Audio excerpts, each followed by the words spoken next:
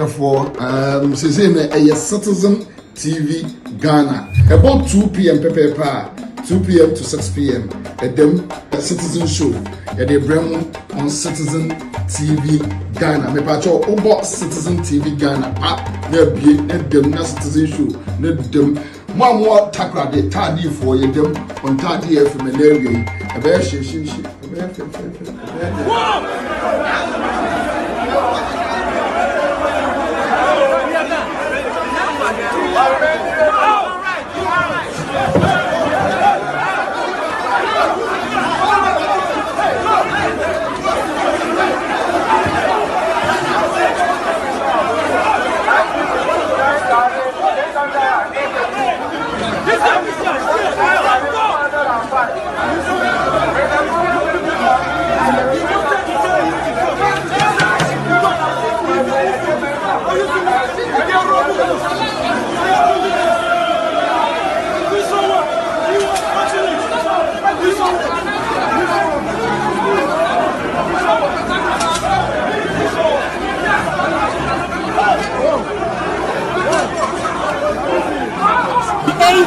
on the 8th December, Adeche 9th December 2020 na James Adisa and fake results. So, okwato abawie agina wona so saa na wo de say dampare Inspector General of Police Dr. Akufu dampare aka kire Ghana for say wa mu aka sate election police force a wadomo kọ 2024 elections no police force ye wadomo kọ say ye din a ena obeto ne sade afre sojani 2024 elections na ye kọ no until say ye beti say ba bia ye din no mo call it for military intervention also jani bia o police station bia oye kromfo oye MPP vigilante ni montungu omsna mombo mu because obia wo behu ni bia no ya soma no ebi no omkwaye ye wo asen no of no a na a police for chechi wo mu no afa de hwe ensem ana MPP for kekeka se an ene de wo hye butu ane a chewo se o ye de ande yi wo hye de be de ane a chewo se de be ande be dan Paris say police for en odo mo 2024 general election se ohia asojafo a oba na nso magana nyina ate odu ehefa electoral center bi voting center bi na so soja ni gina ho no ma wo ye kromfo monchi no na mummu no se de asen no for mo chiche nkofo bro wo mu no because ye ntena se mo bi entena se no wonka se Ghana na ho na ba ye ne property abaya ono na busuafo adwapade Ghana population de bia meka over 35 million no achema bu akwa ho no mu no omukuro mu ho no landmark kwa mo saying unlike Ashanti region kwa otufo eya na odin says ni bu pam ya o sa na odin safa na odin safa na odin abone bu pan o landmark kase mo mukuro mu ho no mu no masase yese masase Eastern region mo masase yese ene mo ba be ka kire Ghana for say mu be di Ghana for say moa aha animal kingdom okwato abawia next year ye preach the gospel according to Nanama ye ka kire mo se okona akwato abawia gina ho no mu ntwo mo nkwase etuo ni so mo ba be kum nipa ho Zabzugu hwede esi ye wo Zabzugu MPP parliamentary candidate or parliament wo lusu ye de hu ya ne se o matam electoral commission officer edina ko hye to kura mu baabi na o ma fa pipa twetwe so ewrade nyankopon na omo dia ma hisi officer se won declare omo de papa na kwa hye sumu baabi en obi ta baabi no wo twa me wo sa video no wo me phone so me post your Facebook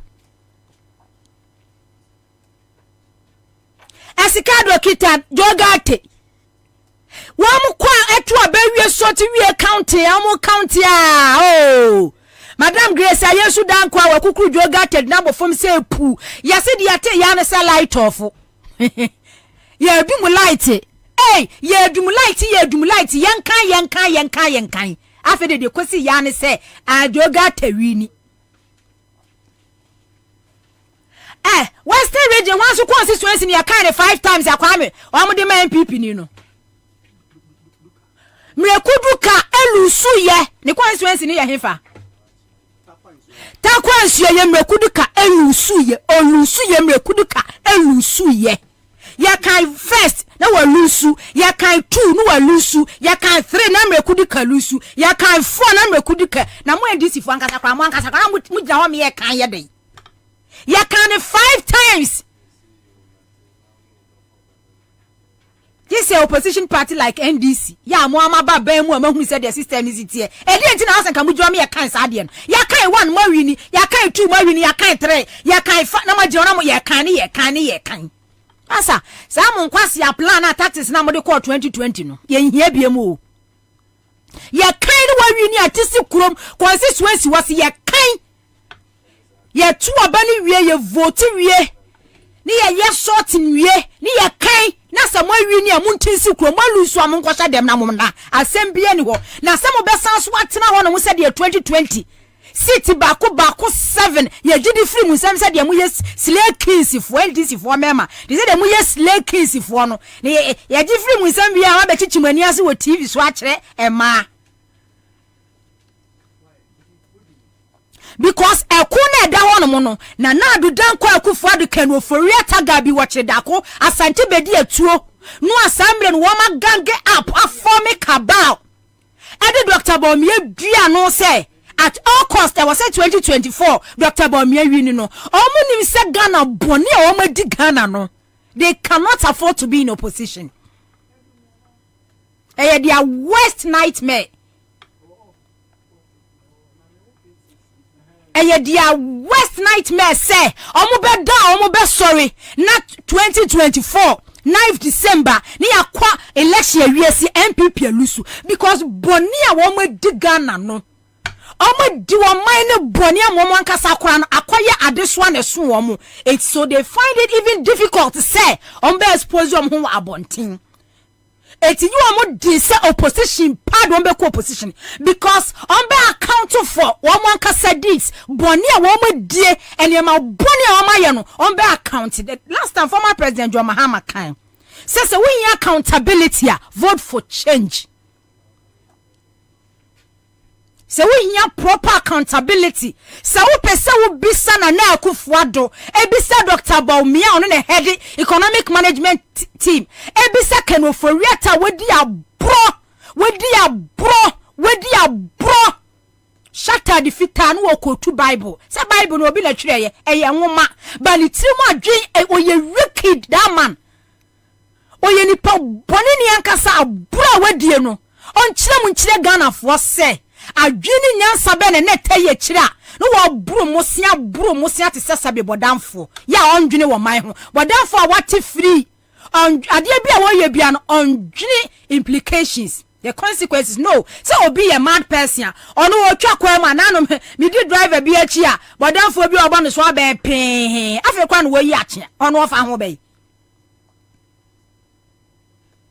eteki obi asabi oni conscience and a betna sia dadwene ho say the more na me borrow bosia no more na me nya mfaso more na me nya me percentage et me bro mosia e de agu oman so na mo tena so mo hwe boni a wo mo dia since when and Ghana ye revenue otesi akobie offshore account ya GMPC se de Ghana petroleum ya kwane kokoton a o man ni chefe wo mu no Cayman Island hon mu ne dikogu parliament aka ebe pim samri omunyo so mu no obia won kontabuo ene obia won kiremu et Ghana for next year we are going to vote for change to rescue this country ade aye ba be ye no no amount of intimidation for any and I say when no kwade ya tra ede ya trampo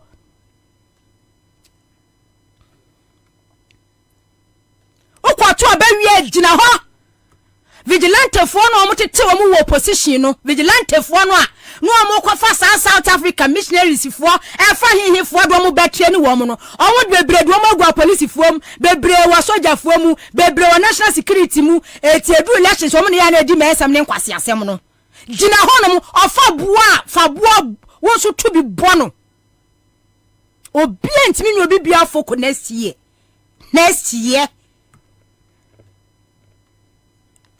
na de kwase adua etia so mprensa sa kwase adua yetia so mprensa sa obi ankonkoda because ye jiwa my Ghana sika ne hihye wa mo ho sika no sa billions sika bebrebe no billions no omo dam na hihye wa mo to ye hia ban sisa na sa sika na ya je ade abuo my Ghana sika no billions no omo ho na hihye omo form cabal ade ba me adua no na ba me awini a omo tena se adodwo wo mo ho adi wo mo billions omo kro no a wo mabo kwa menye we na mhiu air condition na mhia na tissue de mhia tissue say ha ya hia na abre mi tissue so ahun enti ba omia ne de yomu project kese pa yomu project electoral commission na esi one the last time mine be was a professor we US of frame biometric machines for free one more toye mine come nsem kire me millions of dollars Jemensa profit millions of dollars Asari Bossman profit millions of dollars EC officers profit enti wo nyina no omu hu se opposition enye wo motena bia electoral commission Jemensa Asari Bossman wo mom keka ho no a omadane MPP fo no mugu electoral commission won mo no Jemensa this week na o cancel political party bi epesa atokose omu wini nti omu fa kwan bia so se ne ebe ye share chaos bi na identity the image of state institution Jemensa obi na identity we image wo Ghana ha electoral commission ma render hon useless wo act as if say we MPP women organizer Jemensa is not acting say oye electoral commission chairperson Asari Bossman me be na no ka say MPP ye threat to Ghana's democracy. Wo Asari Bossman NDC no a omo na hihye democracy no. Omo ye threat to Ghana's democracy. In any case, electoral commission yo. Deputy EC chairperson Asari Bossman. Ono no NDC fo no a omo na nyunu democracy. Eye constitution. Emma Ghana for no omunu eye threat Emma Ghana's democracy but president MPP no Asari Bossman wo ye adwuma edema wo mo no a mutimi kwa elections emo mu kunipa 8 the electoral commission go on mo na wo mo ye no a mutimi kwa election e declare fake results momo nye threat Emma Ghana's democracy Jemensa ni Asari Bossman momo nye threat many abra no pay because next year by this time I was say Ghana ye victorious. I was say ye jiwa mine no. Ye ni abre ya bre kasa. Na bre ni ekwa elections wie na se kufu adoni ni ba umia ne ken ofra to mkotena fia. Ya sra mo nya certificate of survivor ma Ghana ni bia. Ni ye diakon ya bre ye diakon obrane twani pa ma memwo fon tantan twani pa ma wo Ghana ha sei bad governance u predecessors niema o mu ye nyina wa sei no ade bia president Akufo-Addo betu ye bi ode ne nsa sei no ade bia na Akufo-Addo betu ye bi ode ne nsa sei no u predecessors ele foundation ye di free baby ye toa so wa jiriga Ghana at wo man na kwachire what Ghana kwachire and na dia chini ya kasa about the economy ti economist for sama wa muka say e be take ye 20 to 30 years and sana mess ya crisis dia ma se o man na dru no yetimi ayo o man ni yi economist for ya no mu di wachi e kasa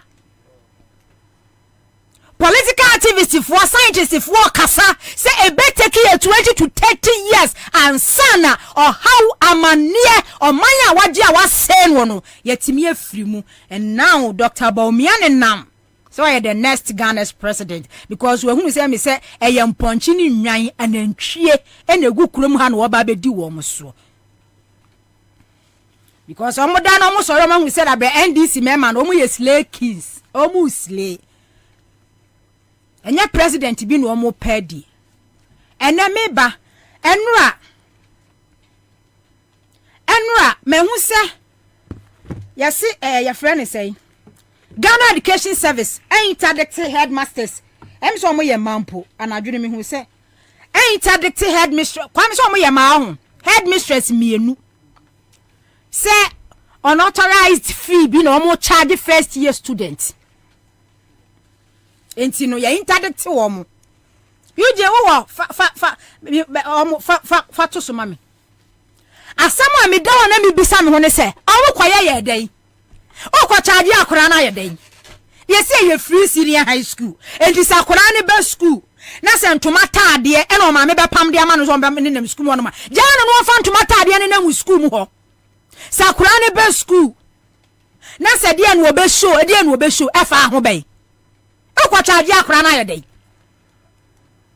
because u go tra fees ni bi uniform PTA and for him francosia no ma listener adenti na omo charge nkora ne say omo ntua sika for uniform July mu ana suppliers omo supply uniforms omo so tikense wo Ghana ha say abind wo mo ka since 2021 eba abind wo mo ka eti nkoda se omo kwose kan ye no omo resume bebre ho na uniform omo ni bi bebre ni uniform bebre ni bi omo mo kwete de yesi na be ma omo baako e wo senki e ma wo mu 2222 wo ya be ma kakini kai erabran mo da so sha erabran e form 2 na nka e top nso 2 ni ama we ye friend say wo house nso ni ama eno nso na tese but se bibia nko bibia ye stands to education sector no agiriga asai Charles for Conference of Assisted Senior High School omo nkasa ya tete omo se de egu omachi omo ntimi mbia omo no ema omo enkasa because o kasa baby edu be kwa koto no wa no enti we head mistress for moko ha mo ho ye de munya nkoda no omo be gu school mu on maduani ni ho aso omo nenam ho omo be gu school mu uniform ni ho aso omo nenam ho omo be gu school mu textbooks ni ho aso omo nenam ho se ma set ni ho no aso omo nenam ho anu mo ja omo no omo gum because ade aba we why han say every 3 years be every year be say there wasi ni ho biem gasi why akefo set exams no a na wo mo akoma nkoda na po no o ma twere na nkora na twere no o ma twa no o mu ye best results ever o mu do tertiary na tertiary fo nso no o mu su lectures ni teachers go no o mu su se nkoda say ye produce from senior high school no e basa quantity papa bianim quality bianim mun jan nkoda no because me who head mistress for mienu maami for my ye adwuma we ye du san pempensuo we ahomete o ma ahomete se nkoda ne ba school na nam school mu banchire na uniform kura wo mu ni bie mun jan wo just leave them adentina mo carry sa bed way na akwa ye nim guase de ama.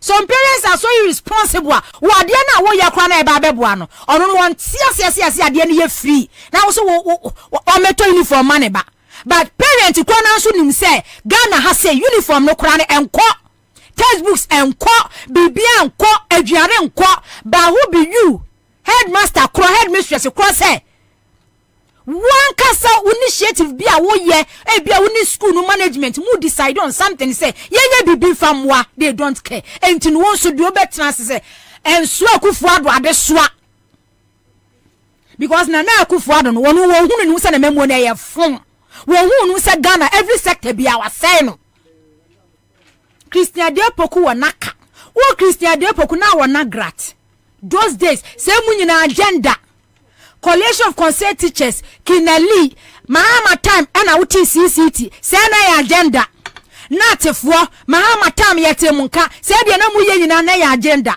ade akia release Eugene Miss Rom mama ayi no headmistress na ya suspend o mama we no why release na ba efri na grati ho efri collection of consent teachers ho efri nati ho na grati fo kasa Christian Depoku o kasa na nati fo kasa na CCT Kinali no amu kasa no amu kwa demonstration na amu kwa strike seni nyina opposition leader Kufu Ado ne baomia ena na chesa asset agenda de amamwo eniema ne ekoso e education sector no emu half ankoso under Mahama's administration eniema enne a teacher for Ghana ha educationist for ehu ewe educational system no emu kwata ankoso ewo John Dramani Maham's administration but what na gratif wanka what na atif wanka kinali na banya ba wadidi ame what ne nka na mo de se de maye di munye din saa se de maye di no amose mo nkasa no mo de munye din saa because ye hunu se mutikura mu hase no association group ni civil society organizations no any policy take tanks no mo te de ya agenda de gigi sika e di pesika secondary education ye tantan basa quality bi anim but ma kamanu atum headmasters if wa komanu atum charles if wa komanu atum natifo na gratifo ma kamanu atum because ya hihye munfuru ma or the policy bana say ye fun a stakeholders wo mu no a be ye dede no wadi kan engage wo mu ahihye wo munfuru ma enti wo ma ye expect wo mu so mo be kasa ama sakaye bi papa bi agba bi policy kromu no ma start kan kwase asem na mo de na gratifo ene natifo ene CCT am wo Ghana ha se no a mo tena ho no mo amaye di no am se an akufo ado ne ba o miya ye nka wo masem enti makama no atum no mo nkama no ntum saa na after 2024 se change ba mo hwe ne mo amie ma no because mo bie ma no a ho ye ne mo de e wo Ghana ha se the last time natifo the statement by say capitation grant over 3 years ni yentua bi da capitation grant edutwum ukosi classroom block tententia na hu videos wo say e man to nwom mfrɔ ukosi dormitory tententia na hu videos wo te ye to nwom mfrɔ 3 years ni capitation grant na gratifo na atifo de ba say ontua bi da capitation grant basic school wagu no wasɛ no basic capitation ko yentua PTA yentua hwe capitation grant ne teachers ne je headmasters je every running school na first enko but you don't care because oma waso mu bema no kasa no oma ka oma no atu obia nkasa obia kana no atu ena ma fam hu adie ena memu ani ye fun ena sector bia mo je Ghana na mo se no but eye nkrofo de se nkrofo be kasa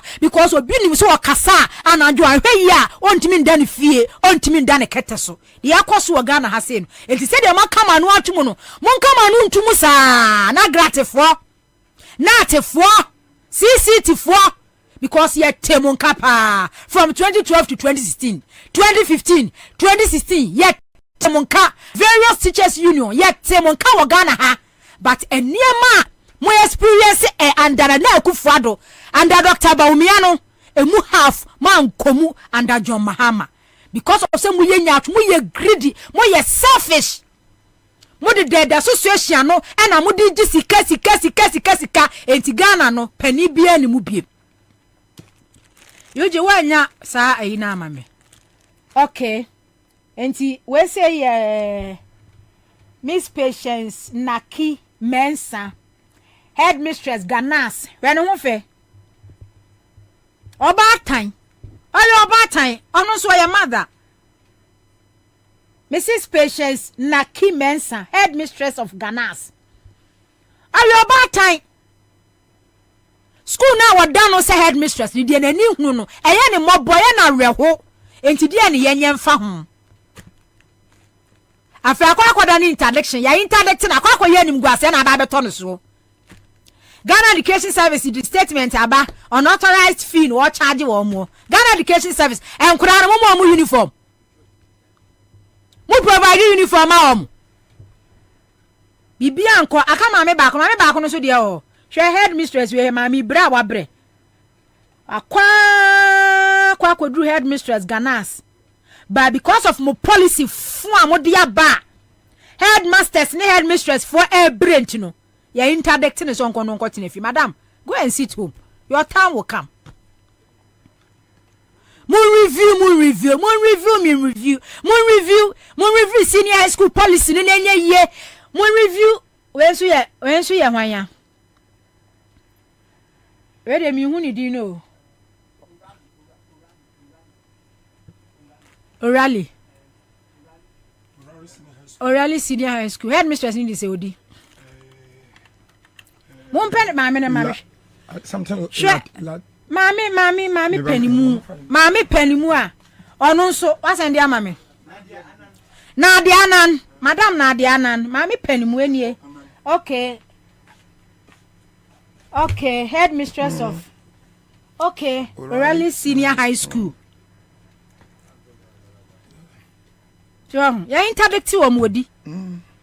Because omoji scan. Yes, scan so omoji akodi o. Eniema e wo free senior high school ma wuntimi provide no. Akwayo how e dia ma wo mo. Enti school management act na se. Ba me so de mo so kwa we ye mo adwuma.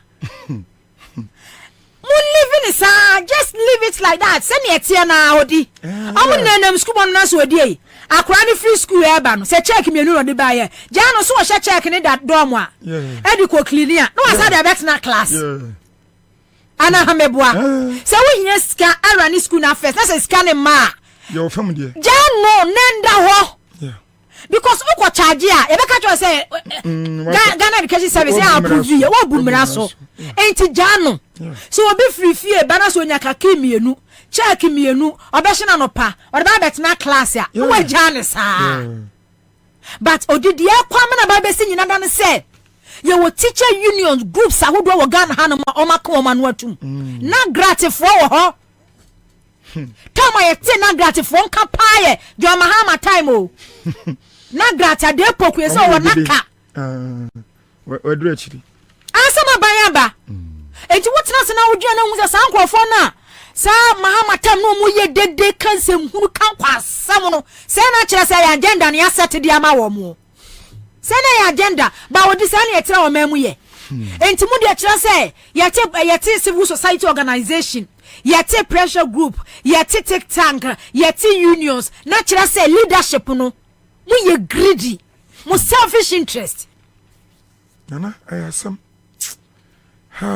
because money say uniforms no abani mfama odi uni ha July mu ana suppliers no ye deda say 3 years ni ba 2021 eba o musika akakam na ma musa onse omukra mo odi o musika akoto nuane edema nkra ndi no mbeda ba fast talk na akosi sen so mu tua bi ma wo mu o mu tua bi ma wo mu no mo de koye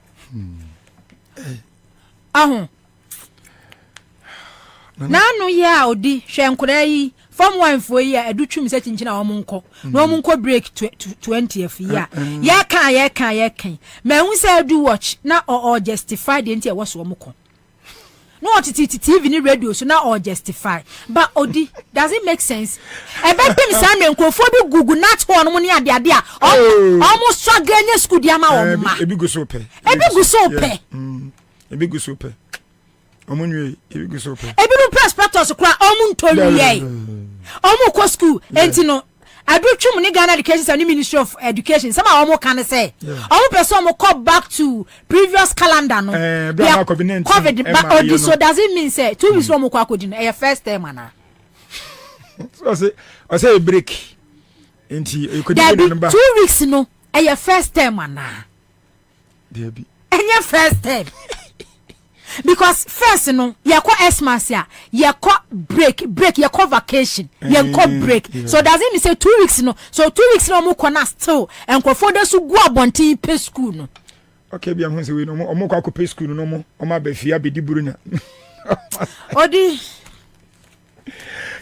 okay nana ene kwa kata no eduma ba be u ba adwuma pa ya benden say yeso ma yi o Ghana nyame nhyira o amen de ene taya kira no yeso Ghana ai makatua was wrong da bi akatua ne de o kana sa de ya no de masa wakatua bi ani suro sanka akatua no was asase so ankeja akatua ne so wanyine wo masa wanyine wo no wanyine wasase so na aye maka teacher for kwa sa katua bi ani suro ba bia so se nipa no ho abadi afri ese sa wo twa ahoma no na se na de bibia so mu osoro yoro ho na ji akatua because adwuma wu ye die e wo se uji ho akatua Ghana for so da wase oh yeah se de wa yoro ho a wo ye adwuma yeah mesme do mesno mo mpaibo ya mu dikuta wo ba ya ajiwa ho because du baby mi tewa na voice kra na mebre ya ajiwa ho me ahi ede ya asemo akokwa kra so sa kira kro me enye ne fabu ebe na wabu na nanka bu ni bio na nanka bu be boy bi e akokwa sa kira kro ma also hana peska bi toko fi amaudi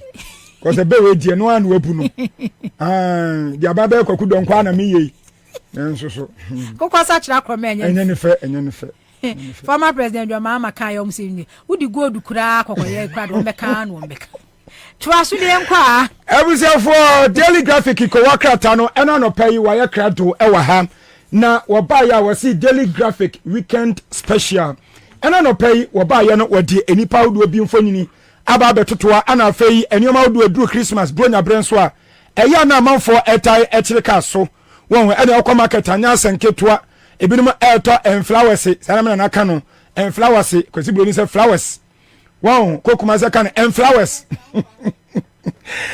kuma se kan flowers wow na inhwere fe yani nyina no yedidi bronya enti abusia bronya emre ana kwakata daily graphic weekend special wo bo amaniye se ehun frama no ahyase ya ebo bronya hon frama no ahyase ya ebo eni ohun se adwerefo ni bi eso pan ebi nso so eba hwomochi ya wo mu jeje mu nioma ho wo hwe nioma no ewa no mahu boss ebi ewa ha afei mahu Christmas enioma ni bi bebre na nso so ewa ha wo ka kire se buana ho frama no ahyase ya ebo eti buana ndie yedi pa yedi ya hyase yedi ampami akra no o se me down ma na sa medimani krakam o medimani ebubu medimani esusu a me hwan frama na ebowura me mpomani mu na ekire me se a bronya frama yi ana ahyase a eya na eboi ana kwa kata yi ebo amane se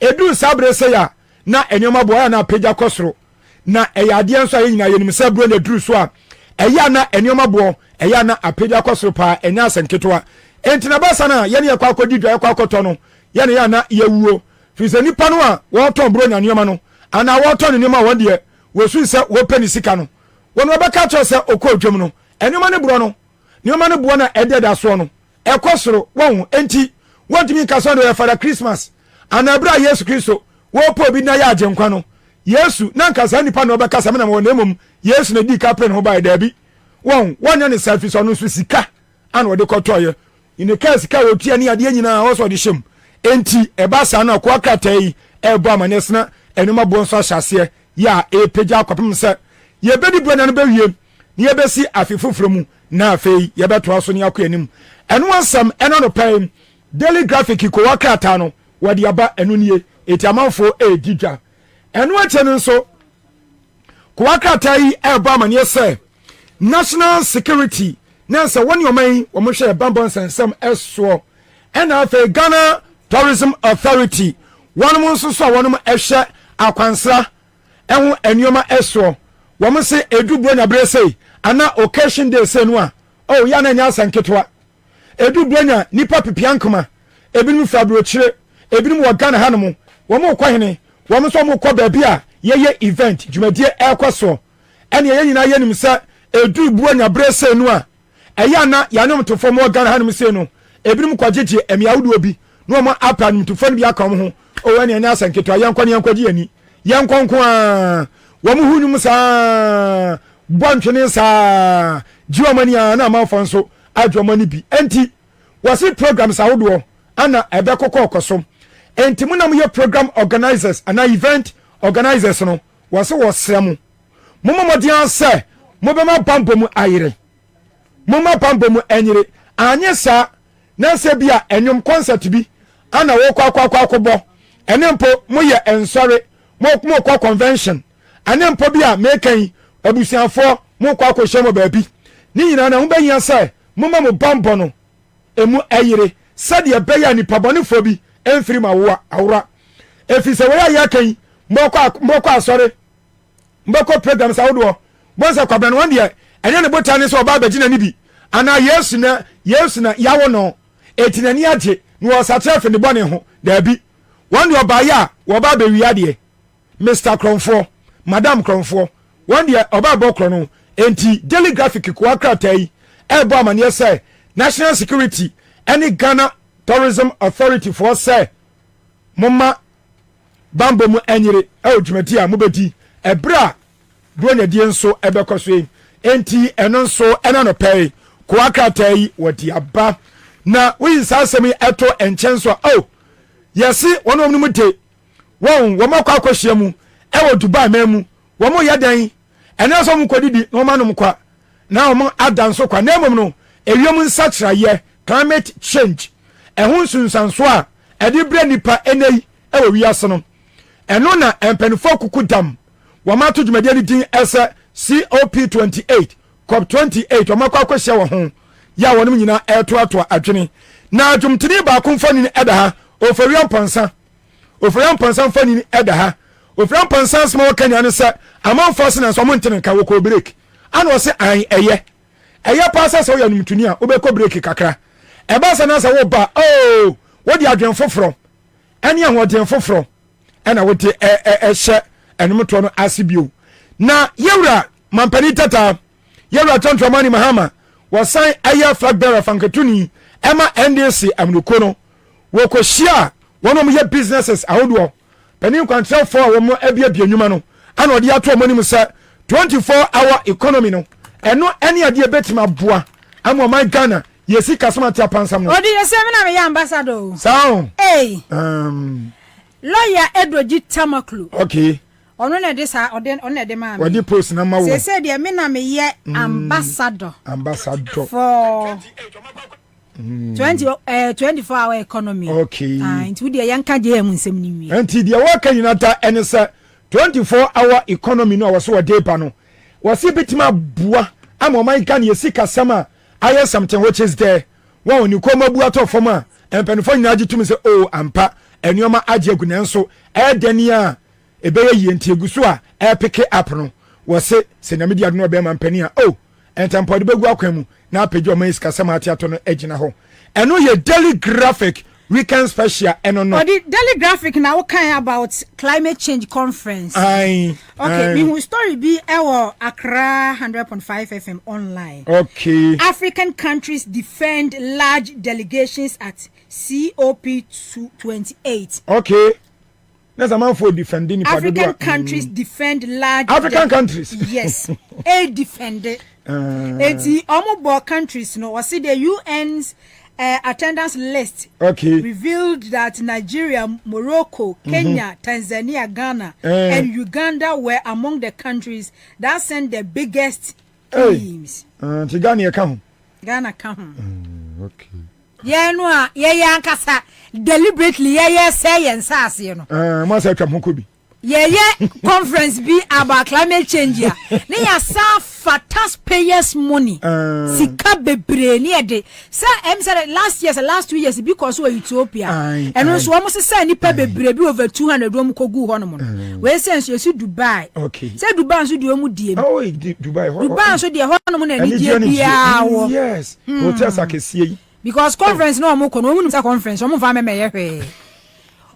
Kwemu nwie nyina ya bu agu be che so mo koda kwa didi kwa na so omo kwaji wo me no omo kwa omo no omo guest mpnafo no omo boys no na no kwa na menti ase ni aso omo do ada na okoye oman adwuma wo do guest ko because odi omo kwa sa conference ni koye dey o kwa hwe wa ya ase na kwa so oman omo kwa ma die ye sa no man dia na menti ase anchin kura kwa so oman na so kwa hwe wa ya ase because odi Ghana no ayese ye ka other African countries here did delegation be break impact here day yet Ghana ha ye yankasa yes say ye mine no ye environment yes say yes and yes ada ye ho kobi na wo san so akobi wo say sika kakra aka no wo san se san krofo agu plem ko akogu Dubai so mo climate change conference ye ne yes say ye mine no ya sa atwa ye ho ada na abo adije nsu ye kwa tifi ko hunu so ni aba na ya say nsuo ani yes ada ye ho kobi ya say forest the aka kakra ye si lithium after the conference cause by climate change yes ye ko yes ade ni padodo ko ordinance ye leaders ye de adwene na e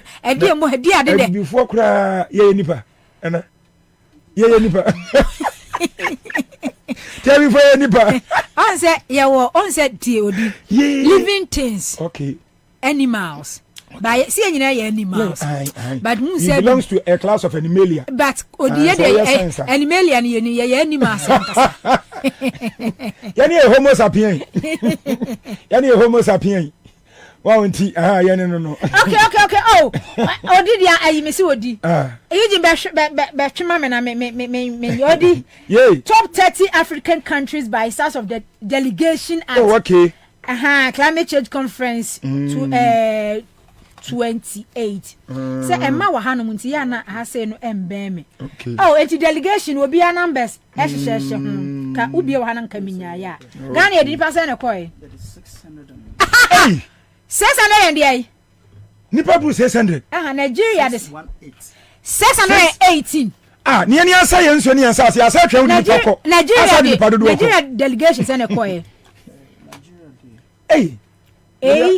Nigeria de say na koy. Oh, we ni free hon. Nigeria for doors pa. Nigeria for de no doors. Na de nkwa na ye question nipa 1411. Aden. Tie odi. Say Nigeria at 1411 kwa.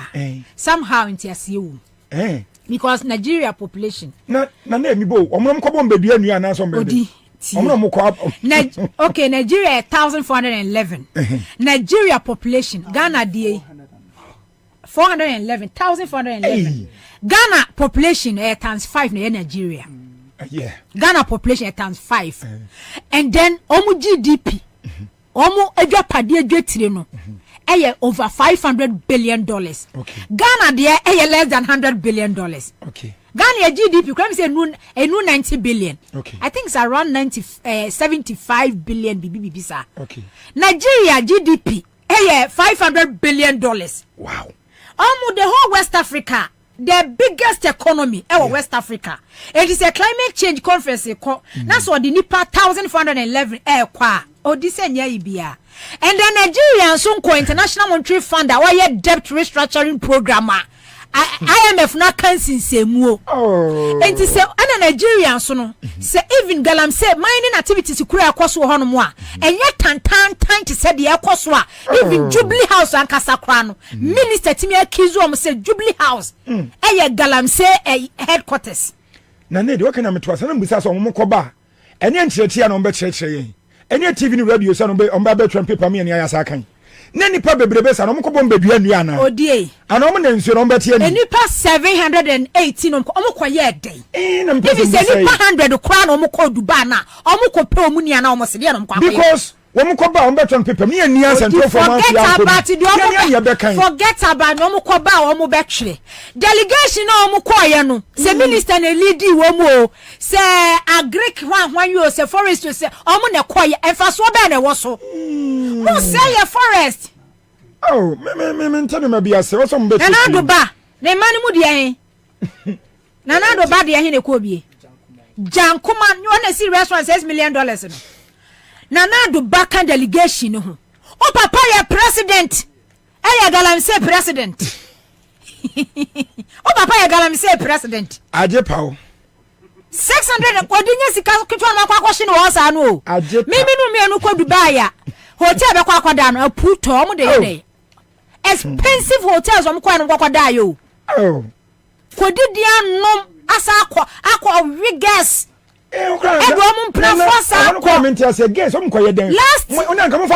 last year mo did that say last year say na 300 and say no last year say ya kan kom kuya no se mo nkwase asa na bugu na bibia mo bek eno kra ye bufu ya kan so mo say mo nkwase asa na mo digu na bibia be bia me kan e say kra de triple na be ko de pamunsu guess mo koye den guess Masai forest land water bodies na Masai no bibia mo say no land kakraka wa central region mo say dia akoti lithium na de me kwam say any 1 week I think say 5 days odi omo pekro omo ma na 5 days per mo say gas ikoi and 5 days per me mutimi sham ho so odi so dia bible mu asem no follow pa o say onipa ne ba say obewia no waku no was say wampa mewum odi yento aso entabusa the spectator eno nso ena no pay waba ye wakanya nsa so do ni chem Watson regional how do nana ye say Parliamentary HIV emo away nana enipa bro 23,000 and ebi wo mugem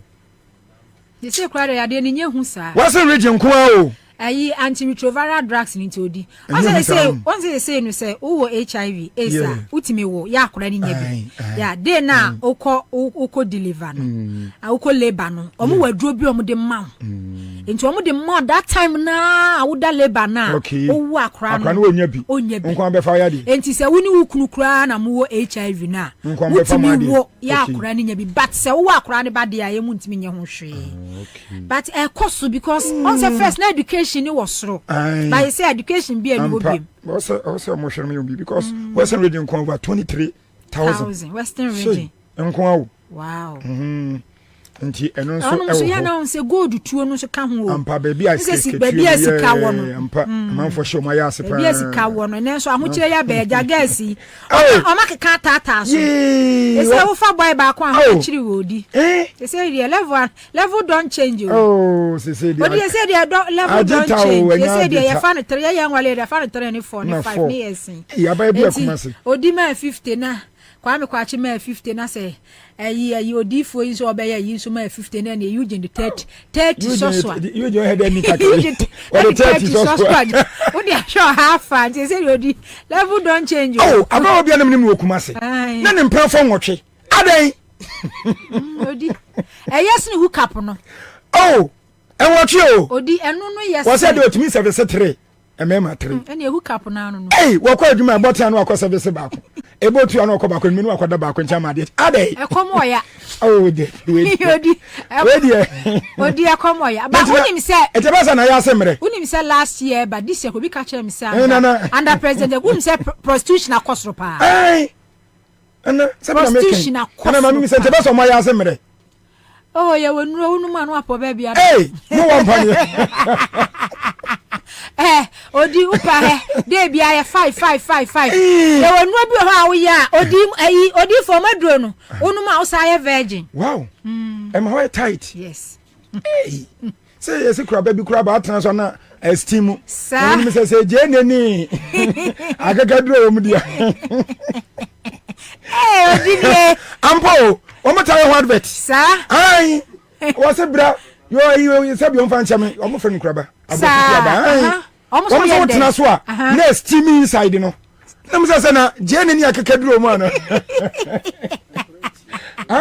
encourage you show na encourage show encourage ya ba yo bi ka wo ya Guinness Book of Record no ni 9 years o ma so odi ehunti ya si akora bi no papa na ehwe TV na o mu hwe TV ni sa movie sa no mu ya no mo ko papa no ti hwa ni bei oh ga ne de na no ko ayi oba na no sa papa ni dum no ba akora nto ase da wa anya fast anka ni enka ke di besbenesi da wa fast o Masa de ne nkura no social media no fune kura no no mo hwe no nya bi ni o yo anti spectator so dia wede pa ye eno no ba kom di twa to the mirror the mirror na mini oba ya se pathologist bi ya wono no wo ayasabia de wo kan se no so bi obi bi wu a sanke ya papa ni yomba baba ji autopsy report no wo mo ma eso ate omo de ye de ono aka se enam so ama awukasam crime akosoro e wo ho enti omo se obi bi wu a nye ne se yere be kwa ya sabia ne papa ya di akire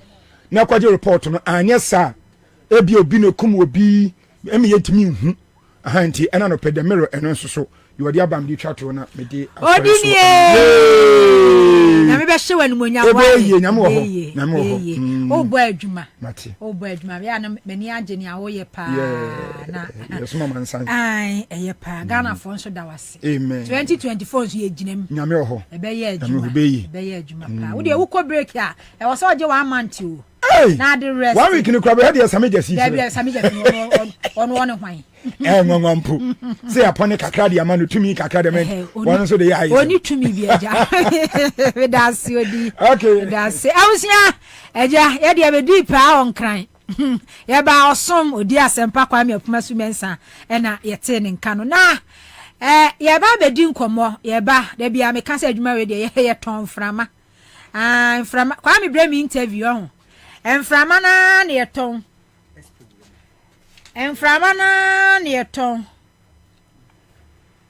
El Awab Farouk, international diplomatic consultant on the climate change conference no mo kwen. Oh okay.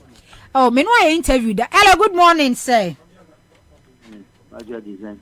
Nyamia dum boko nanso e. Nyami timi. Okay. Ano pay ye din komo afa climate change conference a. E course so e wo Dubai. Na ohwe report ya ba ya na African countries a. Ye na ja de bia yesu se COVID abeka ye chire, Russia Ukraine abeka ye chire no. Yesi ye delegation no. E do so sene countries ya chese wa mu kura no or how economic crisis ya wo mu no wo mu enko mu bi Ghana the 618 delegation ene koye obani edimu se conference bi sa ekoso a yeso anipa 618 fi Ghana ebo won ho ka taxpayers money edom ko gu Dubai se climate change conference omun konko pe bibi kosua bibi mra. Okay, good morning. I'm in Shaun here for. First of all, Medini Farouk Al Wahab. Okay. Yeah, no shame so. Pacho mate. My you know say Islamic in Medina meaning our Wahab says God the giver of gift. Okay. Okay. And this one can hear and just only am fine. Mate me dase. Okay. Okay, me dase. Now COP28, you know. UN. It's called Conference of Parties. Conference of Parties, you know, to me, time I'm introduced in 1996. The first conference, that is the COP1, it took place for Berlin, Germany. Brandenburger tour. I was a translator at the time. To me, I thought it was needless, even on the part of the UN. That time, is Kofi Annan and the UN Secretary General. And you look at it from the point now of the establishment, UN work commissions are under the umbrella of the big UN. Your UNICEF, UNDP, UNHCR, and your FAO, and all the UN as a year matiti. And matiti UN Action Group. And that's over friend is there. A lot of protocol platforms are. They established the EBB particularly. In the out of that, you know, I said no. The UN Commission, no, and the UN Commission on Arms, and no Vienna Convention, or Austria, Vienna, and other ones who was Switzerland body, and New York. But we need the almost special say, a rotational into Afibiano COP 28, a COP no, on be decided, the country cry on the personal. Any number, I say I yet 28, or Dubai no.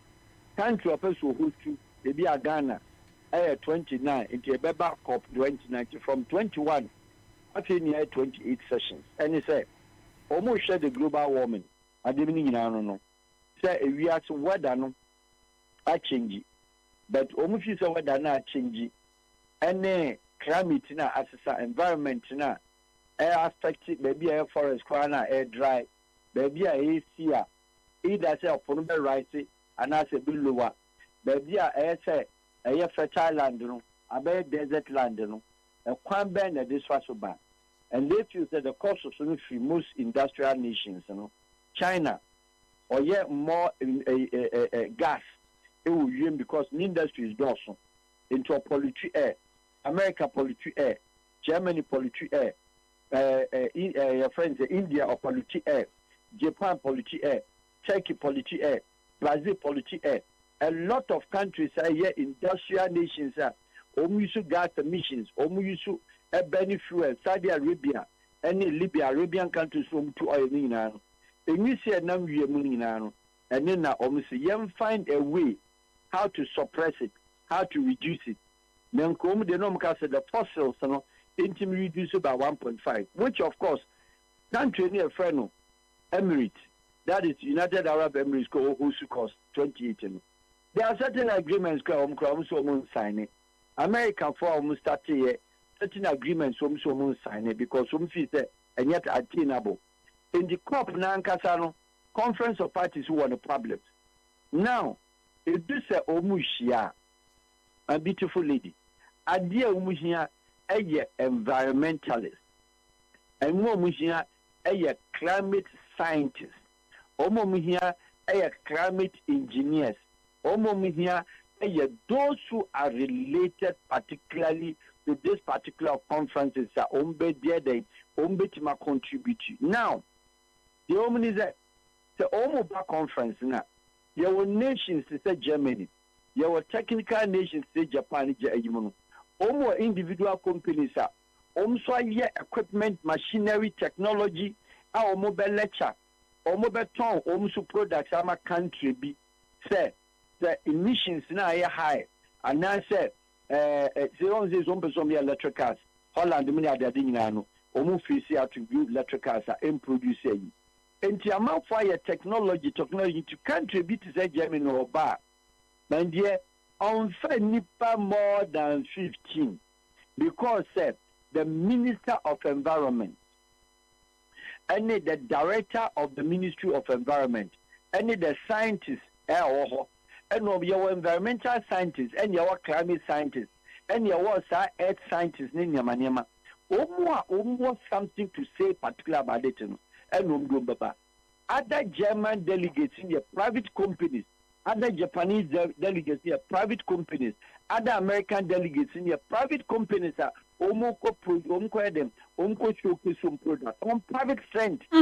Eti Mr. Farouk sani ya wuchire mi Ghana sani ya wuke kan ese climate change no ye kwa eja ye kwa kosua niema bebre ye kwotoatwa adwen kwa be fa so a ye betimi a prevent niema hodo bi a ekoso ewo ewiase weather no ne ade ye ba ye Ghana ha se yi a enipa nsa no adwuma say oman no nipa nsa no adwuma ye say environment ye weather ye bibia ye say no forest reserves ya tiesim ye bumu nuegu ye nsuo ye say no bibia so ehun hia say if you cry no say they wo ka say Germany for cry embru 50 no mo de won be kwe Ghana ehun hia say event be say conference I want to me ba ho and say Ghana as a country government enye we nko o ma twam nu mo mo ho ene ye tu ene wa e ma kire how many environmentalists in Ukrum, how many of them scientists are environmental climate or earth scientists na wo dodo sen na wa ha e mu dodo sen no mu do mu koye yeah president chen your free country bia na ni abribia no the knowledge partner e the University of Ghana or agric technology and our University of Ghana or environmental science, tech or environmental science, Trivati environmental science, UDS environmental science. Now, how many of these students are tomorrow there to advise the government and we have found a canipa 600? No. Zero. Now, ministries, departments are you here and to be a representative one and two. A borders on local government. Because environment, any local government, be here. And Bumbekobi. And when you hear Nipa Bako, and I'm you, only decision maker, or could take in those also the other lecture. And you have Ministry of Environment. And you have our agency called the EP, Environmental Protection Agency. And you have our parks and gardens, because to say affect you and sign a forestry. Mama, these are the only. It is like anything that borders on finance. They could have taken one person of finance. The Koba, there was finance budget, wealth, your friend, you and the man, and as a country is contributing to the technical person. Okay. Okay. And to the women in Asia. Now, say, within the past 600, I brought chamber. No, you play local chamber, you can't be a representative more than 10. That is the sad aspect of it. Because conference for Sebi, Oman Stadium. Conference for the 20 passes, 1,000 capacity, 186 or not less than 150 passing your friends, the countries they represent here. Now, total number of people who call this conference, estimated registered in 70,000. 70,000 to which let me say, and I got a catch them there, Nipa 70,000 registered will be a coup. A private TOP in a couple, military register online. Okay. Okay, not just say, Mr. Farouk, Nipa 600, no. I hear you cry 100 cry conference center or room or 10, any part telling to me, Rem. UN conferences. Yeah, as the UN General Assembly, Unga. Umusa government say Unga. Sagana di Nipa 120 150 room Koni Nigeria only population their population. And UN Conference conference war your friend is 5th and East Avenue of America, UN Assembly General, and get we have corridor meetings. Some of them are standing on the corridors. But we say, you want meetings in the sub meetings, yeah, and okay. And your government has also any past 618 Domco. What kind of this? Your priorities, any past 618. Woman main participant 18. So what is your people? One more crowd, Baba Yagalamse, Edasiano pay. One more crown, one more Yagalamse, one more cromocono, Abusian for Al Wahab Farouk, international diplomatic consultant, and Wakati was say, and he passes under Romoqueno. Conference room or crown, Abroso at 10. Or more Macanian about now at the etching, or more dead woman hotel. Oh, Radi Ghana. Tina, a do baby Ayana. Say, oh, can't. And I could for Dr. Belmia Memo pa, or come once and no be chili pan, one tiasia. A yana yami yam, I mean, just as any parent to order or drink. Tibebre bar, a dear chia, air cost with scandals, no nay. Just say, misplaced priority. I did one more year. Time cry, woo so many years soon yet can about Sikasamono. No more misuse says Casa. Because umbe introduce tax enya dia shim abusuafo ye kwa ne ye give us about center akotwetwe nkomo ye mpeska odifo ye nkodo bia koyo na apom ti say oba de na daroma me hoye na bacho mo so na me adom ye give us cold capsules ne give us power capsules eduro ni se me hu ya ne me hu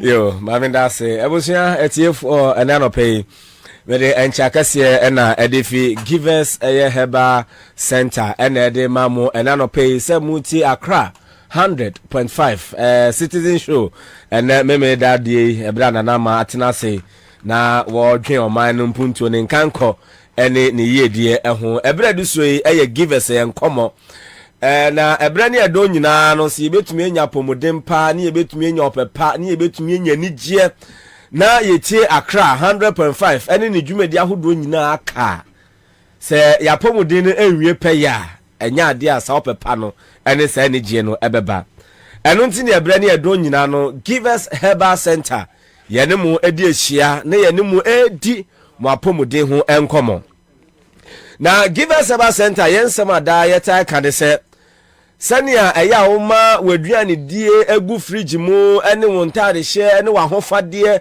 ene wo siesie eye o priority anase ye wahia de no ahobrase mu eya na wama wapomuden so aye o top most priority wehu se waduane edie wahosiesie ne wahofade eye o priority a maame papa me ofa se me nua ba ma wapomuden o health enya o top most priority mo apomudi enkonkan ensen enuane entade no ezan se wo kodwa no so ekodi enuane dwane begu fridge mu wo kodwa no so ekoton ntade ne mpaboa no na apomudi emma wo sa ho fama na anase wanya apomudi a maame wabo kagu awuseri amje so eya odiyifu ya chas ena anopai mo hwe me e wo Facebook adaroma e wo Accra 100.5 ene ni YouTube no e draw way ena ya Givers co capsules ena way e ya Givers P capsules co capsules no obeka ya no orange enti ofa ya tablets enti ne konko no ya orange ena won se obeba bi ti ho a wo so ni sisi a wote ho ena ya co capsules no ena P capsules no eno so box no anasa na daka no eye fitaa ena obi apoma twede wo nchen a eno honom no yaye no blue enti sa ena Givers yenno eye Givers co capsules ene P capsules no sa na tie na enano me no bedi nkomo e de afa oba wono ena wo se ono de oni feelings anasa oni atenka obi so ga se omi de matenka e wachi nia ye kano potokasem se frigidity na Givers Herbal Center no hu eya ye ma waduru a eye kofa bai na watumi de tu ase ewie a na afa de ehaw a ye de abre wo no anase eye ademudi ababe asɛ wɔ no na ɛho so duro no ɛno so yɛ de amount na de ayɛ nsiesie enti give us cold capsules no ɛno ana yɛ kɔfa bai ɛde ma ɔba wɔ no na bɛka so me deɛ matenka ɛwɔ akyire anase mi ni bi enti cold capsules no ɛna wodi betu asɛ uwie a na wɔnom give us p capsules no na afɛ deɛ esiesie damages na akɔse ne nyinaa na nipadua no atumi agina brane na mepa cho oba bia na se nipa bia wo asase so a wodidi na wo kɔba na wo num nsuo de koko ani amaman ɛwɔ nipadua no mu agye nipadua no de abɔso enti mepa cho ɛsɛ unya give us cold capsules ɛne ni p capsules na wo tumi ɛnom obi so ono abose empampan boni bi tafi nenum ba ebre ne edo nyina okasa na se nka ene we di niama hodo agu nenum wa gu ne sin so a enso still ne etia na tie wako ba bi akajo so ye kuro na wo tiri me pacho ofa ni pedua no na ofa ye o hair scoop na me pacho ba bie ni ho a ɛho koti anase enkotwa bi koda ho eye koko ni amaman no no agye ne pedua de abɔso no ntino wontumi entu ase no obi bɛka sa afa de aboroso ntino bebi obetumi anya de afa ɛna ye wanumu ɛno nti na wo kasa na mpampan bɔ ne ɛba anase enka bɔ ne efiri wanumu ɛba enti mpacho wo mpampan ɛyɛ odadwe na ye wo ha no enye ekuro ɛna wo trim enti edura wo de suso nhuni mu de gugugu wasom ne wanumu no mpacho o ha ne pedua no bomode na pe give us cold capsules nanonom na fe tu ase uria na wonya give us p capsules enti kai se eduro we no obefa ne mienu ebre ene edo nyina na yeden etumi ede abomu ma na tu yare na ase ede amawo na enam koko de ne amama na woni pedua no na emma no emma wo matenkan ko ekire na wo mu ni bi no emma no nso de ani eno na bo se bema na ne mpaso agudie eho aba asem ewo empaso enti yewo no ahodo mienu yewo ne ono de obekwanwa obepre ayayi killer styles ha ye bie dane ma na owremu apa asensu a ye hegu eye gatamu adanse ye hegu fam na esese ya na wono na sen eno na ema no emayo no o ma to ne di under 1 minute o si owei sese ya na wajemu me pa cho but what na nya give us cold capsules and any p capsules na no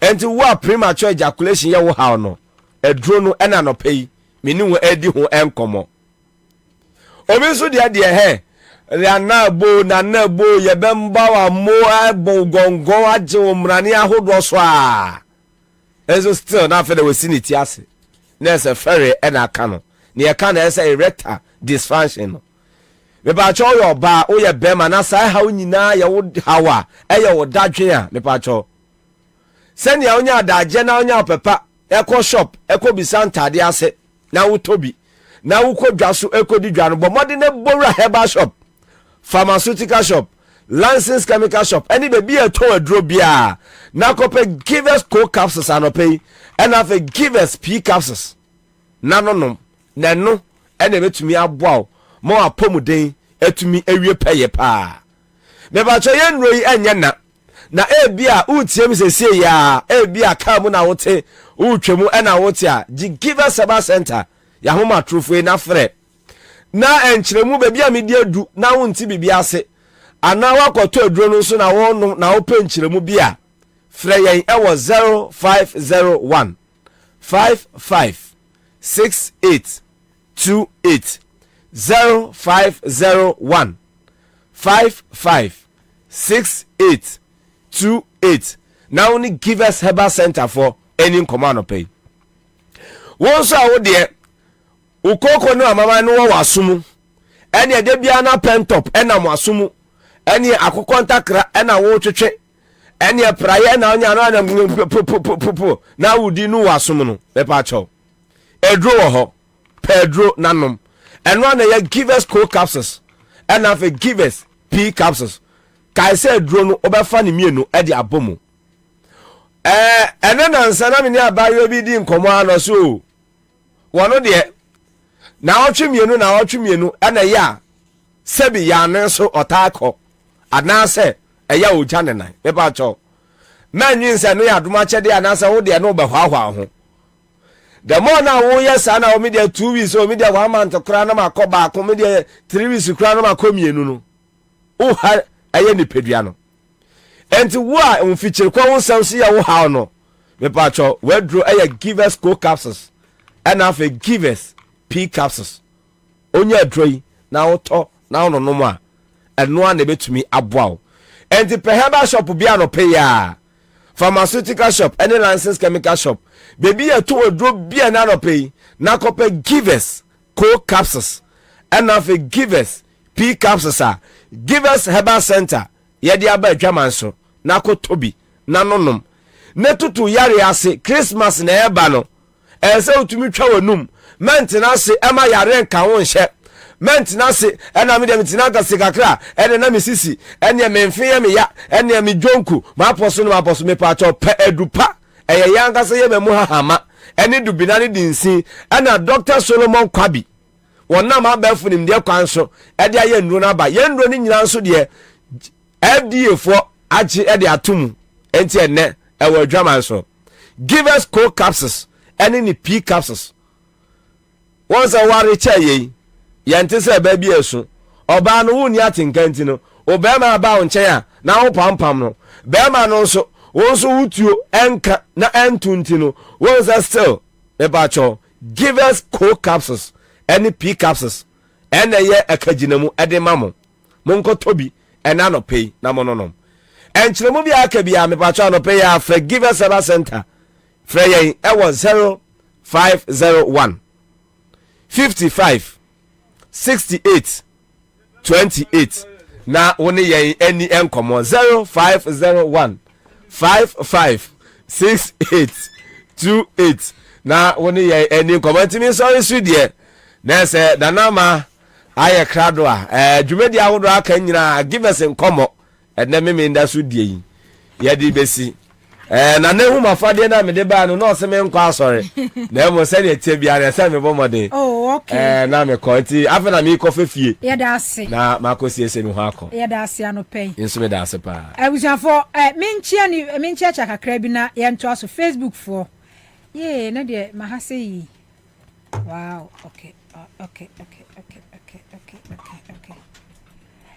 wisdom so no say good morning Boga no di free buy ena Asaduko Felix or say na nama you're doing okay ena Crispo fufu and also I strongly believe that Ghanaians will maintain NPP in power and keep NDC in opposition in 2024 okay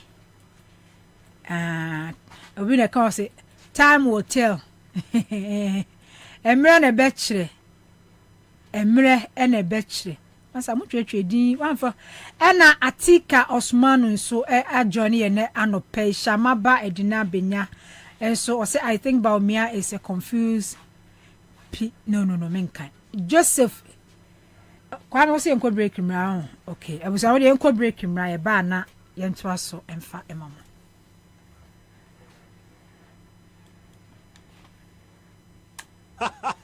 As the commander-in-chief in my house, I always ensure that I give my family the best. And this includes their television viewing. That's why we watch GoTV. If you are a drama queen, just like me, GoTV gives you all the local drama on Aquaba Magic. And I watch my favorite cartoons on GoTV. Go! For me, it's all football. GoTV Super Plus in T. I get all the Premier League games as well as La Liga, Serie A, and Europa. Chale, it be too much enjoyment. This festive season, Yenya Gibraltar with GoTV, your family's entertainment is sorted. Dial *759# to reconnect today and be part of the excitement. GoTV, love it. Hey, say the Mako who our Greenfield Scientific Herbal Clinic no. Me who crave me. Say enunti no manya award wa. Eya world best. Obi an transe Emma Dumpem ya de. Ka say anase boya de enkan to dem bio. Greenfield Scientific Herbal Clinic. Asanya want to say ne ekuro etu no. Ne enkan ewo nanum. Oba na be mo pa wo. Ene enyar wanka ye. Nansi ama me ka say ene spinal cord ho eka ye no. Greenfield adarumenti ene wasa so de gina na so epiem. Greenfield Scientific Herbal Clinic. Our ultra modern laboratory and a diagnostic machines. I should share the pediatric Kasa. Greenfield Scientific Herbal Clinic. Our Nungwa Dogon Estate Junction. Last stop. Frewa 0243 983 906 and 0261 651 898. Greenfield. God is our healer. Greenfield. Your last stop. I believe, I believe.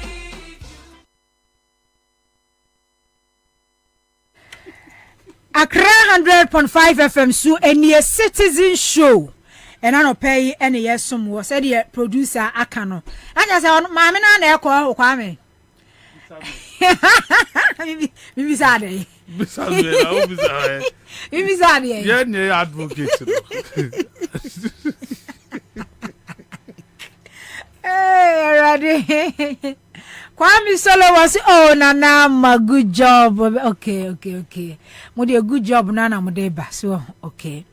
I was for Charles McCarthy a Johnny and anope. Name said running mate Nana and go forward to movie said John Mahama scouting and say on scouting go forward and there you almost are.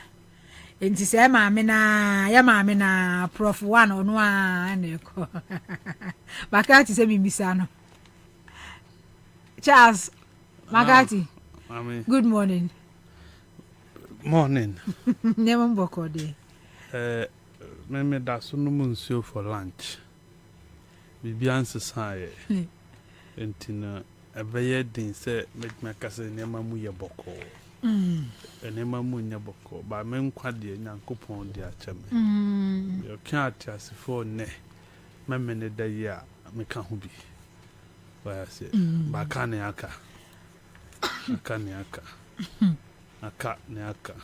de aka ne aka de eno de obi anim se aka ne aka pa bronya no nso aben po bronya de se mu ani Christmas is here because they on the knife Christmas man for assisi flowers no Paula Dumotre a man for ye Paula Dumotre or more offices a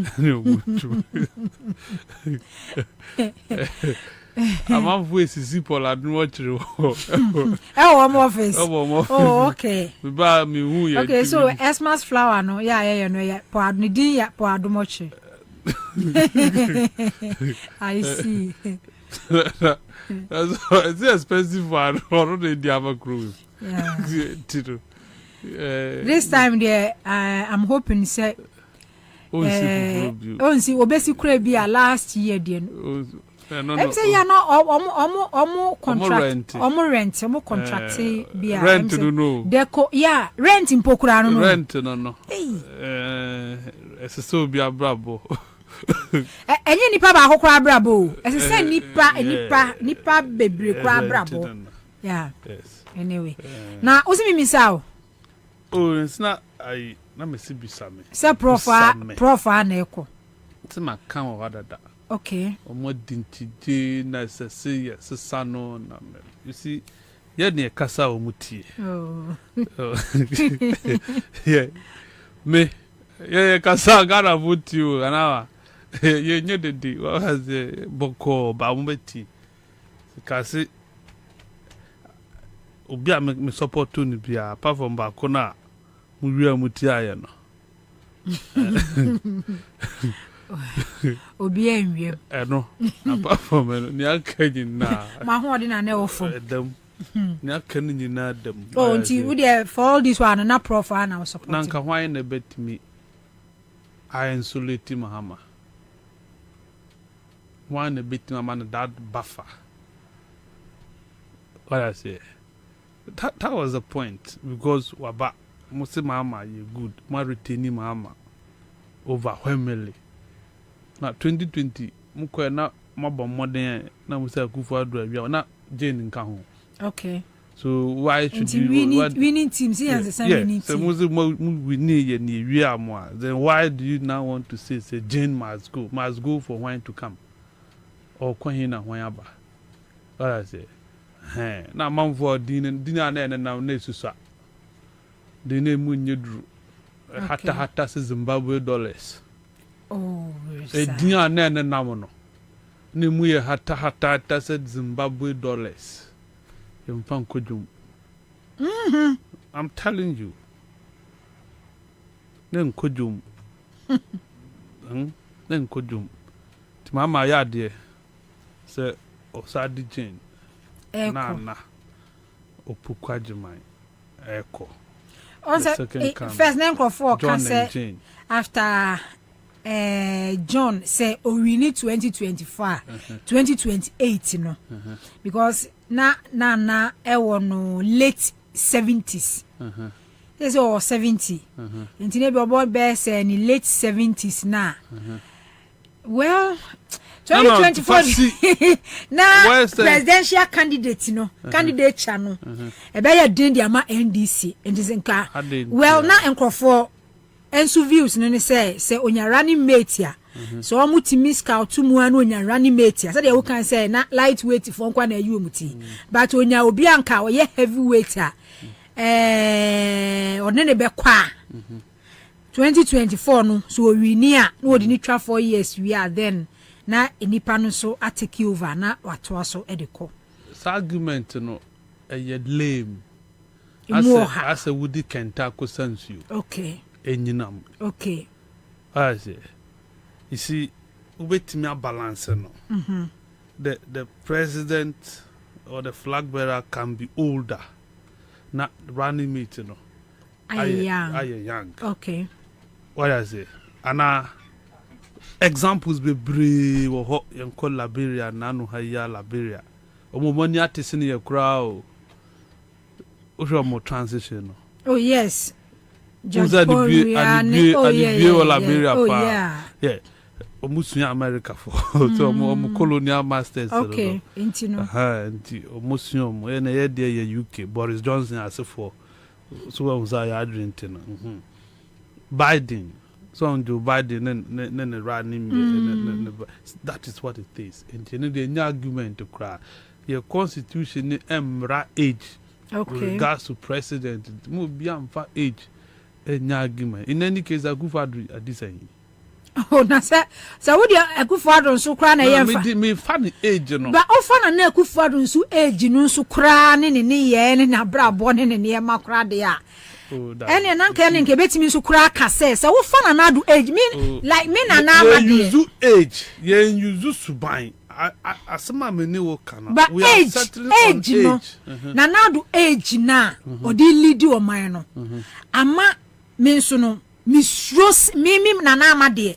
abo me hu wo sa this discussions here discuss say bia maybe in the next years to come no you be san so enya e bia old that you see ana be because ya won kokora ya mom na do act as if say as any age no ama no na but trinity ya won kokora ya mom adwuma omo ye esene mrante wo kuruwi mopa yemfa ministries yemfa agencies na yenni hu nkomo so what I say the papa mudia the papa mudia nanka you see you advocate for youth ni bin so edi ehwam papa let's admit okay and kokra ni binye okay mamenye interview we semra abusua for many honorable Rashid Purple MP for West Central ranking member Lands and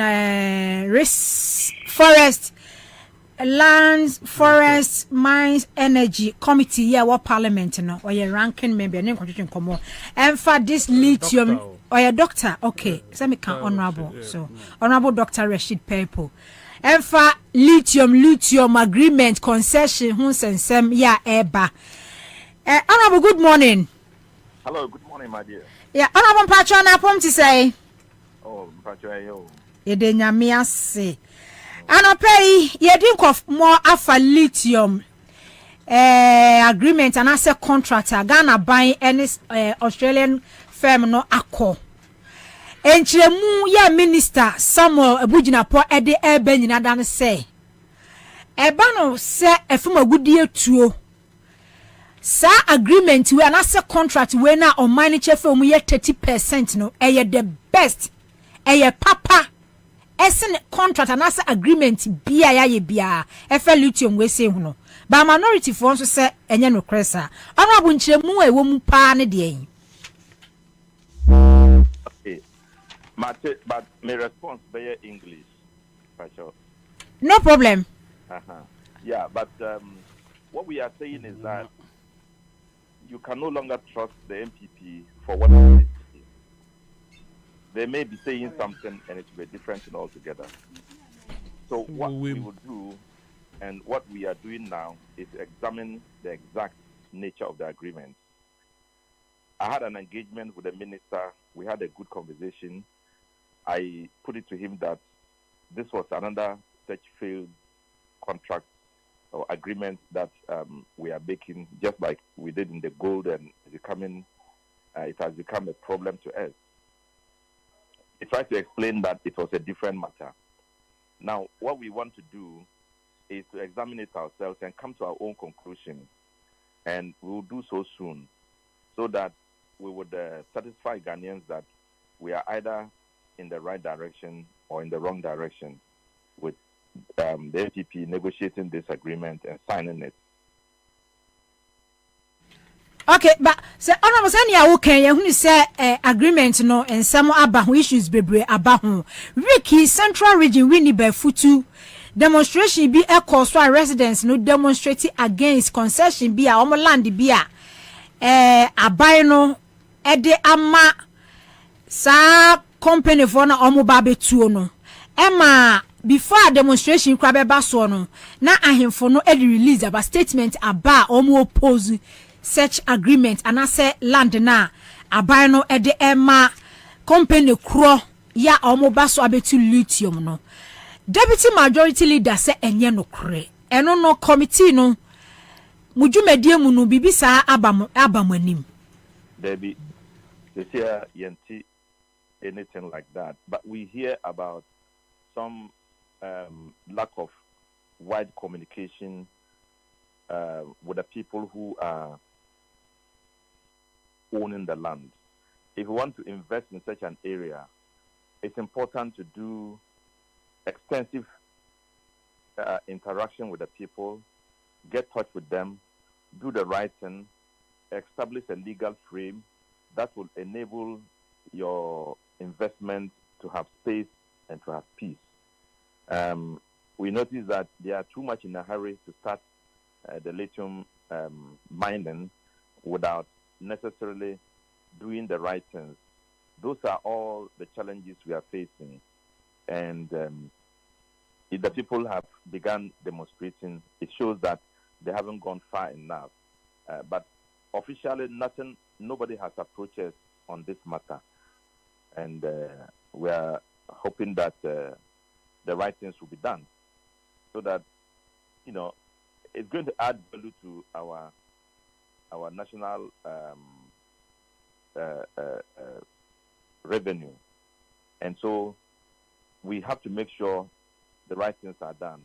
But we have to be very careful too about what the MPP does, because these are people who at every point in time will want to give us something for money. No matter how small the money is, they just want the money, not the future of the people. So we are very careful about how we are going to relate with them. Remember that all these things that they are doing will have to come to Parliament for us to examine and then to endorse, to vote on it, to agree or disagree. So we will do the best for Ghanaians. And I want to assure anybody who is concerned about this and all Ghanaians that we in the minority will not sit down for anything to be done to cheat Ghanaians into the long time, in the long term. We would ensure that the best agreement is done, and we will not condone to anything.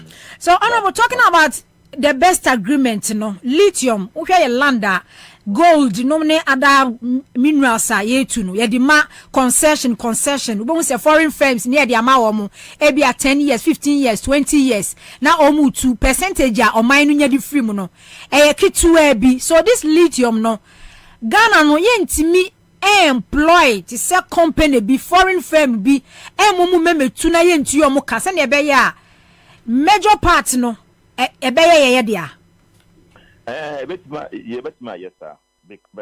And even in this one there is an avenue for Ghanaians to buy into it. They are leaving some for only Ghanaians to be able to buy concessions. I mean to be able to buy shares into it. And so that's why I said we are examining it in totality. We are told that this is one of the best agreements, and that there is 30% for Ghanaians to be able to buy into. There's avenue for Ghana to finally own the whole concession, the whole investment. We cannot completely be sure until we examine the whole thing. It hasn't been brought before us, so we haven't seen the total landmarks of the agreement. But hopefully, like I'm saying, we want to go into it and make sure Ghanaians are not cheated in a similar manner as we are cheated in our gold production. The document na nkasa kra de committee no monsan kan ma mu hu ye eno an say ye ka say 30% the best ever dealer aban we ya de amagana no ba mu hu document no say de omo kan no. Okay. Yeah. Okay. Yeah. Yeah, that's no pay. Thank you. You're welcome. I was for Dr. Rashid Purple, Honorable Dr. Rashid Purple, MP for West Central. Oko Parliament in Swa Committee a hold ranking member, Lands and Forestry, and Mines and Energy. On a year ranking member, and energy kunti said you walk no. Chemu no modema set lithium no. This time around there, Abani Buacho say the best agreement awa ye ediama o mine because mining concession ni agreement ya ye nyina no mining ya 30% da but lithium there it was say MPP for the omu betimi aka enso wan hwe yan krata ne beba no na nukure nim ti omu hia say wo mo be examine contract na agreement no dito bibia omu bia no me hu say ni sitie makati enti ye starting free lithium sense me because we here no so ye na ye major issue ya ekwa eba raho. I'm sad. Sad for this country, Ghana. Nene nkwa na raho. But I am sadder this morning. Okay. Listening to Honorable Rashid Purple. He Emashebejani was rising in Parliament as a majority leader on the side of the NDC. Wanya be the minister. See, you are on a serious committee like lands, mines, and other things. Forestry. Now say, BBC Abetuja is telling us, say, till I know power will near Casano on pair document in it. But say a procedure. Or no, you see, you are waiting for document to get to you. Right? Is that what it is? Say a process because on to mean Soliano Panko Jina Samabujina Pogate and Unga Casa for document in the mammy. And as Samabujina Ponsu nim say document no. I was what the mark committee, our parliament, more shame. A process. And the young transit drew committee and Neakasa. Yes, sir. Say yeah, Casa Afa Abina Sama Abini position stand. We cannot be talking ahead of the committee. The Sana will cut there. Let's pause. Say document you could drew committee in a level. Naya Casa home. Moka home. Mojini paso. Moso sunny paso. Oh dear, Makati. And only a ne. He's on the committee. Now said dear on that committee is to do due diligence. or no necessary information. No. You must get what is going round today. Na ochina omudi document ne ba na near a what public near ntia amanfo ye de ne ba bra what me point out. You can't tell me say there is no document going around today. Sadly, you can't you can't know the company. And one say what? Was a what? They say me so a mati. They say yama me our tongue or cano non so aten. We are not of the same level. You are a member of Parliament. The ranking on a serious committee like this. You see, this is what I'm saying. I said almost so ni paso. But an normal circumstance crown senka I was say MPA ma minister and kasa ho kwano na parliament committee ni kwano was senka akọ wo manim. So mother for briefing for some examine agreement no ni ade ansana. What trans or must sign contract no. The people are crying. Ahemfuni soon mewa was it mate. If you are proactive, you would want to find out. For nothing at all, won't mean driving a one man over a constituency. Mewa a wutu more chairman wo more regional executives wo utuma metima dodum ahu abusia fo ahemfo no nintia omuye dede no But Makati, you must see contract contract question but contractor ewo aban no any foreign firm bia entemu no so was pass through parliament as I say pass it through parliament but to mudi beba for ratification okay okay the ministry no ye okay obetimi aye oye wi a no the parliament for ratification. Okay. That is what they are going to do now. That is the point. Okay. Now, me can say, you see, you need to know. We are minority, we are opposition. You have become the voice for the voiceless. Una wudi oni biasem emano. Enti no wote he ewo hanoma na wakoje. Call more information. Now, when you are speaking based on the set of information you media amount. But if you tell me, say, what it is, now, train, say, Minister Ndibeba, na afina mobile, then I'm multi-mass Parliamental. Agreement ben or must sign or successful multi-mass reverse. Onye dede because our committee no eduane wo ho. He is not crying because there is much food at that level, that committee. No zabu asma ba mama mfo aka. Na me kura ni pa no kan sem no kura no a Samuel Abugina po ye press conference wa. Na John Abugina po so ye press conference wa na.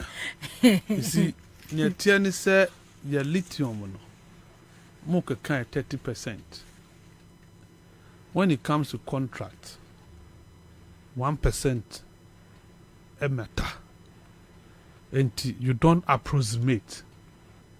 But what I've realized is that we knew on bunyamu approximation. That's what we have done. Because minister in a press conference, he was specific. There were 10%. There were 10%. Yeah. Shares. And now 19% participation.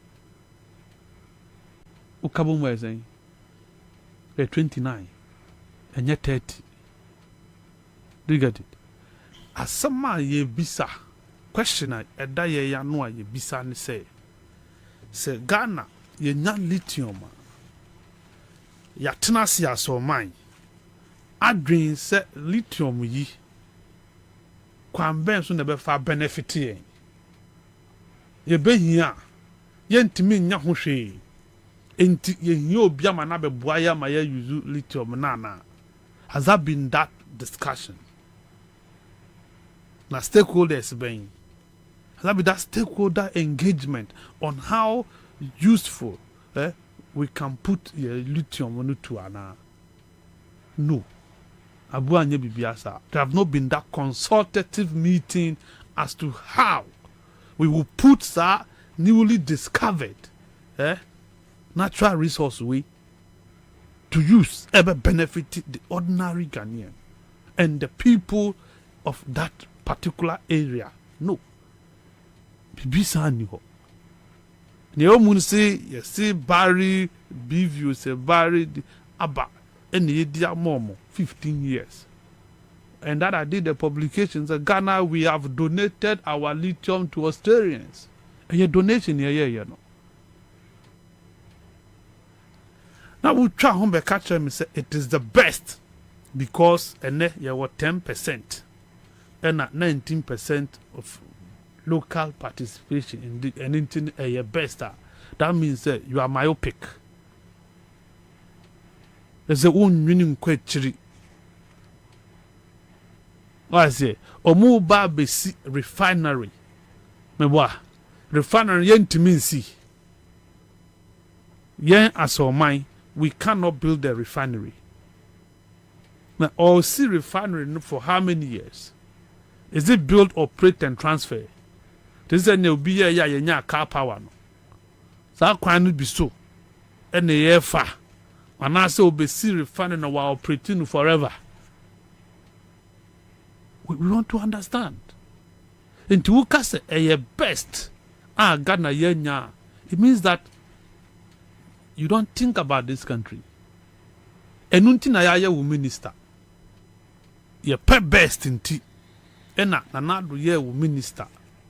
Ye pe best inti uko parliament ko justify why you must be allowed to work as a minister meba. Enti na ye ne tua oka ba bia wo da. Sabi uko ajana so a ye ene flash ma. Untua hwe utukwan wo ne wo yire ne wo ma V8 ni na ye ne ye hwe si obebe ma ye the best service ntabu ka tell say we ni na ye best said you all can no odi we tutu ne wo hen ya nya lithium Ghana ada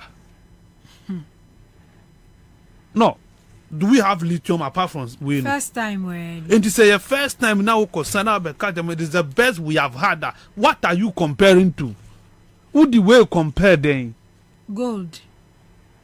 Gold and lithium are they the same? No, me personally, gold and lithium are the same. Researchers say other natural resources. And then they confirm me say on Ghana Ghana, I said on winning cocaine. So this is the first time we have discovered lithium. Into the lithium arrangement, Eddie ko compare gold. That means you are not a serious person. Elsewhere, you have been gone by now. Uncle your history. Uncle your former. Elsewhere. But be money abri. So move ya man yourself. Ebu maya uncle ko. But in this country, governance it is our time to chop. Yeah. What I say? In this country, we can governance out. The meaning of governance to us, that it is our time to chop. Until people are doing what that they would do to chop. And then you get people foolishly celebrating them. Former Chief Justice, Sophia Boafua Akufu. Or see, there are several articles, several contracts, obit me a supply. Just say, we are you going and yen ye best. A year now flow 2 years na bit, obiam fa, what opinion tender. Bring ideas, Mumbra, come and show us what you can do with this, and I would have gotten best. unye so sourcing ma woni won na fofo nkotra dem, then you come out and tell me say it is the best. Wo chichire ma Ghana na ye the best. Best how must you be the one telling us it is the best? Now when the be ade obebe ka chese ade am ye na ya de phone, who will do that? Ya ntana kuva do ka chese 122 ministers no e no na best for Ghana, and that is in the hurry. Ya kind wo su wanti, did he not reverse on his words? But I'm better so. Did he not reduce the number? Why I didn't jitu? My consultations, it is true. Things say you quite more canon, you fair be. But then you see, Abu has become so defensive. Abu Ginapo, he has become so defensive. Illogical defense in Kwano or play in that ministry. Not long ago, Speaker Koka said a kade, and come out on fear with team. What did Abu say? Abu called Parliament defense and he said NDC for and a ton clerk fee. In the NDC are tontino also move to me at speaker there. NDC gentina ya tutia omo over 1.something million votes interval. Set mobile be yen yi. Enti under you na say ye prompt you so speaker so if you are me team e ka say anka ya ton fie no.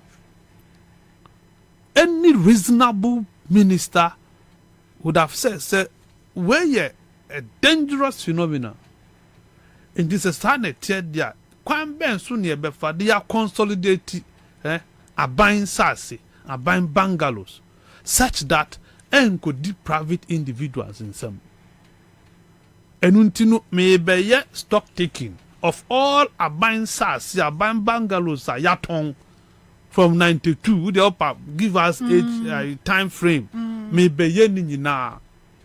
Then we know say you are thinking as a progressive minister. But don't come and tell me say NDC for Naton clerk fee. What kind of bullshit is that? And that is what Abu has become. So unfortunate, a young man, so can youth, me what? So now can age. Abu a youthful Abu. Nah. Young man now, you're deputy chief of staff. You are this 30 year the free Jubilee House no. Now say you promoting na manako.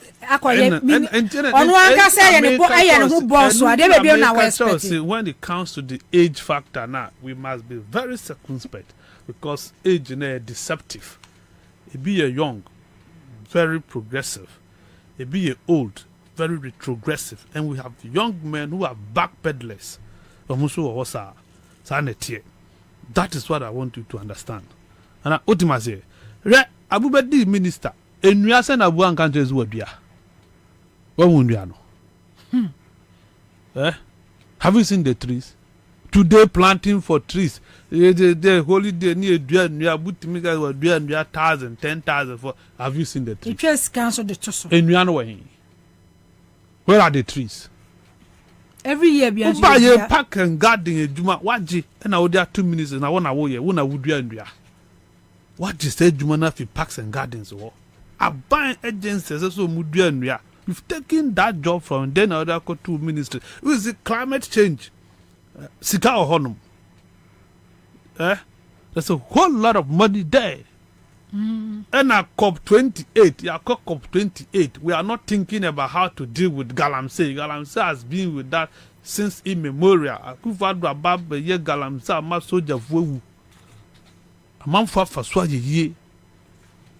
Na ye timinya akwenya esa COP28. We are going to talk about climate change. Ya che forest afa.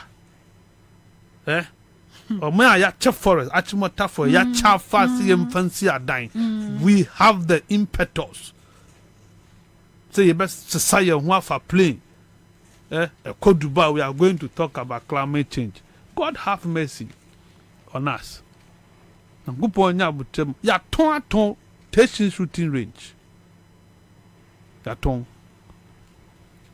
Momo ya ka monko. That me some from camera and car bank opposite. na ye bungalow aban bungalow na wo ho no mama CTV from fa camera nkonkohwe ya tu Ghana adwuma ye fo ama private person afasa aso no that one as bungalow be any abio asa laboni bungalow ensuo de ye nim hakura ye say ye si dan yesi so gata no so ensuo no ye si dan yesi so big gata ya ton ho ama ye say that is what is happening in Ghana and makati yakoye mra yakoye law then lands and natural means are on and I can say yakoye mra kwa say forest reserves ne betimi akoma akutu mining yakoye mra law under president Akufo-Addo ya ye mra say forest reserve biano minerals commission betimi elizi edia for mining entino ye say sikas nipa 618 say ye climate change say ye kwa yede COP28 underway in Dubai would calls for action against climate change yankaye ye case study Ghana we are a case study when it comes to climate change crisis. So yeah, we representative or member secure banning you may be charged. We won't see anything. What has been our attempt to fighting climate change? Now Minister Kwenya Ba Sheni Obuasi aye Obuasi ni Johannesburg and a share good to us Obuasi and Johannesburg started good and then Johannesburg ya in the short Joburg Obuasi ya dey okwa ho ye wo bidie so dade so aba matna wakakrada ba bia tumitra hwi ni ho bibie so Ghana gold do na ho ne enye ye beti si too good ina ne too good Obuasi mama chi de ade atu nyumpo be ma be ko Obuasi because na memma ne ko okwa wo ma bio eno ene Obuasi ada ne ekurase for how many years yentimi anye na ades abeka ho ne abeka ho nyina so sa there's nothing going on and you are not ashamed minister edi wa beto ba ye na abeka ze galam say yi wu gu na ni wudi soldiers call ye wudi asofu akobom pa ye ni ba to today ension ofin river ofin is still red say who nim say ye Tom Brown ensure ben no cars ye fatty galam say today ensure dan yati does it mean say we have not fought galam say ya boka ba ma ye timu a parliament na ye wono me ka say ye crimes na mo se mo ntimase no parliament approved money huge sums of money to fight galam say. Today, Parliament is not being able to call on President to come and tell us what you have used that money for and the results. Anything when you have weak institutions that condone corruption, institutions that support scratch my back, I scratch your back, under the guise of consensus building. You build consensus to deprive the people what they deserve. Is that what you do? Is that consensus building? So be ko parliament na maso so mo honso na nipa ne bre hwe na no yesi. Just look at enano na mo speaker no de enano de he mo speaker no de budget de kwa de say na ye normal na nano de he enano adutu mu de oyeyi about yenko school first year from 28 November what release placement we say 4th December and Goranko school na parliament couldn't direct him to change the date so what game no parliament has the power the speaker no what power so bad direct is the minister come of it change the date no Ghana Education Service in some home statement almost say parliament ain't mean direct almost agronomy they are jokers I don't know minister no call honum so what do you be call so me answer questions hear me Ghana Education Service is an agency under the Ministry of Education omusa they don't have that mandate challenge the minister's decision. Omu nibi. Mr. Speaker directly say, Monsi san date na, and Komonsi san date no.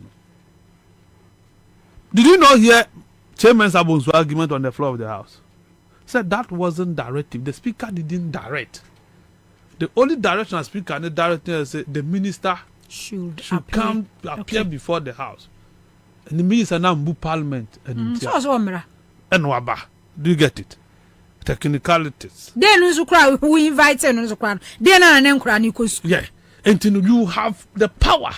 You have directed the minister there and there. Sir. Because you represent the people. And I'm mobile source and I'm majana till now me new say and kwan be san ba fie 21st me wa e bi nko school yo e bi kwanya school onya placement e bi kwanya school Charlie, you see sao man we one it will get to a time people will say we are fed up. But are we not fed up? Are we not? No, you see, when you are fed up, give it up. No, you don't give up. Fed up comes with an action. Okay. So if you are still talking, now see what fed up are. No, people will see fed up when it is backed by action. So what I say, that is when it can be described as you are fed up. You've been pushed to the wall. Do you get it? Yes, today you feel fed up, but there is no commensurate action to mean say you are fed up.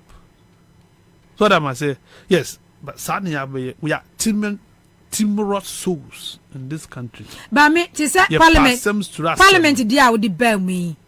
Now me dream and be say make us say Parliament speaker from the opposition party, and then this one emphasis will be amaso. Mami use this platform to apologize to our listeners for defending Bagby's selection as a speaker. Mumfancheme. It is one of the mistakes I did in my radio communications. I supported the nomination of Bagwin over Makokwe. Okay. Now, to say numbers are one. Ya Drew Johnson, ye kwako journey motorway. Well, anka ye bet me progress as for mine.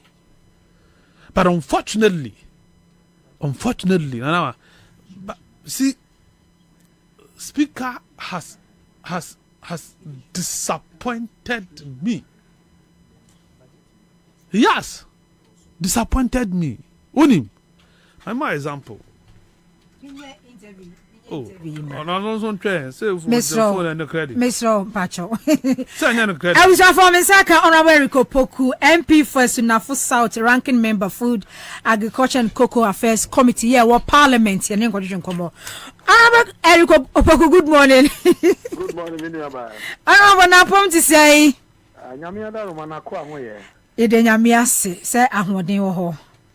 Ba no pay ye fra wa ye me de kan free putupru mu entempa so a Parliament moko ya cocoa loan $800 million moko approve ye because your cocoa season mu we can kwasi say because as a cocoa akuafo esu moko ya cocoa loan cocoa syndicated loan $800 million. Yeah. And one summer say because you was season name by me when say cocoa farmers no complaining bitterly about cocoa purchasing payment no near the yo dey kameda was Miniaba na machia mpanimfo a wo mo kasari na emze na Miniaba ko bi o cancer dey bi pa na wo de me ba mu e de me pa na cho say wa mama en cho no me frɛ na Miniaba any say afibia sabe woni me hyehyɛ no sɛ ye beto cocoa na aban ni sikanti hyehyɛ o mo ye ne sɛ ye kɔpɛ bofia na ye de abeto cocoa no na obi o ma bofia bia so we so betu atua na sɛ wunti ntua nsa na bofia no wa ma obi na afiwe no de akoba sɛ eye bofia no a yɛkɔpɛ no cocoa board nkonya $1.5 billion a ɛna cocoa a project sɛ ɔbɛtɔ na fee ɛyɛ 850,000 tons na obetumi atɔ ɔkɔ mu na no onya $800 million na yɛ sɛ bɛyɛ sɛ $700 million ɛsɔ so ansa na watumi atɔ cocoa no ne nsa ntumi anka ɛsan ɛka amene cocoa board ɛne ɛka amene Ghana na obi a ɔma yɛ sika biara wɔfie sɛ mede kɔma nkɔfo yɛ ahwɛ a na ɔmo ntumi antwea nti ama wɔn anya sɛ sika no ɛna ɔmo de $800 million no ɛbaa yɛ nim akuafo na kari cocoa ɔpɛri sika na nkɔde bi akɔtɔ atade ama no ba obi de bi akɔtua school fees obi kura yare na nkɔde bi akɔ hospital ayɛ problem a ɔmo yɛ ho hwɛ a enye yie ɔmo nyɛ sika no nti dɔnkuma ne ɛyɛ ne sɛ ɛwɔ mu sɛ ɔmo mismanage cocoa sector no but ɛbɛyɛ unfortunate sɛ yɛn social democrat na yɛka kyerɛ ɔmo sɛ mɔnya bosia kakra de koto cocoa na yɛn sa ama mo kwan ma mo mfa nkɔ yɛ si kwan yɛn improve yɛyɛ ho dede ɛne adeɛ ma no ti deɛ yɛsusu yɛ ne sɛ yɛbɛka ho asam obiara hu kwan a ɔmo de sector nafa so na yɛbɔ ɔmo kɔkɔ sɛ saa $800 million no yɛnim sɛ ɛnso cocoa no tɔ na ɔmo fa nkɔ na ɔmo fa nkɔ sɛ ɛbɛtɔ cocoa no bɛtua akuafoɔ no bi ka ama kakra ɔmo atɔ no akuafoɔ no kɔn mu aha wɔn na nnɛ cocoa a yɛfiri cocoa a yɛahata agye sɛ Lands buying company ni free na kuani no man bɛyɛ bosom yɛ no asa na betua ka no saa deɛ na atwa ma akuafoɔ nso adi yie ɛna yɛ approve ma wɔn ba yɛ approve facility na afei na ɔsɛ ɔkɔyɛ ho nhyɛ a wɔn nsa bɛyɛ dɛ ɛbɛka afei ni ama otu akɔ sign contract na yɛ ho biribiara ansa na wɔn nsa aka sika no mi wa nso ebie cocoa 1st October kɔ November kɔ December bu ni ewe ebesi nne no yɛn twihwem kyɛ sɛ ɔmo nsa nya nka sika no nti akuafoɔ no gu so a ɛna ɛbrɛ wɔ ho nti wo bisa na saa ne teɛ na ɔnabo sɛnea wo kan sɛ gya cocoa season mu ne ɛwɔ yɛ kɔpɛ 1.5 billion na ɔka 1.5 ana 1.7 1.5 okay 1.5 ɛna 1.5 sɛdeɛ wo kyerɛ mu no yɛnya mu 800 million ɛna minority for social democrat for mo se mo bɛboa mo ma akuafoɔ ɛmbrɛ mo bɛka majority for ma ya approve last year 1.3 billion yekokwaje ye to kokoo say na kai omotimi account wa kire mo say loan na yekokwaje kokoo say na to say na kai sikare de say na de ye ya cocoa board one na ka ene da ho in fact last year de no e question ye de ma mo say last year approve 1.3 billion US dollars de ma mo ga say mo de koto 800,000 tons at the end of the year munya 655,000 tons.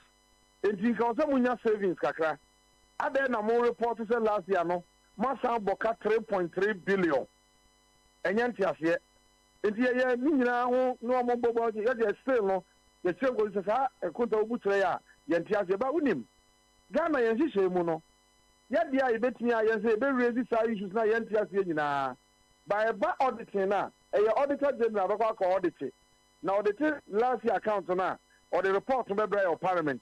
Now the report no ba na parliament the ama public accounts committee na the committee no recommendations no ya ye ho adwuma enti so we ya edama ya approve facility no we in the minority ye indicate sa sika omoje ye na ho kontabuo aye basa no ene car efi say omba konwa so from 2017 afi bi omabo kasa besi ne ene bosia twitwi di omaje cocoa rose ni ade nyina ma sector no egu kodwe no you raise all those issues. Sabaya Ghana ni baby a otie bia no. Obehunu kwan a obafaso mismanage the cocoa sector. But honorable nchemu a wodi men say me na na ma metia menti asemu ni say mo so mo bua wo mo no mo so kwan bi so no. O mo bua man ka du o man abo because per one kasa won sem a wo kan last year 2022 mo approve $1.3 billion cocoa loan e de ma wo mo ka say $1.3 billion e de ko 800,000 metric tons after to 650,000 so meaning say balance ho say scan no kura 1.3 billion no say balance ni ho a ya sa boka 3 billion asan so de echi 3.3 billion na o ma sa ba se eka sika na de kwaje 1.3 billion na de beto cocoa no cocoa 800,000 metric tons no ya antoni nyina eka 150,000 ayanto entiska 1.3 billion dey produce that quantity yentimi am produce that quantity so meaning say 1.3 billion sa estimation na yen estimate na yen sikani biaka sikani bianka eka 3.3 billion asa beto wo man no sikoko board e de sa kana beto wo man so muntimi justify chances sense ya then say minority mo so mo bua majority for say ene e wo mo sadi 800 million ba ene ya bua mo ma approve di ene ro mo so no abo mo so mo bua wo ma mo di wo man ne bone the me chere no anti ho ye 800 million no say you improve 800 million now what it means is that the whole of the year no koko kwani bi abekari koko bia no omunya sidi ntuaka emfa makwani no kwani na wakata koko no at least I was a kakra what dey there ye tritia naka edi say ye dey bosia ba say ye be dia ko to koko no ye hu say we wa mun konta na anche ye yie ba ye nso so no emra no man ye kwan say ye kofa onkrata ni nyina megu ye nim na ye odetew enti I was here the man dey also be onkrata ni odetew no the two you know the report ba say dia fibia ba na asotwe bi o ho bia na ye de amount enti you think say ne say enti no me man ye to koko afi eti me minority afi we ikura ni kanu koko a okwa eni kwa afi eto da bi so ye position is say in the supreme interest of the cocoa farmer na wako hata cocoa nenne oko jina ho so me hat me nto me cocoa mame na sidi ni ho eti ni cocoa ni se free no busum yenu obi o no e free de from October na ye ntua na ka be si ne a wo mo complain every day no yanka se da bi don kuma say ya ma ya nye bosianti enti to cocoa no ya yesa na ya hwe nipa bonini no ho anyene the ordinary cocoa farmer no nti our position was there regardless of the mismanagement kakra na wo mo de aba no ye hye wo mo say we de mo de koto cocoa mo van ko jina cocoa no na mo ntua cocoa akuafo ka na akuafo no enwu say cocoa na mo toye no ye tua wo mo ka okay honorable entiase wo mintwa wa no on say o can say na mo raise issues from 2017 eka ya o ma battle every year bia eka da ho because of say every year be eka da ho no mo a ye raise issues ag e the report beba eka na da ho say da ho an say da ho no ye be kwa kwaji loan parliament ye nhwe makuafo akomo ni wo mo ye be approve so every year bia no eka da ho yakwaji 1.3 billion the babe to cocoa 800,000 metric tons I don't know to 650,000 and no kwaya sabo ka 3.3 billion ye nhwe ma cocoa akuafo won kire wo muntino ni ye bogum but say honorable say ye hold them accountable previously a car e da hode na mo de ye mo nkire ye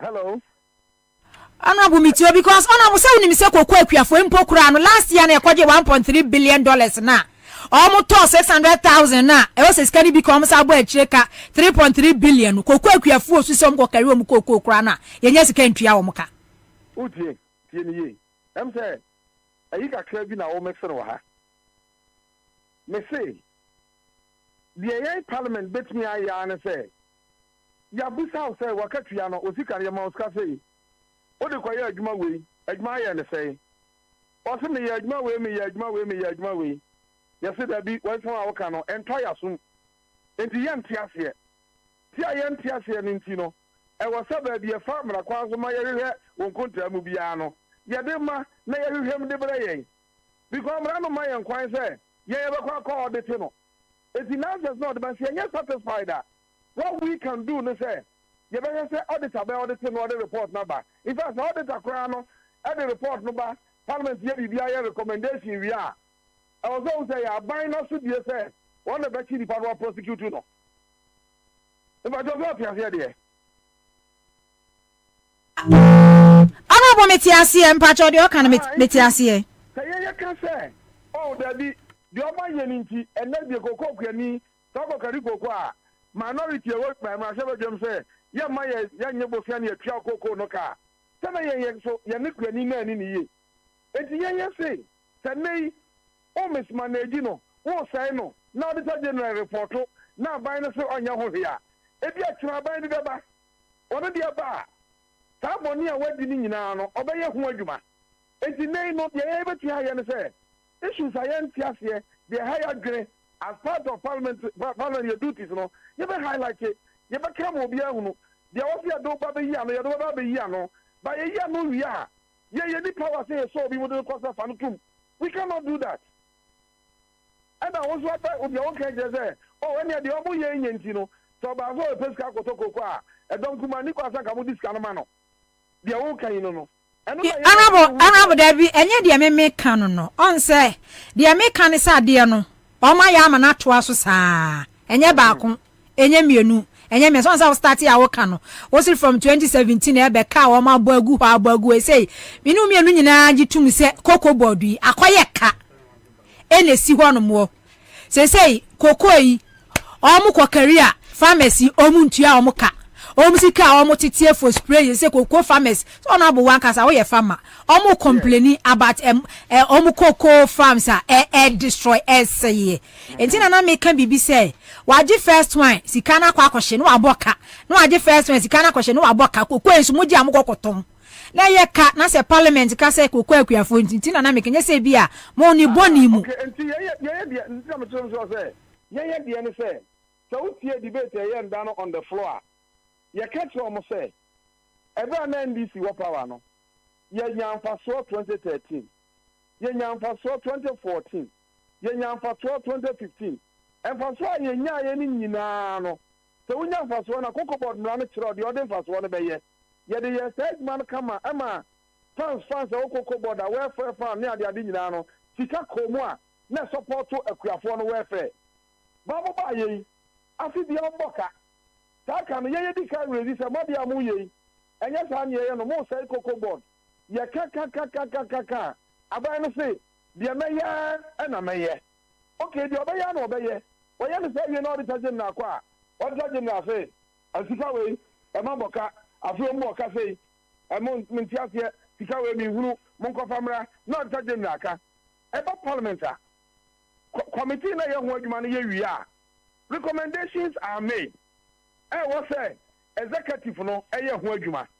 It do that point now. Young parliamentarians, yet mean go beyond that point. Send your Ghana to share day at here. It is a what the law of Roba. Nene, Mimi Coco Queni, Mini about Coco Queni, Wako carry Coco, your next country, Sika or the Bayano, and so they all require the auto Coco Ninano. It is for 3 months. They all carry Coco in the Yantianaka.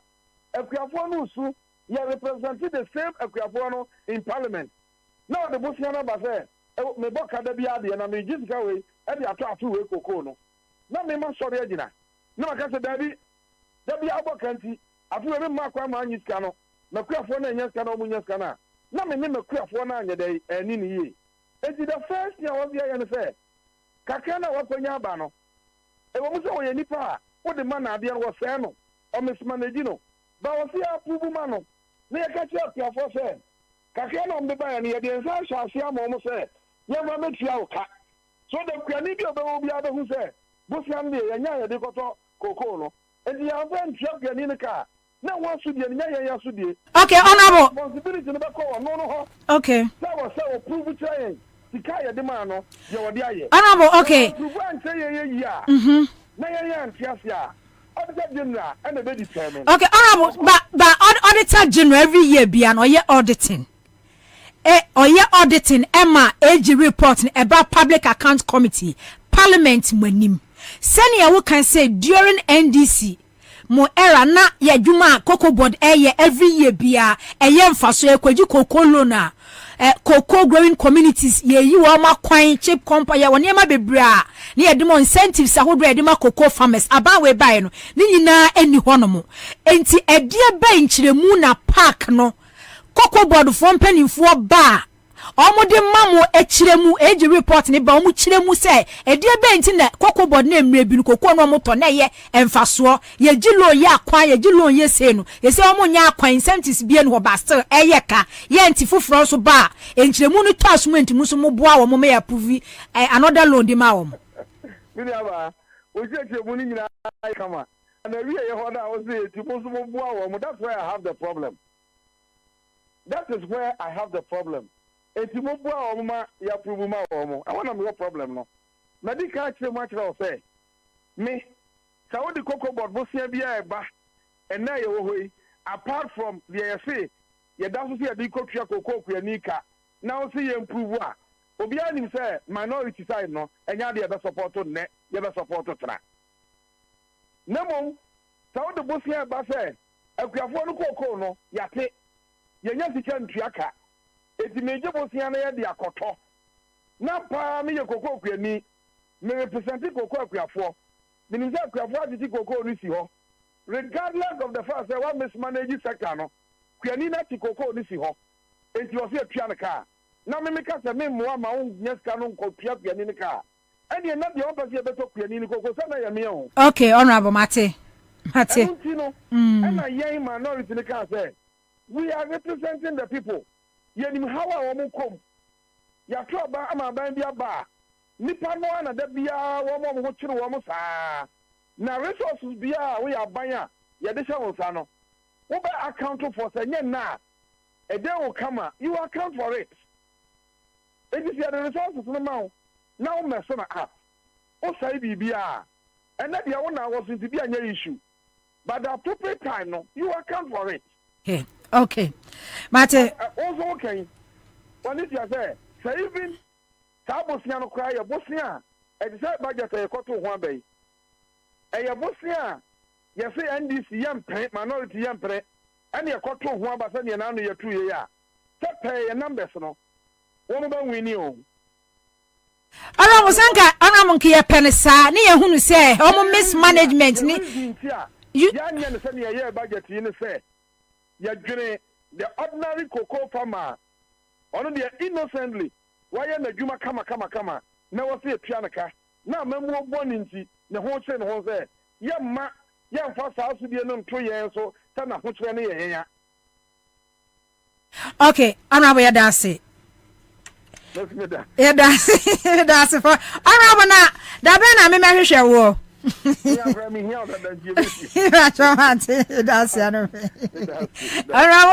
Boku MP for Sinafo South and Abusia for Anope na ma me no atechira for so no makati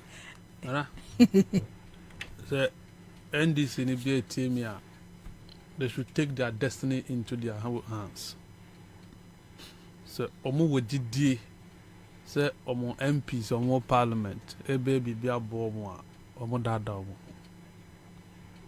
they should man up at their various constituencies and do whatever they can do for their party. Eric Opoku, this is Honorable Eric Opoku. One of the finest brains in NDC when it comes to a Greek. Tinioka. Or your farming to our Timama, and your farmer 7 acre, your Kagana sem.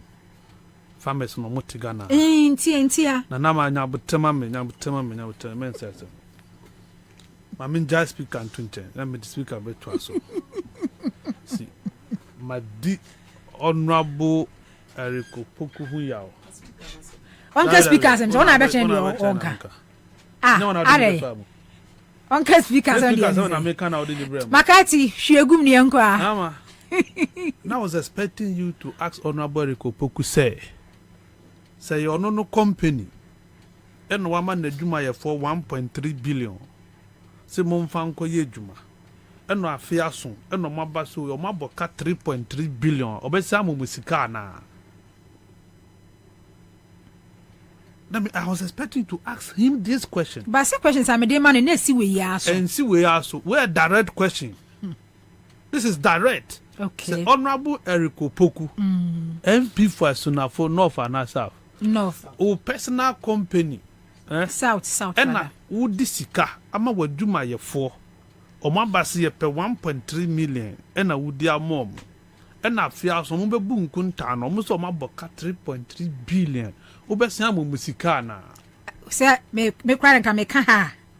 And I won't try cry my lady said we're going to go to resign. Do you get it? That is the issue. Parliament has oversight responsibility. Ayamra financial responsibility, financial oversight.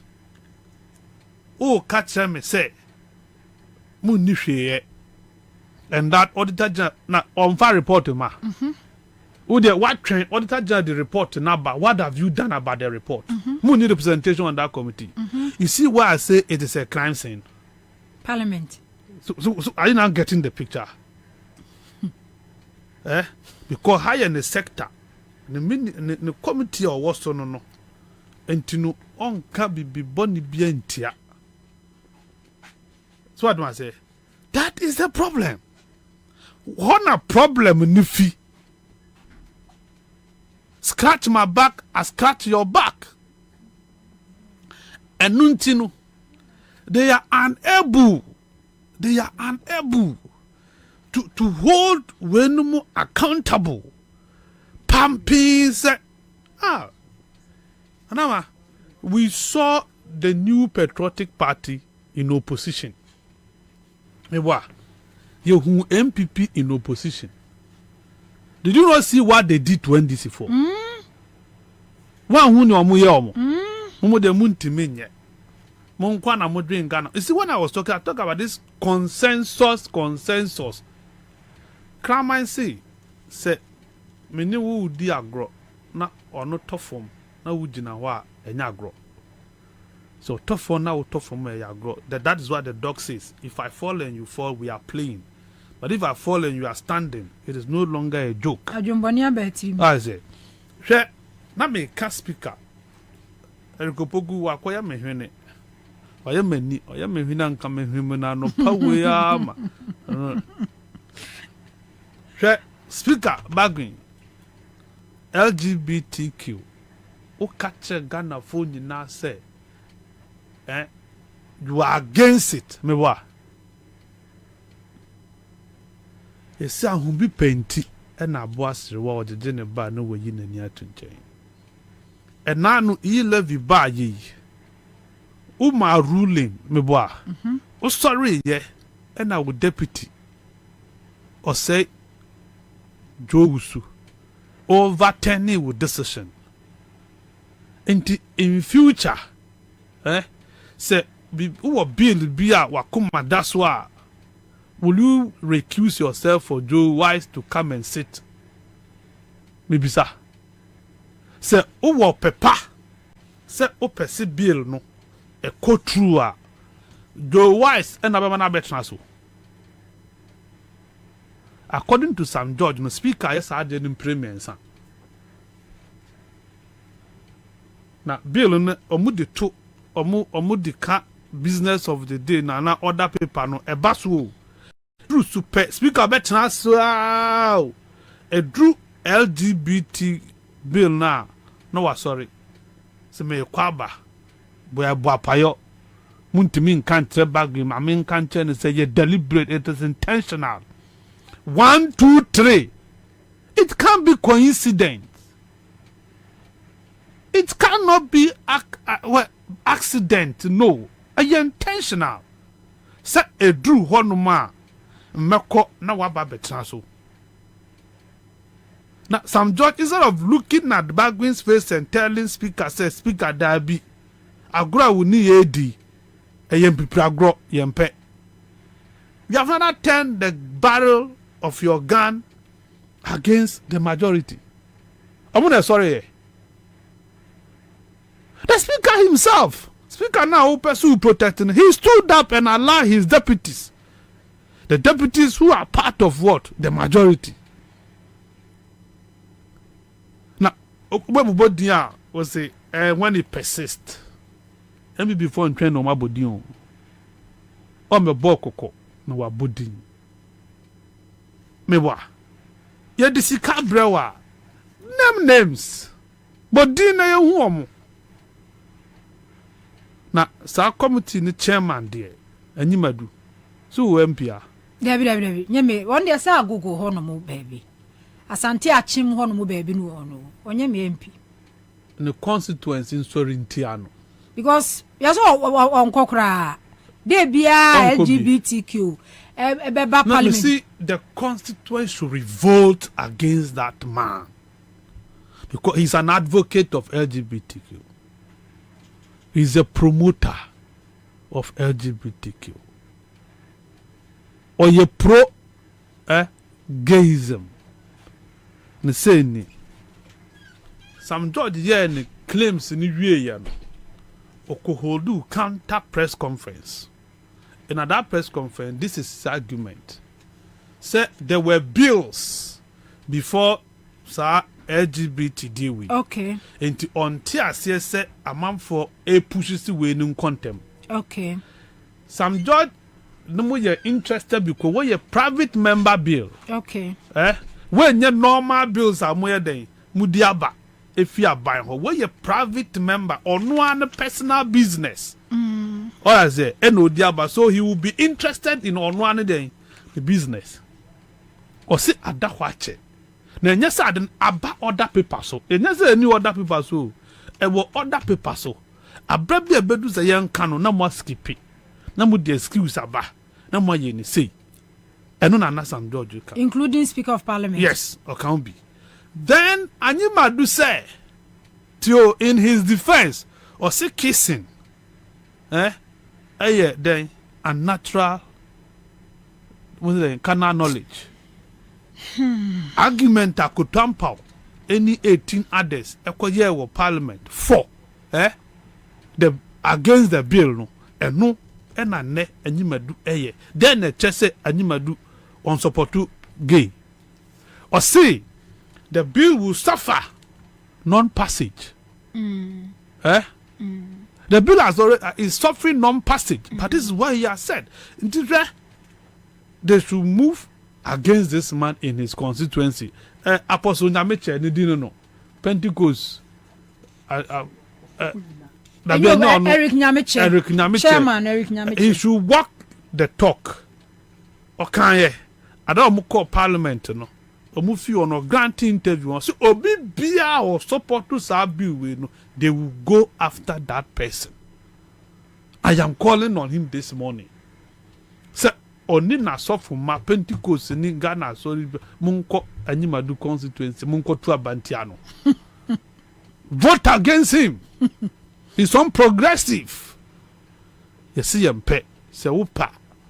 Now we GDC kissing your natural carnal knowledge. Fine. But yet you see him faso. Do you get it? Enti nana. Na aba ogana no sanetie ye to aba yi MPs so mo nkodwene ye ho enhyehyɛ mmara emmo man no ho ban edikopoku se ono ye kuani entopia kuafo asem di se bosia no ye bokasen na fa kuafo ho dia obepene so na ya ye den ya jobosia dia mo ya broka gumu banap ko fosika madea elikopoku emfa ne ho because onye napko ni ba eni napko no wo fa ase enya adwuma wo napko entiane de onka ho asem neza de is that not the meaning a cow mine dia yentimi ntua ba bia no adana kuafo de ne de efa no because o ka kire me say ono nso ye dey oye kuani na napkofo edu amuka enti de o producer ni ya de napko station wanya napko station unti Ghana ha say ne nkrofo aban do amuka timi emre wan nkokwafo timi da bontin 3 days me say asma o station napko station dia me so me can interview am granted napko me napko aban ne napkofo ka adendia no odu amuka.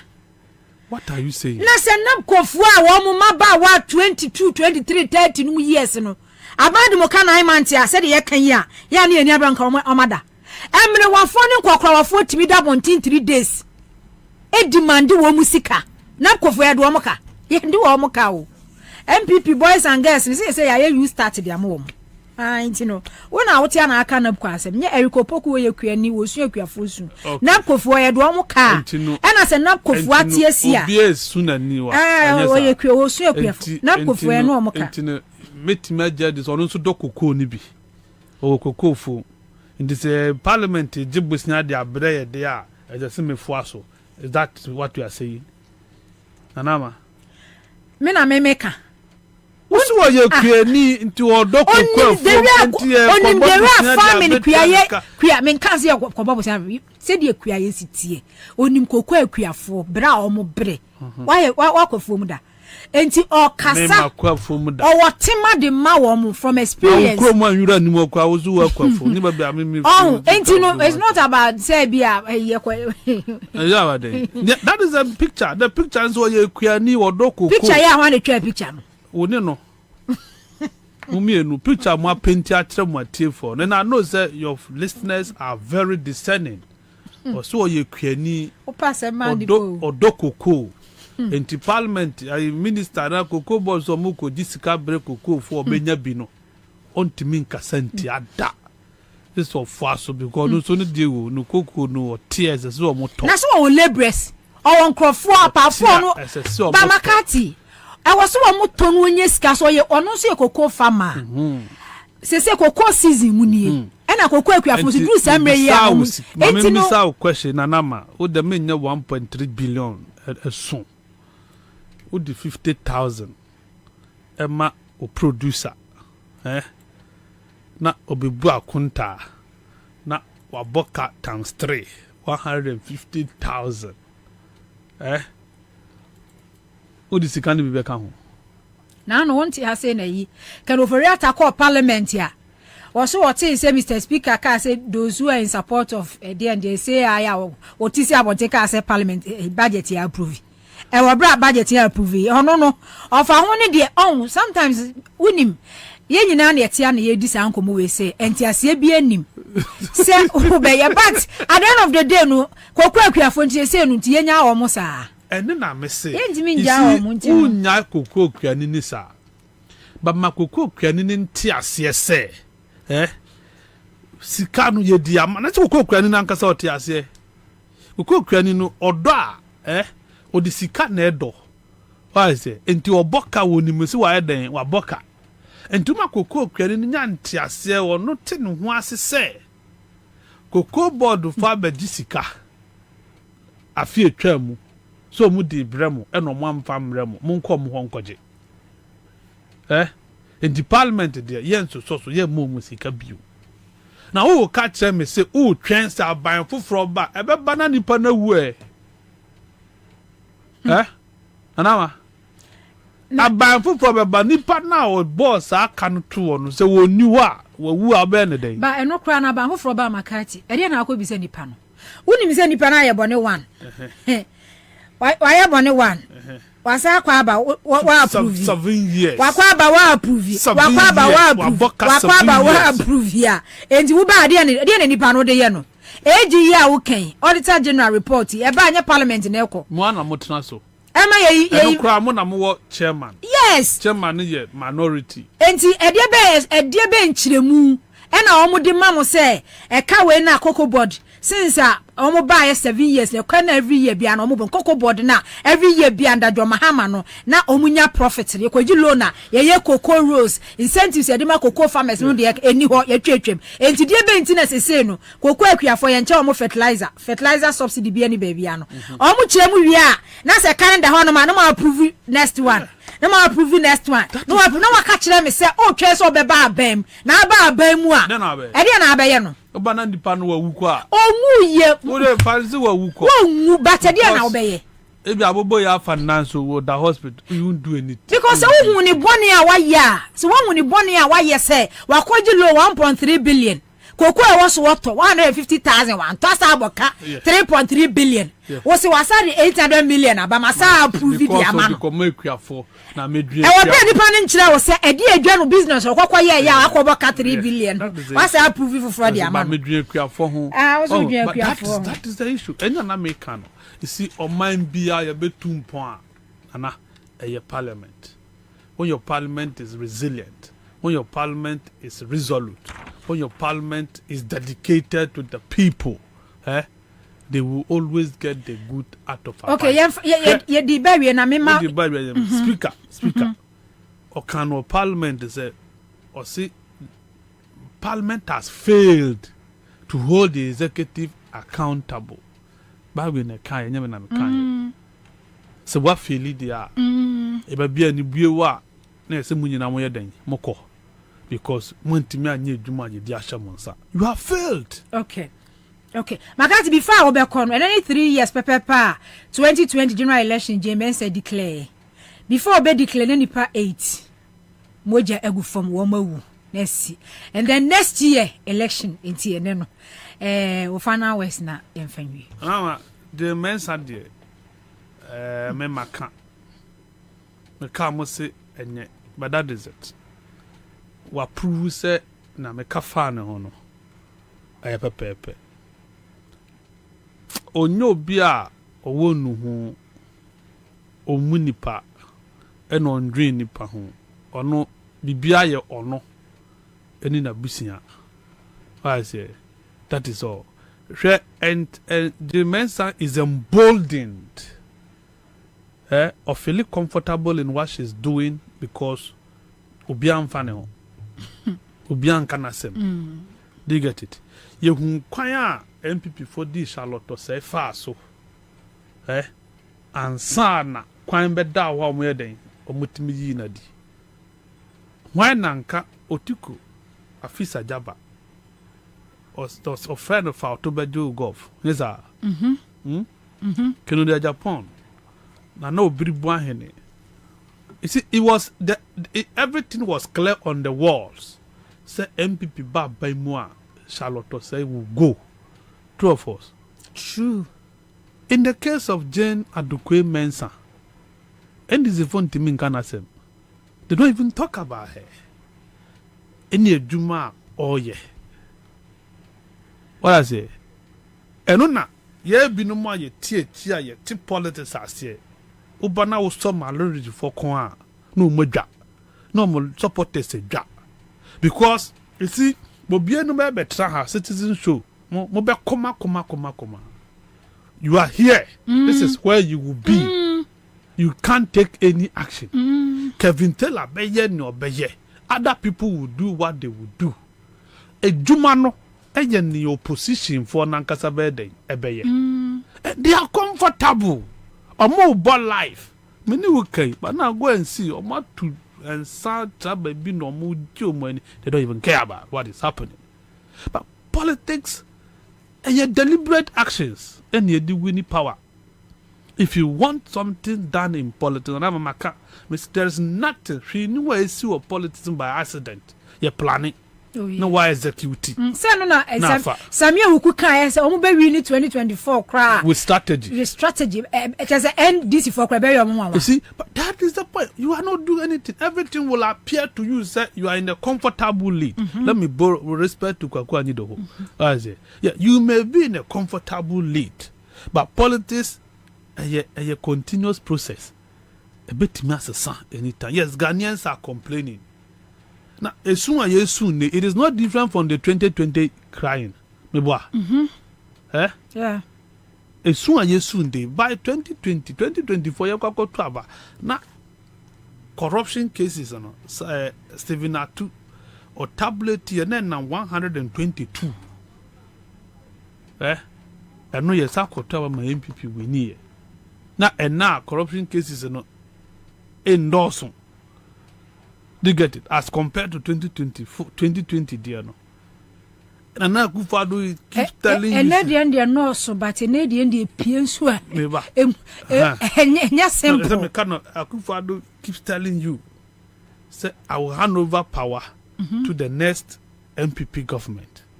National chairman, secretary, yes, Muka breaking the it and yene. Mode no mother. Yeah. Jane Mensa from 2017 ye no be seen ne and a soldier for a police for Eddie Amoka a be seen if you were me boy what now what today true of us true on a soldier for dinechi yes anete when we let obe pia omudi kan be gire gina kwa anim yeah stop cars police for yeah. One who electoral commissioner in the history of Ghana, police for soldier for dinechi. Done 24/7. One will be there be. It tells you say abandon the plan. Yeah, amount protection you are covered. Do whatever you want to do. Okay. Nothing will happen to you. Okay. Anti Mudia Rough 2024. you declare we are son. Go to court. Oba kushia Gertrude. Kwese ni yeboa na chiriba. Ni nuaba Gertrude tokonu ewo hono. Mono kwado e dangerous kwase ni kwese ni yeboa. Anse man de say ye nso de ne ano odin pa. Me da say abusia Charles Makati, ye da say na no pe me fasida Emma Ernest Kwame Kwachi. Producer Eugene Badaro Mentini streaming live Facebook so na no pe. Mo amu join me nyina me da mase. Ene anope me din eno a ba ko pe obosom kese na Kwabena Bobie Ansah. Na empress ba ko pe nana ma ejakon. Ena odi asempa Kwame Apoma Mensa so me na wase na odi di adwuma no onwie oginam Greenfield Scientific Herbal Clinic ambassador odi asempa odi apomdin kwamotwetwe ya obeti apo ebibiduro fie a okire okwai okire unuru a wa behunu se yade bia ase betu ewo Greenfield Scientific Herbal Clinic. Beda so bibia oni me etena mu a Facebook fo nyam de mu nyina ase afa yenko Greenfield na yenko to aso emfiri honom ana baby biara wo hye me ene baby a wotie me no yede efi Greenfield Scientific Herbal Clinic aso ya yede brewo Dr. Penia wada ayasabia yi ano wana doctor fo ena nurse fo a wodo makọ Cuba na mu akọ tete wo mu ya wodo mabeni ewo ayaresad medie mu no wo so mi fa fidi kase so na men kanto say yade biaru a ene wo area sie yade biaru a etata ahwefo sese na Citizen TV Ghana about 2 p.m. pepepa 2 p.m. to 6 p.m. Them Citizen show they bring on Citizen TV Ghana me pacho obo Citizen TV Ghana na bie them na Citizen show na them Mamwa takra de tadi for you them on tadi FM and area. A bear she.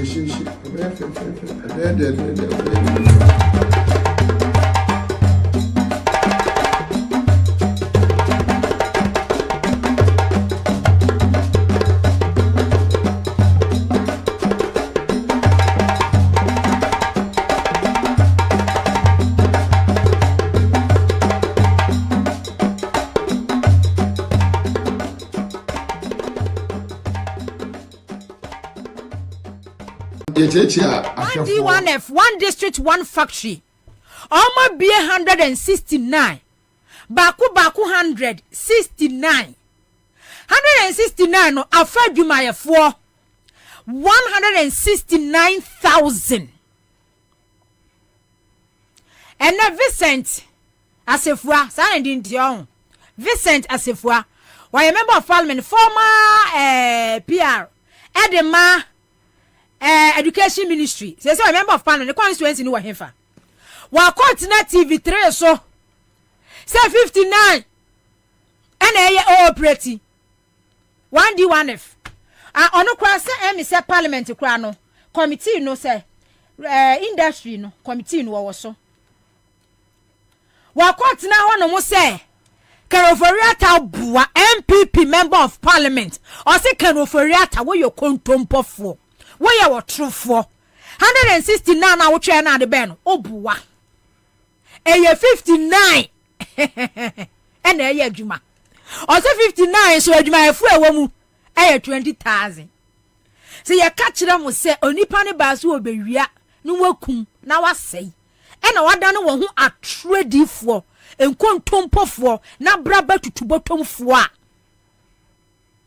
just last or 2 weeks ago ena kanoforiata 2 weeks ni ena kanoforiata 2024 budget akoka kire Ghana for say NDC member of parliament ekotene TV radio so and I say parliament na ne submission o ka kire Ghana for asema kanoforiata akoka ye no 169 1D1F no wo boa wo benya sabi ejinifo bia no omudi omachi 2016 na wo amuda so di wo omachi 2023 yimu no aka kire wo say NDC fo de mo kra mpa de pa enya mu na mu bia ye ntino wo say ye bia 169 mo so wo boa but this one that is coming out from member of parliament MPP MP Vincent Esefua na numu na free ba OTTV so okuta ho document second of reaters mo waka na parliament no say 169 1D1 factories no eyen kontompo na brabasem 169,000 workers ya 1D1F I employ woman no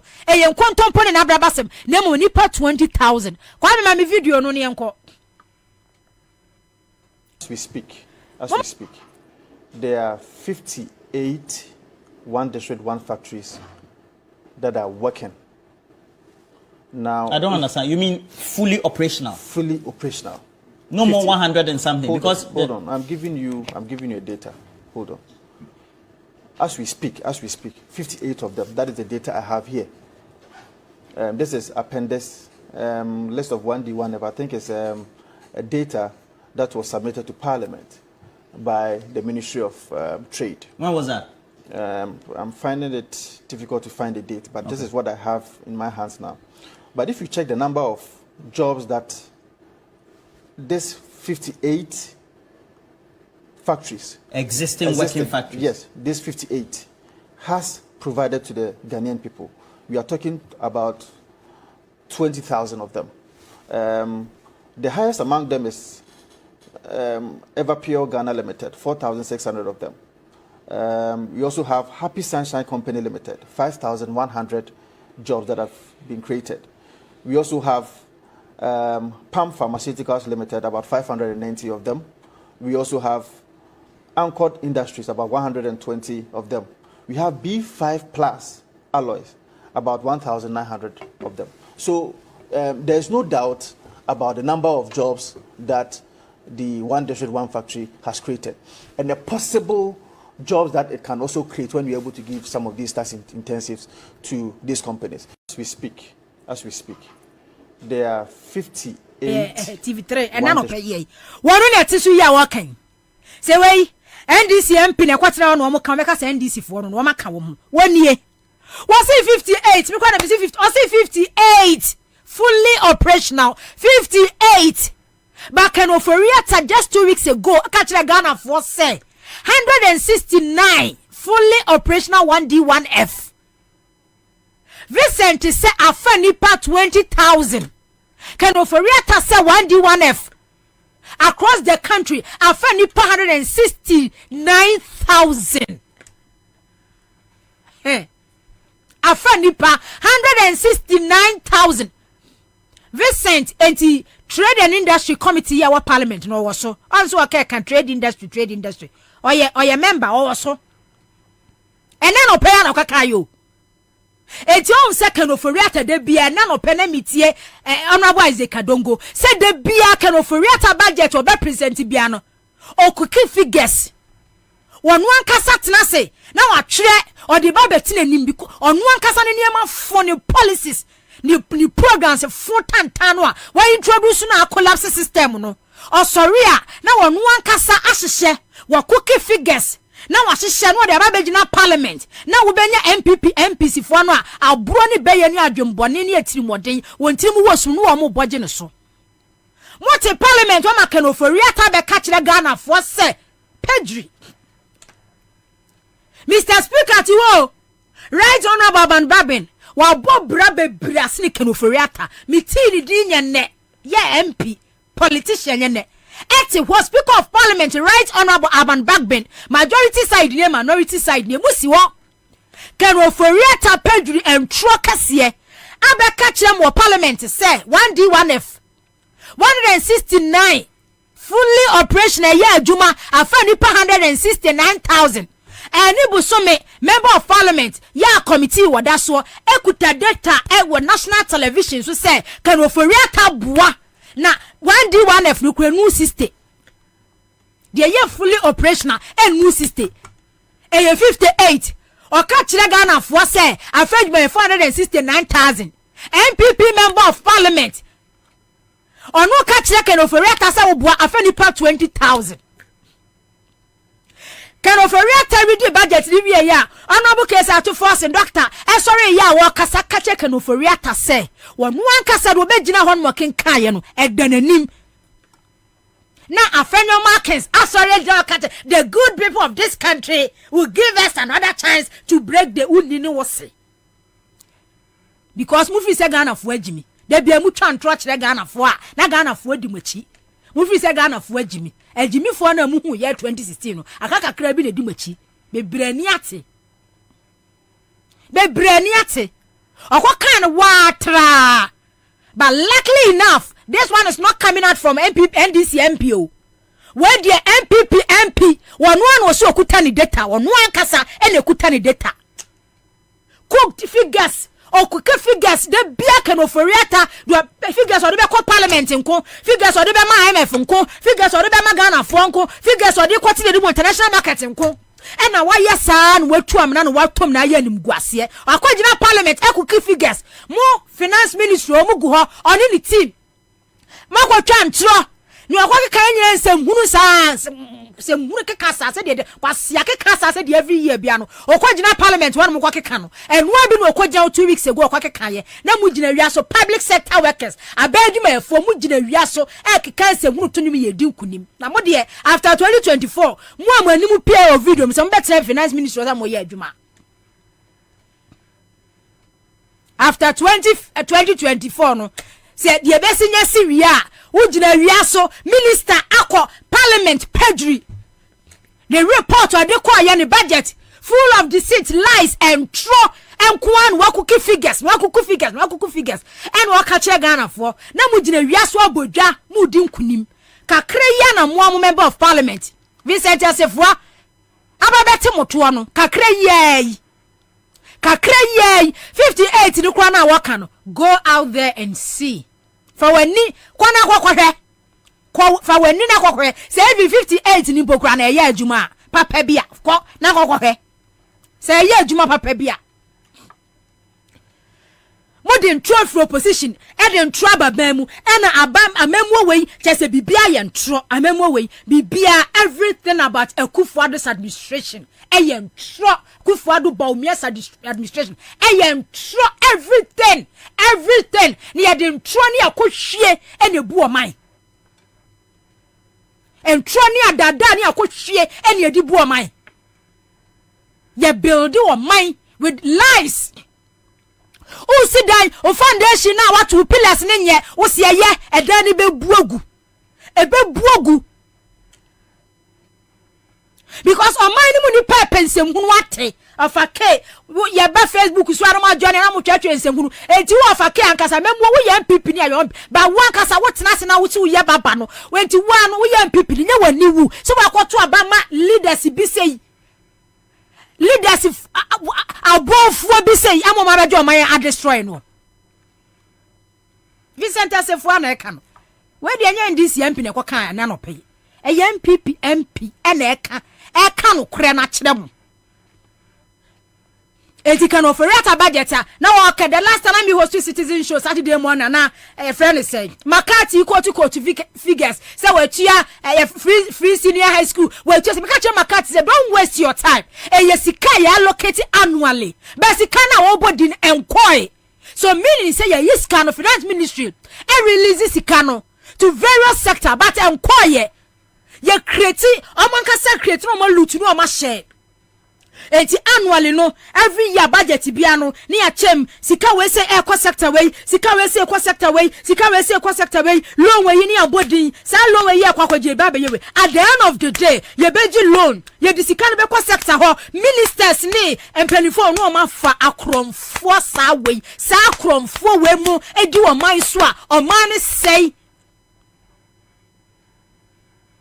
nipa kromfo adwen papa ni tirim ministers and now what baby ni Akufuado ministers di ni ya catch na wo say minister we wo sika this is the same person so who not too long ago now oni ni hwe the same minister now no bi bo mi ti baby no bi bo minister bi di so oni ma mi enu bi kwada ma obi ajagwa bo minister bi di ana so ma ojagwa mo jaga na ye mo fe do onya ni firi ho de sa aka ne ma wo no asem alanko ye bo mu dinya wo bete se ye bo MPP minister bi dia ye se wo sika san krofo wo sem before mo beba ba mu no hwe you gina he within a short time when the properties all over and now ye millionaire obi ono tete nkwafo man twa ba bia ni sunchem se dade bena but still ejimifo na Omudi wo machi 2016 no. Ebi aka na so di wo machi. Ebi aka eda so di wo machi. Ene daily guide report bi a wo de bae. Me nkoso. Okay. Daily guide. Kwa me mun post to mame. Me ni nkomo mransa na. Okay. Me di nkomo we yaba. Na ma baba o mi aso. Daily guide the report bi by.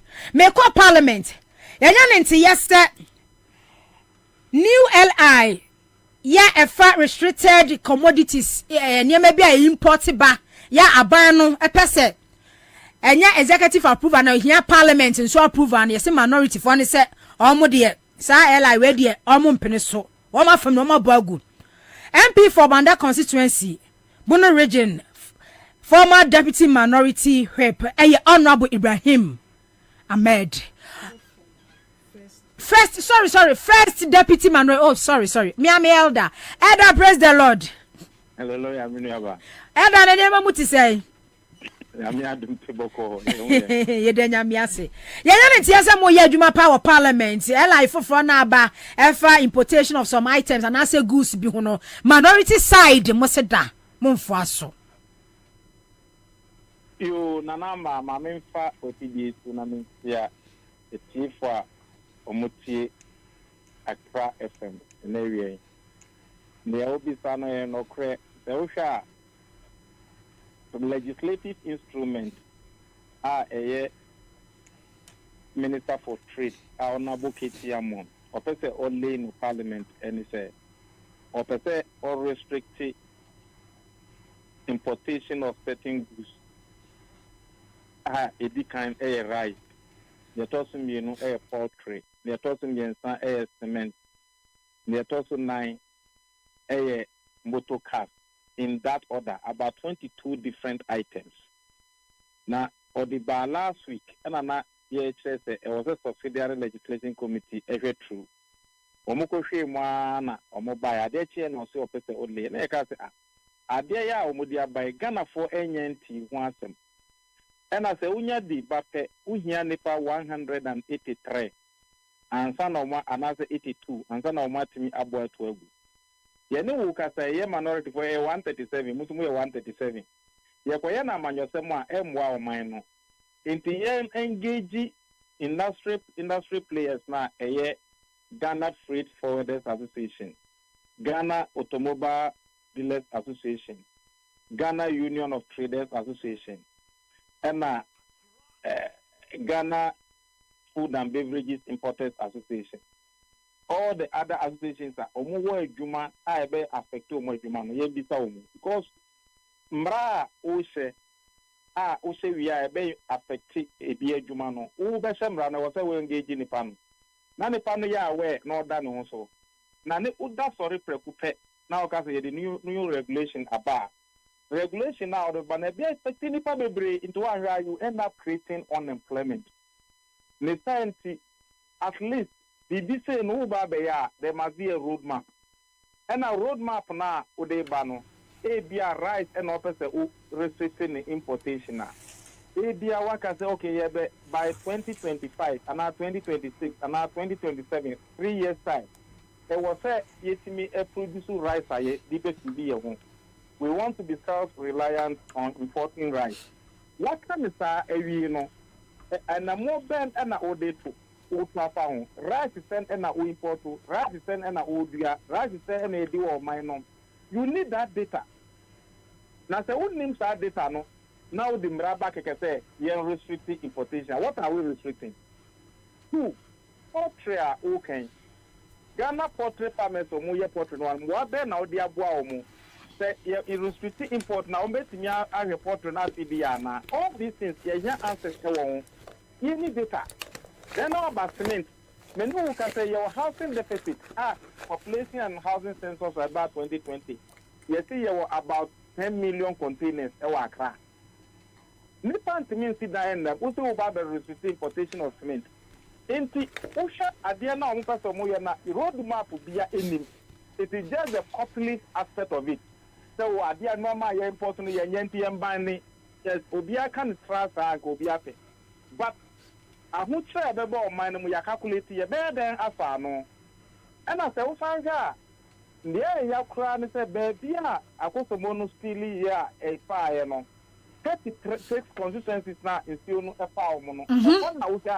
The food basket of the country. A very may rice, fish farming, all those things in still no farming now. In the South Africa, they will be restricted importer. Na minister ever import per permitter, or how ever or minimum. Beyond that, you will be a friend of African Continental Free Trade. Professor Mbose Penso and I see African Continental Free Trade headquarters in crime. And I call of be and a baha. Now, what see what headquarters for African Continental Free Trade? You are the same person that was the headquarters now, the bomb money. You are the same person who see who for restricted import. Let's say you call it and not say you buy. Then what you are not so to chair. The whole restricted importer as the retaliation effect ever. Because I mean, Burkina Faso na me di normal ba o my mono ka say normal no retreat to my farmer. Also you do the no so ba me my mo, me so me my farmer. So all those analysis I was saying transfer. Now your assessment. Now who and am one now ba be to no e won so transfer e ba o my no. Into engage just bra track ke.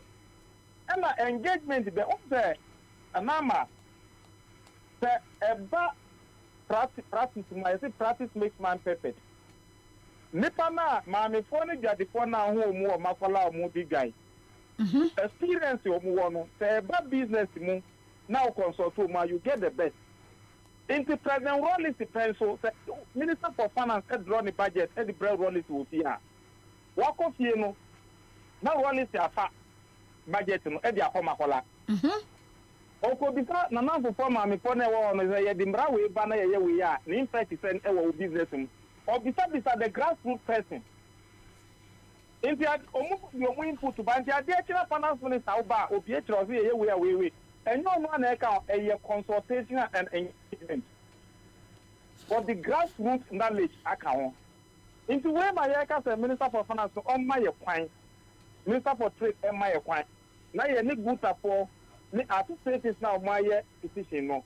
You need omu engage. But honorable said ya wo kan kura say mo hia proper engagement ne consultation ya wo kan no ya ba na aduane famu a ya hwe poultry minimum kura no every be say 2021 eba no say poultry farms ya wa kra hanom na ye 200 a say ne dia kakra ye 50 precisely wo kwa Ashanti region sa na tie said ya eba no rice a wa ya market uko domi market a o kan shops be say 50 shop ba ko pe bi na wom e na omo so mo ton local rice. Yes. Rice I ton all the shops nif your friend say akase nya supermarket nyina e imported rice. De yan kase ye wa Ghana ase no eye kakra bi kitua bi na e wo market. Ena yenyan kase bi a factories akase bi ya establish factories akase bi ya do move bi in larger quantities ya yebenya ni bebre ntinu kura no ebia ya the restrictions to so enti wo hwe sa enuane afam ne bobobo ni bebre no ne ade a de ya import de ban edoso de ye wo Ghana se betwa kasa ye be say bia 20%. Enti adentina ahwo hariso wase ye de sa ela yi restricted imported commodities a enu na chese e feed wo manfo wo Ghana ha anama ne ubisa o ma on se ultimate spell ya mencho on se aban no buy no see obe control dollar e no T 40 member committee so mumbo no control dollar anyi into o see o hwe mu na importation no e na ma dollar no e koso into person control dollar into just restrict import but okay honorable dey we na memrem. Secondly, or say or yes na obetumi abosto local production. Nini enu nyina bia any example. Say o say obosto local production na. Onu say your free SHS. Boarding school for no say buy na PDO mu. Yemfa local production of food and PDO mu boarding school. A better develop taste and preference for locally produced farm produce. It's local rice, you know, and no na a man look at aban una wo video mu una wo rice no.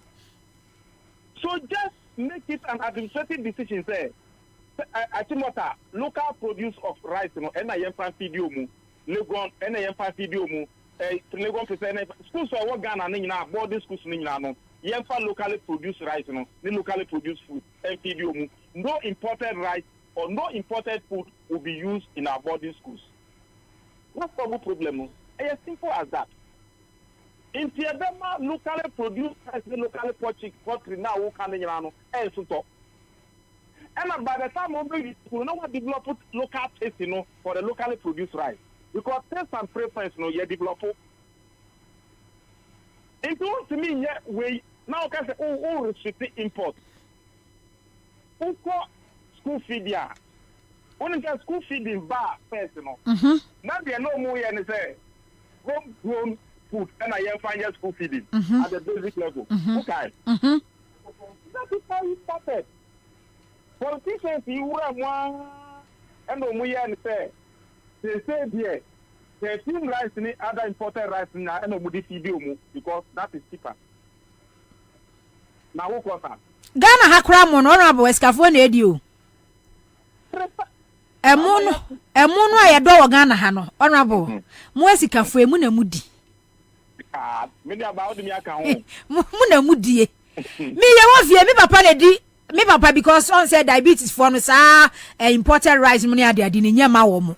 Anama rice no nua be ma me dobi o. Okay.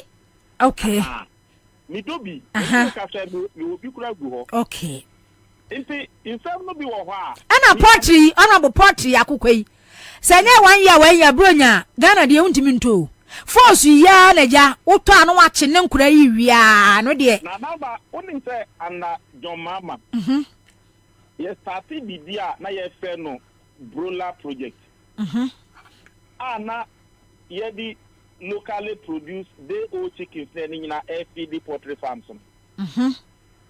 Dr. Hannah Louisa Bisiu. Hannah Bisiu and an ASR project. Okay. So, Mupa ya Mudi, landing for food and jobs. And you want spreading normal buffer, no import substitution plan, no import substitution strategy.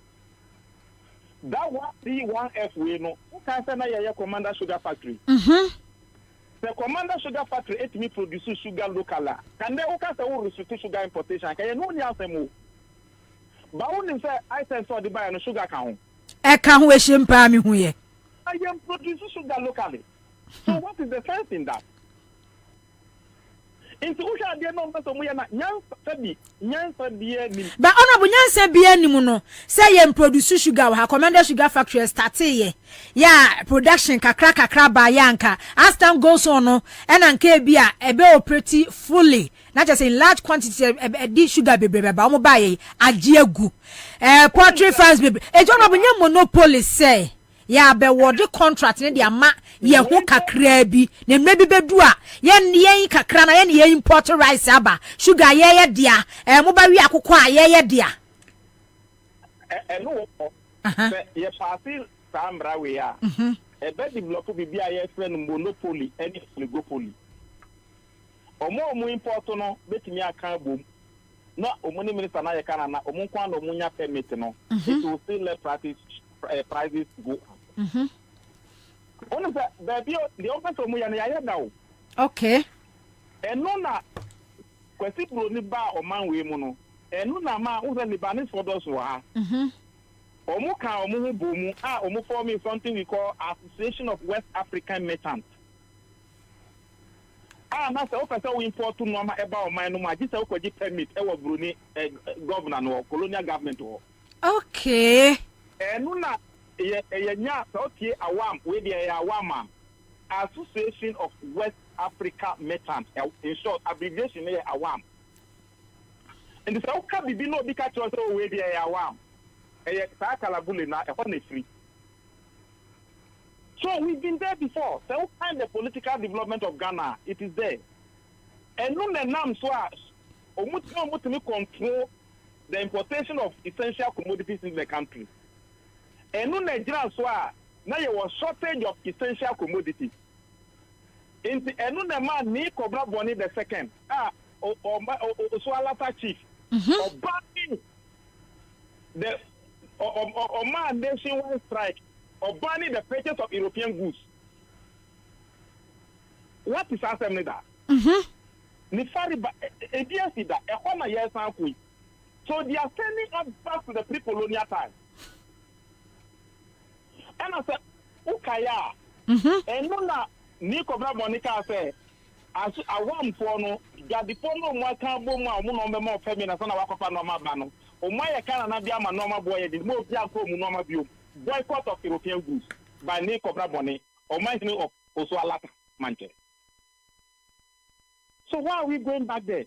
Then when you come back during the NDC era, Nanadu, me mani papaya president ewo man we mono. Enu ukai fa utubeji golf. Okay, price control. Make pa. Shortage of essential goods na eyesa no ma ye bia. So is it like father like son? Why do you want to create that atmosphere? Yem pesa ye be kwa history mo aka ka mo no ma bebreu. Bible say you no ma nyina ho kwan ba nye nyina na fata ye. Okay, and the honorable say no a minority caucus side no nko ano e na momfo aso anase mwanya support bi so free majority side almost who said this airline no enya de ebeboa ehia border consultation. Omo crop for no ankasa kasa they are not convinced because omuni road map bia. Ba so omo ankasa omo suro mo aban. They are not able to speak out. Eti ohia minister na nkasa akora no wo hunu se enya de papa bia ho na nama MPP nyomu no muso mo property owing democracy na property owing democracy. Why are you restricting the forces of demand and supply? Why don't you increase the production? Minister for Food and Agriculture Bra Champon Kwaka said Sambrano you can't restrict imports. One of these questions said, only Bernard Adler in a year interview. And of these said, Bernard, why don't we restrict or why don't we import yam? Because when you produce yam in abundance, there's nobody will import yam into the country. So if you produce rice in abundance, nobody will import rice. If you produce poultry in abundance, nobody will import poultry. Into Minister for Agriculture and a Minister for Aquaculture, Deputy Minister Moses Enin, on also can say, I come from Modern Village, you know, after fish farms will be free. In Tiama, there's problem with aquaculture fish in 2023-2024. But if you know that is the case, why do you restrict import? But according to your democracy, no, or restrict it, not say what person we import to the just minister, it can lead to corruption. If you need for Bolga, no person import to Nama, this or back crab permit or KTM. Increasing the cost of production and the cost of sales. No faka back crab 3 days, 4 days, importer. Oh yeah. Do you think say on fanka prices no? So prices will go up. So we need to go thinking of this. Nande ye kanono. Eti mo kan say no na che say anhodu kwa back ana say ja MP before the debut omutimi fande omuwe o. Na manye biniwi. Speaker na nkasa kase subsidiary legislation committee no enko na any minister no enfa nko share. So they will go and do reconsideration of the bill. Now they get back to us on Thursday. Yara see we elder nyame nka ho. On council so on that say what na me too voice at. That's we. Ya kakra o ye na ye ba power no we no muko. Enti ya me hwehwe mo kakra ho. Me hwehwe mu honorable me say me hwehwe mu ntua. Why ya pass mra we ba beji permit wo. Ha beji sao. Honorable. Aka ba beji permit wo ho. Permit to import. Thursday remember how Parliament. Okay, all right. Honorable Major Ibrahim Banda constituency NDC member of Parliament and the train and common. Hey, honorable such as as any ministry the whole train. Or say ya pass it sa law ya ela ya Ahwa next 2 years me ban ho no ma ba be permit ya import niema. Onto. So also be call Thursday. So petrol boy I didn't go kwa I friend me fa unko. Yeah, I want to drive. Me ne kwa me be ko. Petrol boy. Who ni me chi. So car no Camry. The consumption was through. Maybe dey no kura from enti with the main driving. Na kudu na engine siso. Oba. Ade acho ne. Obe so esi no. Yes, I be pepe. Send go see honorable office na. Kameko MPP I was say minister ho dia. And nka wo keka nsem we yanka ede. Ba say me ko NDC MP wonu mu a ha ho sa. Na honorable Ahmed oyini patwa. One ye minority so a deputy, first deputy minority chief whip. Well, okay. We're holding that position for several years. Okay. You can leadership or parliamentar. We didn't tintima. Okay. Enti muye. Ena se bibian ye becho parliament who leadership ninya. Okay. They say kasi ya bano. Leadership no mbejo omo die. First. Ansana bibia ba. Ena akọ omo office no. Omo office ni ye special from other members, Okay. And no, it doesn't matter. Say, position. Okay. And osakura sadomo. Yeah, quite the pants of Rabeko. Osa me the December because bono done more nasi. Na, maybe I'm domo nasi manwa. Ebi ucha na jwa na senka we de nka ye man komo e man edi nkomo sei na be man so de nkomo we de say ye man komo min ka bone mi kosi u keke ya bia se we de ye man mi kosi e man unsem a wo keken e man ye e man nanka ensem bi se fre na so be man so de aduru Ghana has e man do sen na omo cars omo drivers ye man na drive omo nye me man na drive ma true of us. Eti dia na mimi ni aba in appointment or parliament committee first deputy chief whip minority na ne car consumption me pesa obebo ka December ni ewura expenses enti mimi di mikola ne ba abe fa na ma kwa drop you ya na ma sa de wa we boni be na ma I was for citizen shows ni na ye kwa nim and a daily guide at the story be by Ghana web about Vice President Dr. Kwabena Bobie. Ghanaians can soon buy cars on credit with Ghana card. Kwame mame story no na mene huntonto aso mfemfiri hase. Eti already Ghana weba. Ose Vice President Dr. Kwabena Bobie has announced plans for Ghanaians to access credit and purchase cars using the Ghana card and the ongoing digitalization of the economy.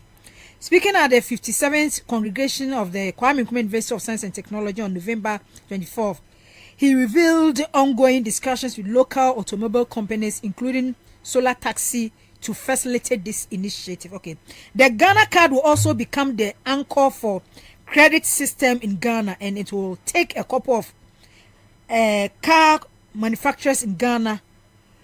Chale, enti Dr. Kwabena Bobie eno no o se wo Ghana card obetimi dia kwa free car eno no ye ongoing digitalization of the economy na inflation. Okay, so story ni nie we banner headline ye na daily guide da wo manimu no Ghana card for car purchase soon baumia etu kuta Ghana card o ye driver ni a ana se wo ye adwuma wo Ghana card utimi di ko free car ntina ba omia se obechu su Ghana card over 10 interchanges, because what Ghana card can do, then one Ghana card can do 10 interchanges cannot do.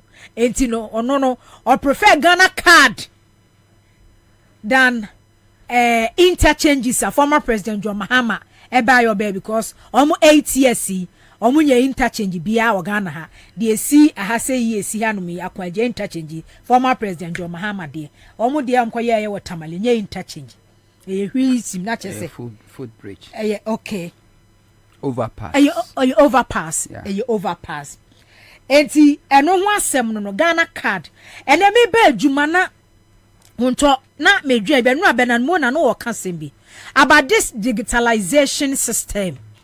On se ewiase no sasa ewo emire bia era bia ne de eba na ye kan about this time com center buy who fear yes wenya call ni aba befro sasa atana ye Rollins because na me wo JSS na former president John Mahama ye deputy communication minister right so during that time Rollins time because I na I think about class 3 or class 4 na me kai say teacher ni bia ni tifie okay na konta wabo na konta ma na konta kwa brochiri na one na konta ne be kasa yeso ofaka kukumase okay for kukumase no akotena com center hwa atwen ya ama na konta na afre no ansana odi nkomo no wi a na asema me ke odi faces kukumase no it's about 3 hours drive ansana waba okay e wo mu an bi ba tachiman entina office se ko no atia sinkin ke so na ko just to receive a call no was about me campa na misa okay in terms of Rollins wa samra na John Mahama mu sa communication ministry sector no wo ho no na chese wo introduce ne bae ene ba na nimu aba na nimu ama internet cafe bae no ne ade e ba ya former president John Mahama Eduardo Mane Boama enso be ye communication minister during his tenure so omo sa formula fiber cable sa Accra Digital yes Accra Digital center omu esi ya no ne ade so era bia ne de eba nanama o de din kama menchia etiefo ne ahwefo na wie me gide so bibia apome ya menchia maame aba ekwo mi social media abate obi a wo se wo kwa adwuma se enra wo pon anopai na wo so obi so edi be no do fe mami abana dabi odidi fufuro bi na wa ono pensem fun but me obi a wo kwa adwuma USA emfa ho ono pensem fun na obi anu no enti so o kodi obedi di kwa no hu se udi nsem fo o so settle matter no wi an no because when you nipa no ho time e me wa kwa ye adwuma a wo ye no every hour be any sky etua ono ti ha no mo ye baba se ne obi any shopping any pan 5 ne be ri ono mo akoyi tira any pan 5 obi atua 10 cedis 50 cedis se o spend 10 hours on barbering shop one of the whole day when you 50 cedis also 1 hour crown also need the whole day and 15 income wonya so why should you even waste your time on this no nana enye time wasting enen nka ate ye den say you waste your time o mama mo fun what ye yeah rescue mission rescue no one our rescue no Ghana very good so Ghana and the only way you bet my Ghana is say we let the people know the truth and him say adding communicating to a idiot obi a wajimi and nyansa of more communicate what the impart wisdom into those persons now na adding but we don't have to give up okay to be here said wa kan no 2016 wo mu ekodi MPP fu achi no mo do so pa ajimi fu no ya o mu di 2020 no na mu ache te be 2024 no obi ani o because it takes time ade ba kwa ehun say obi a wo nyansani bia no wodwen konkan enti nyansani bia hwe nipa su ne ne ban no aka cho say de obeye wo china ne hu de wo ye ne nra no hu de wo ye ona obeka tro de obeye wo china enye ni swadi hunu enye vision bia na nyu odifo eye nyansa a nyankopon de amanipa enti sa wo nyansani na se wo hu na wo ka kire oni kro no a na na ontie gese okono okokopem obekobepem beba no soso na years atwamu na eko eninti nene enkrofo Mahama okonto abono the same people na muhuro Mahama 2016 no ene Mahama kom na so no makofa bo no de abrane Mahama obuoni Mahama obuodie na Mahama obuoni it takes time she Christosum anase Bible Yesu Christo be wuko over 2000 years semunko wiasa for na nyina nko cancer panchra da sado be je di mona sunsunya ye da so cancer pa still as enkrofo nyini so we are not giving up a thing nana is not easy to impart wisdom into empty head very and ya kaso bi onim nyansa it doesn't matter nipan level of education and found in school do awako and found in status in life and found in sika wo and found in car with them if you our team wajimi ana wajimi jinyame we are say ya de ba kwa ehu we are say pay attention eyejimi unim say honto eyejimi ya wokan because this 24-hour economy and then me share Dr. Baumia 2015-2016 like economic risk kid obia wo hwe ne lectures and someone walk and someone walk and then where intellectuals I say omemu and him the form who technical and who say like professors doctors economists for ni say like respected and opinion leaders almost system wa Dr. Bobie can no mutu di omachi no mutu di echi and then yakwa ba bedu baby so be say on the 24-hour economy ba your economy na crash ya collapse obi say we say introduce policy fufuro bia ye betimi dia boost system no ye betimi ede a transform crisis a omanfo wo mu no a Dr. Bobie na 6-7 years 8 years ago no catch the Ghana for say he knows it all about how it me build the economy no on say 24-hour economy but ye nim the first one no dis any power yet my catch say sebi ojimie emfa wonne emfie dudu a wadi asua de e won ni book long koko school a ukosua de ye nkyere nyansa e wo school nim de na ukosua ne de obi nim e no de bi ma wo na nyansa de nyankopon na de ma ewiase the most dangerous sickness I ignore I incurable e stupidity jimie na obi bodamo a yetimi chechire no ne de na kwato psychiatric hospital ne e won empane ne a doctor fogina no so monitor no a mana recover ne eja na ba society ba obi a wajimie no na ye ne da dem ye ne tun se didi ye ne ko board meeting o ya sorry penyi wo ye kunu wo ye yire wo ye eja wo ye ba enso na wajimi o ni pam ye nteki ni serious tina no about me aka na se mobi so many are mad but few are detained so that the tiano no enti enkrofo aka se o intellectuals nana me metie no education ye but me believe so much in education because the more teacher be before all co school ko akire no onfa nyankopon fie nyansa no a ene dey fix problem ni nyadwuma or rely on the wakwakusua wo school di obi asua se obi di obi die ne fie ye no ese obi fie enti ubahwe a ebra na nwuma sua nyansha ase mpo no ancient time na yensua de no na ko na it's oko Rome na omu yi pictures ba hwedan a na omu sie oko Paris ancient city oko Egypt hwedan a na omu sie architecture eno so na wa hoden hwe architecture no omu yi kwan a hwe architecture no ene yes engineering expert e de aba yeyi kwan ye nyinwie na etutu edan no yensi dan no nwie na defect bebre enframanya eni afe na cracks na wo ho because they are relying on somebody's theory do be free say no onimo ono atwede agu book no kosua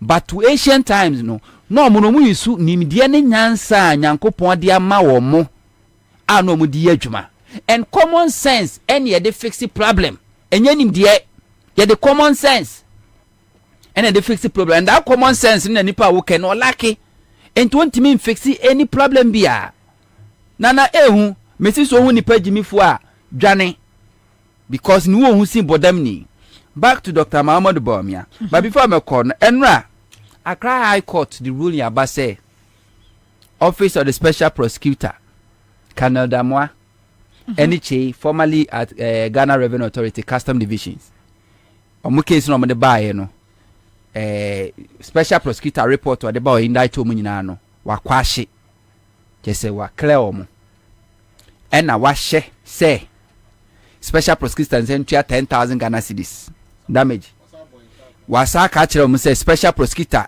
wonhwe no anye enhwehwemu bia amfa Canada moa ene chi no ene la bianca dino special prosecutor court was seen kwase mo ontimi nhwehwemu bia nana we are setting a very bad precedent so hwade o common sense ne bi ni o de ntia magana fodoro na ni gidie e wa temu atran ne bi ni o Canada moa eni sa chei omo ena ye adwuma boae e ma la bianca evade tax ena the special prosecutor investigate no yusu Ghana mra ena mra na che la bianca kwa kotua 1 million Ghana cedis watua o watua sika no na sika obi atua na nka wawia na yegyina mra so amana tua ene court ka kire yen say san crofo no a ebo alabia nka man evade taxes no ma anya mfumso bia me was can the money has been paid to Ghana's cafe afesu su kra no special prosecutor anya no anya nhwehwemu bia mfamfo mu biam wabani wa muntimi nya nhwehwem bia mfamfa labia nka ne Canada money che ho me was say sika ne age what it means in some common sense says can also refund back to labia nka because onye boni bia because onye boni bia bakot na nka say sika ne refund se enye omu anka labia nka be invade that taxes no entu si de ka say ampa yes who assist nipa no invade tax ya yusu mra patapa pie to edem na ne ro ya yusu mra no amo tweska no na emu anya mfumso bia wanya mfumso bia dia why do you compare Labianca to pay that money 1 million to the state and this is the court ruling. They say obi o prepare office of the special prosecutor because MPP are realizing we say special prosecutor na juma na we wa ma meye party job for the boys wa ma so ba be defend you bia fidie ni you na you and they themselves cannot even survive special prosecutor, so they are now trooping to the court using the system to frustrate the special prosecutor. It doesn't make sense, but that's the ruling. Court say or they aba. Now back to Baumia. Baumia say very soon the Ghana card. Yeah. Ebe free car. Be bow. Ye call IMF no. Na dia ne de kosi awa ye de je. Ye Ghana card. Nana nimdian ko na nyansa nko ozi yakwa IMF dia ye ko IMF no e de ne kosi awa ebi ni debt exchange program ya ye because yeah kunkon ho yanka se emfa Ghana card emfa mra ni emfa nkwa China emfa nkwa China for e na se Ghana card important value more than interchange. It means a value more than car that didn't was me Ghana card ko free car mrekwa Ghana card ni boarding emu odru esne interchange mpo emu odru sesne car and didn't was me koko free na baumia de nana me say baumia ni madwuma wa fade ato no ho so no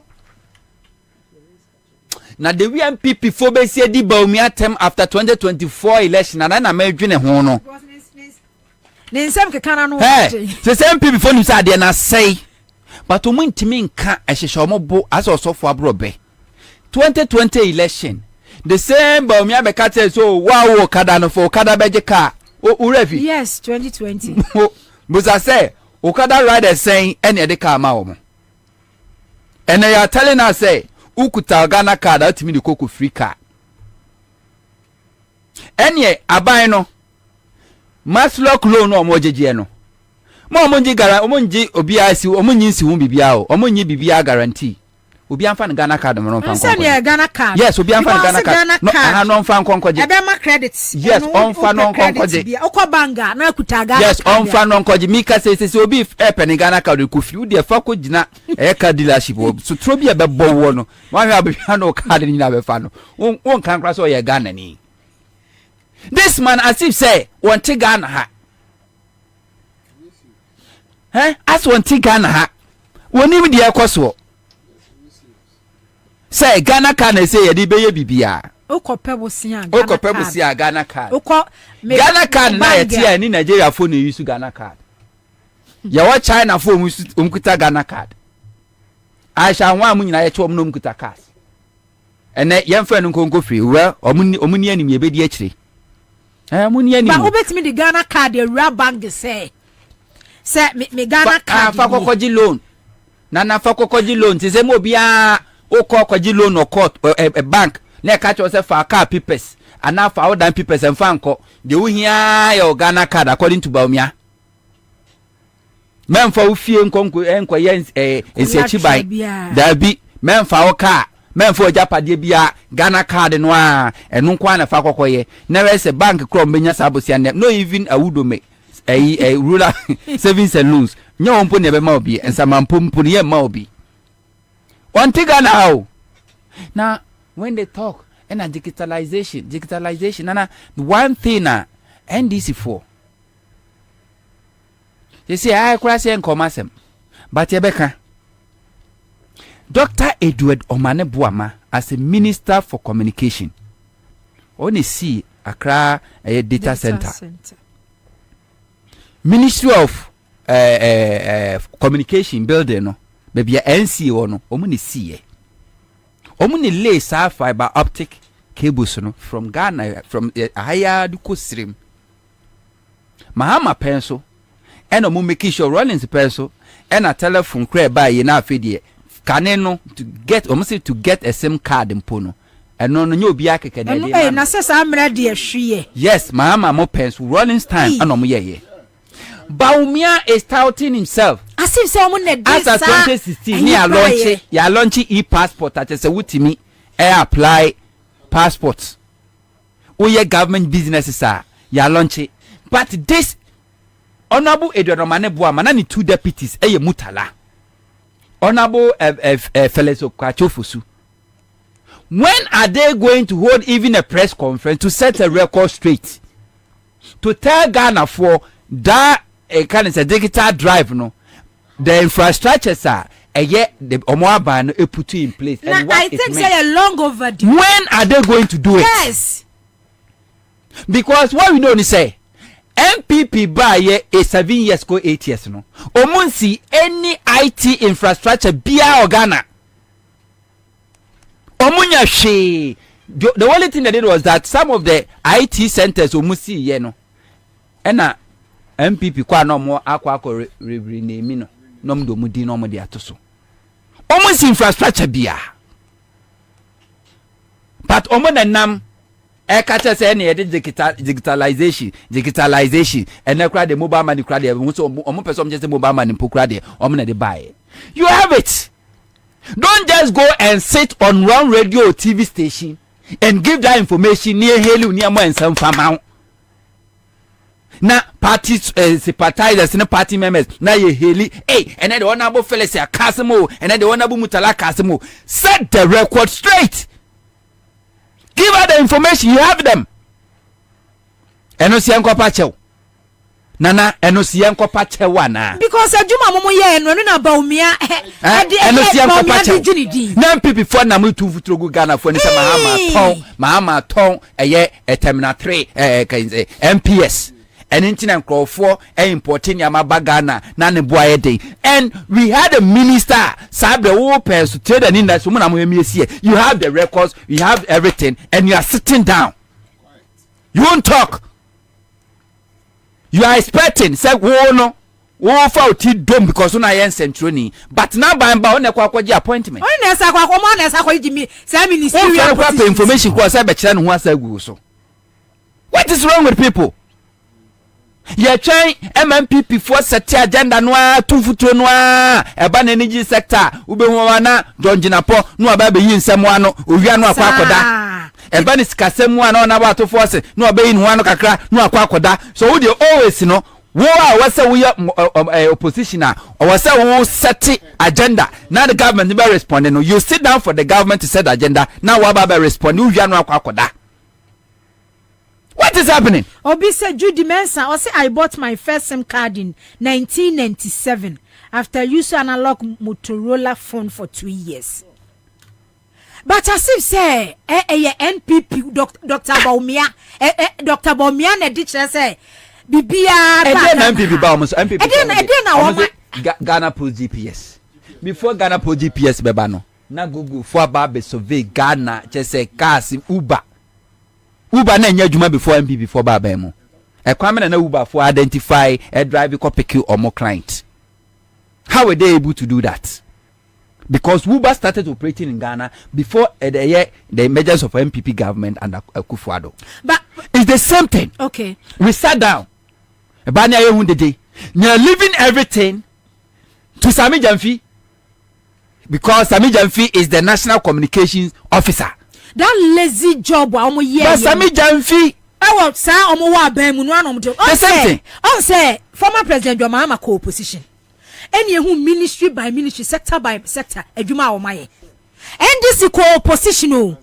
And some ye hunu say even health sector she hospitals anu wasi me NDC co-opposition ansa na sata kra this Maritime Hospital nomne NDC co-opposition yema bebre ansa na yemu that attitude na no de wa ban mu under former President John Mahama no the same attitude on the two opposition because Dr. Bawumia be as if say on the day she say telephone calls internet data ni be everything Uba no nyina be everything as if say he brought it our Ghana has say way back Rollins Nano Mahama but how mo yes fiber optic a year there be a huntotian we are okay Omani bua mana no ye sector minister na dik Accra Digital Center we see here we can say communication ministry now what is say omani bua makra ye just a day press conference say setting the record straight o now ye director of election oko party ekotesa IT department so now say head ho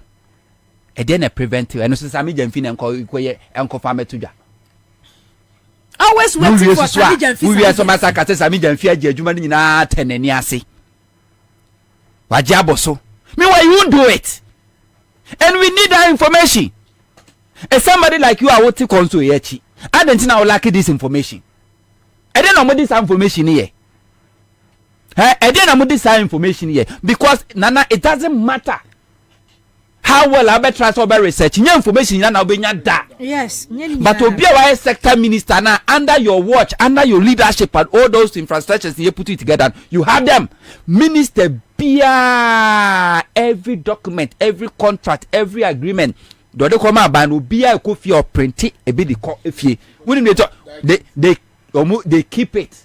Say ko ba se be allegation be ba na nefa no ho a no abegina so abeyiniti. But you are sitting down. Now no Mahama Koka said as at 2016 Boss was making money, was making profit. If you MP for some fast check Mahama boy. Meanwhile the data is there. 2015 2016 now Boss was making money. And no is that to take Sami Jamfi. Now ono koko searching what they buy. Meanwhile somebody was working as a CEO or boss under Mahama. Sabra we ye mu minister senior Sami Jamfi su kwa no what ni kuma say dwen mu mu ye wanje position sakase a wo dada ya mu ye na Sami Jamfi small boy no what ni kuma say dwen mu somebody Sami Jamfi have to set the record now okofa no de aba no da ba beto already ye did training there wie but somebody was working ye employ be na etu obi ka under NDC yewra Kwame Ewa da ko where is he and when it's about just press conference, you set the record straight. With the figures in it to what, and then you go panda oma. When you the data in it to one more, data no lie. You are keeping quiet. Obi a hiding, obi a shentokrom, obi a ding. Don't do it. And the few on so they go after them. Oh, Sami Jamfi, small boy, and a car with them, what TV at mu, Shefia was here, Shani wedding or ye, small boy, a deba Juman or ye. Now they'll be calculating how I will live your life. But a Juman Dawa, they won't do it. Near Ditro, near your debut out your bar, opposition now be responding, position now they be all responding to allegation, now responding to allegation. Baby, I say what could do, so I can say. What are they waiting for?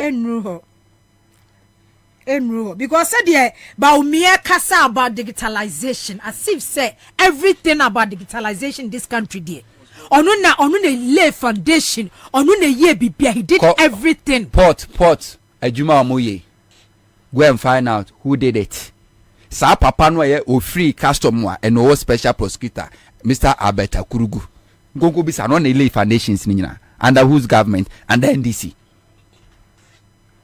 I don't know why sometimes me don't want to say hey personal there it affect them personally they will come out and respond.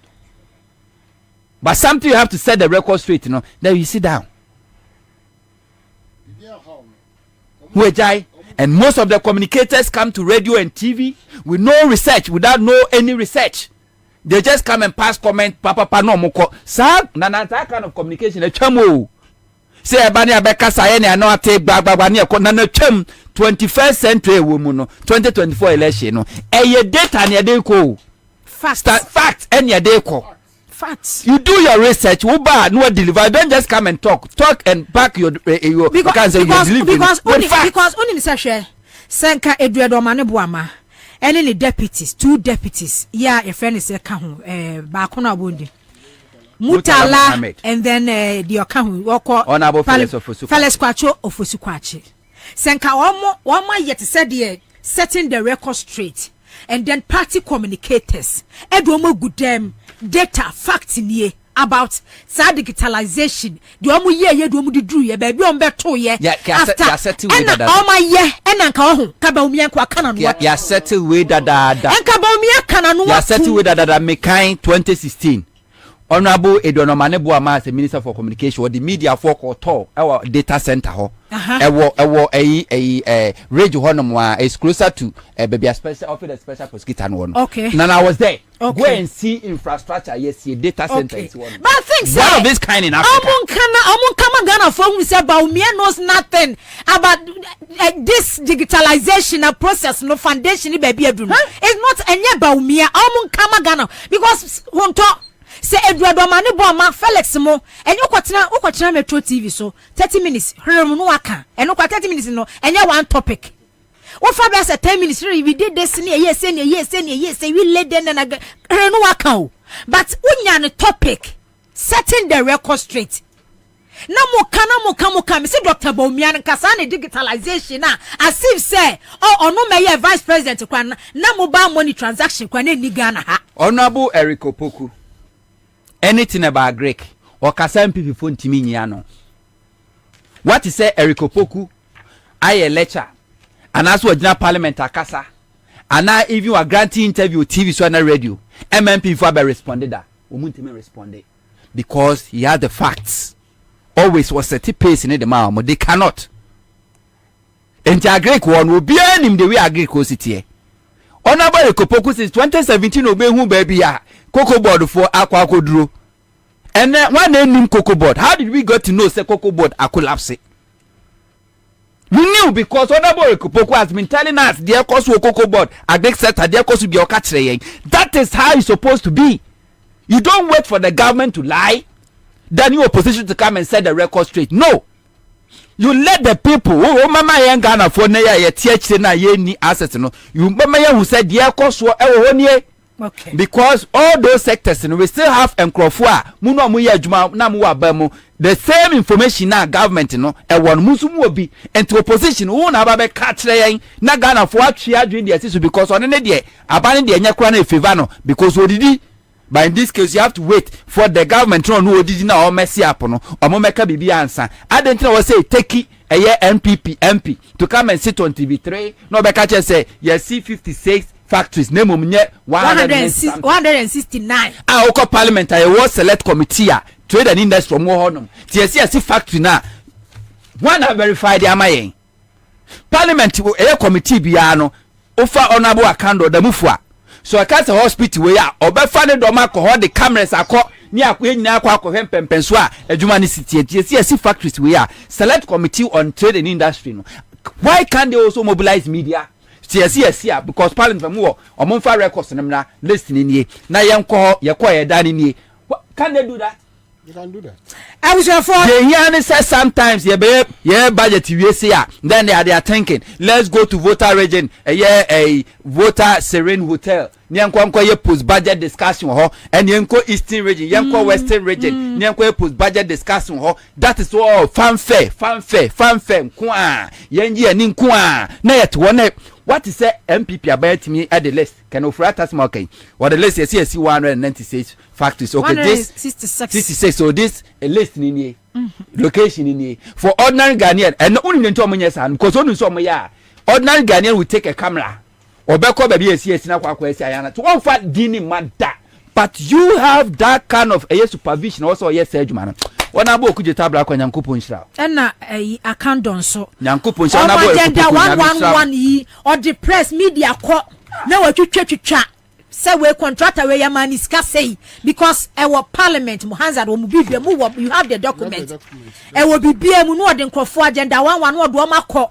baby a o mo lay foundation kwa bi okọ enwuro mo nya hwe no aye can of area kwagina parliament say o ma ye 1D1F fully operational 169 afa enipa 169,000 Vincent Asefo na OTTV so say 58 and a year fully operational. Afenipa 20,000. Anyway, I was for Abdullah Sakran DC communication team member Charles Aquaria, a Buddha communication officer and this Charles Bacho Nana Aquaba. Major Sonana. Na Abdullah so Aquaba. Yeah. Nana Masiri baby. Me mema musa de asa o me wo fa mo ntam sa de a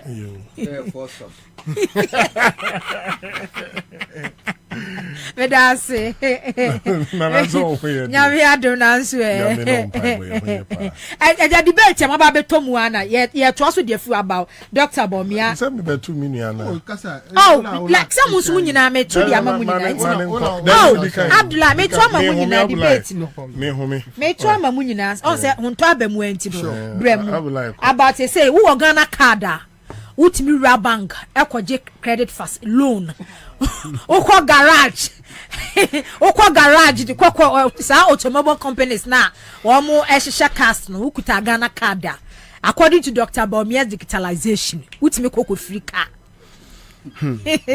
enye easy na we dey ebeda otiefo yi na yebeche obia na omomo abuche na omo send information ne mai no omo boy pa okay na anka me pese me ka ba omi asem biom hwie because the nti me pese me ka me fa serious biom asem bi obeka bia no fa kese okọ street no so a serious nko an yesere no the moment you put the picture of Baumia there the only thing that comes in the mind of Ghana is or Ghanaian ade e ba Ghanaian for adwemu and he say onye serious he has never been serious in the economy kese adwe e dan ipatima ye pese input to eba omamu no ebi bakumpo enina adwemu he is not serious because sorry na waka bibia opese waka bia okagu from musa na aso onu no ho no no a ese waka so na wo sere exactly because onu anim se onu a do de na pempem fo sabi nyansa nim yo kan nyansa nim akwese yakasa bi sama se wa hwe kwa ye kan ye nkasa bibio because your brain is or draining your energy. How on earth will you tell us that when you have a Ghana card, now unye jumampo obenyaka adam? He has to be serious. Is it what we want? We did everything possible. You say only the Messiah, our baba, economy niding, afan into mapa efra. And nunti ne yeto abama no a yojide onu say as the vice president and economic wizard. Now see we had the team no. Anka obeye adwuma ni na ye ho ahenhan ababo ye wom na osori a choba eye adwuma 24 hours Ghana ha so he basically from day one till now no consistently no he has been a joker consistently no he is not serious. There is nothing that he has ever told us that we do fact check that has been truth inti akose de bia no edidaso ni nimu just say oh sorry na yaka say Baumia na the vice president kura na wabomobu because you know say the unya na no and one obenya na nebi and I say so kura bet there is no future for the youth out there.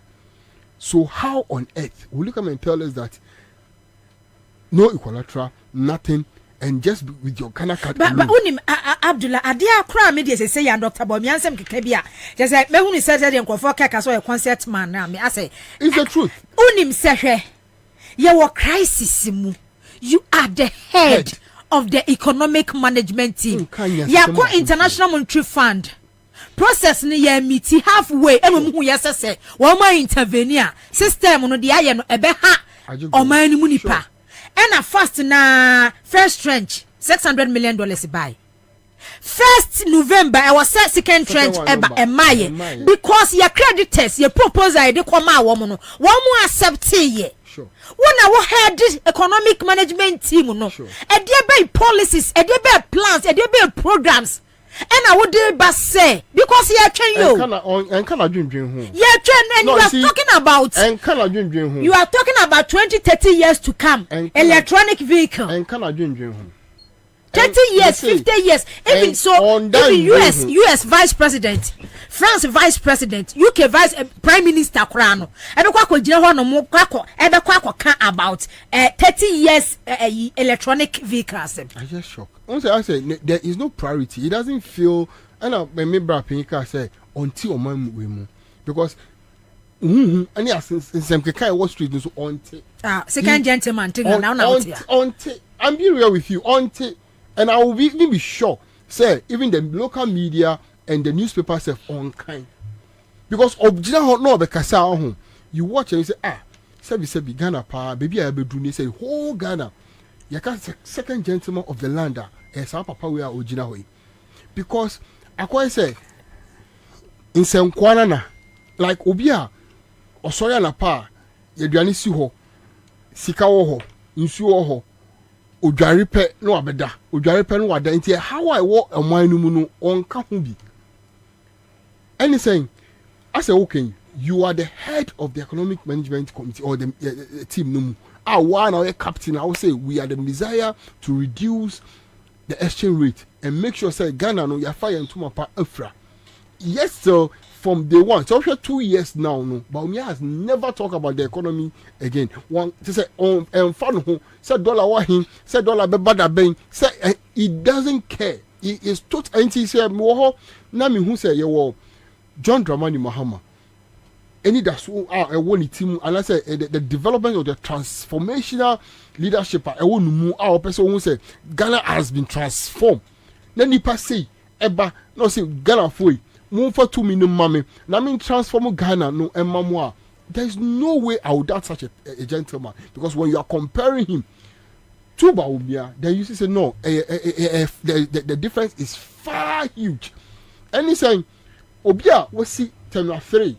I'm championing to the sense that one who transformation. Ediaba your transport and aviation system no more. What you say yes, this is the manner. You bet me the ejumana action in sa amana ye obia ultimate general namu a system now 3 which is at MPS port and make sure say we do transitional which is a 2 shift in at the port only 2 shift MPS air 2 shift day and night with the customs and it is the only facility or yes I no our port and such a person to come and tell you say he is now bringing a 24-hour economy which is a multiple shift which is 3 times shift a day now and look you say when you are on the street now no, all the youth out there no or more afi or mutifie no work for them our no have buy into the idea and we say no this is a transformational leader and Ghana you need leader bia we need a leader who can transform our country, a country which is so lazy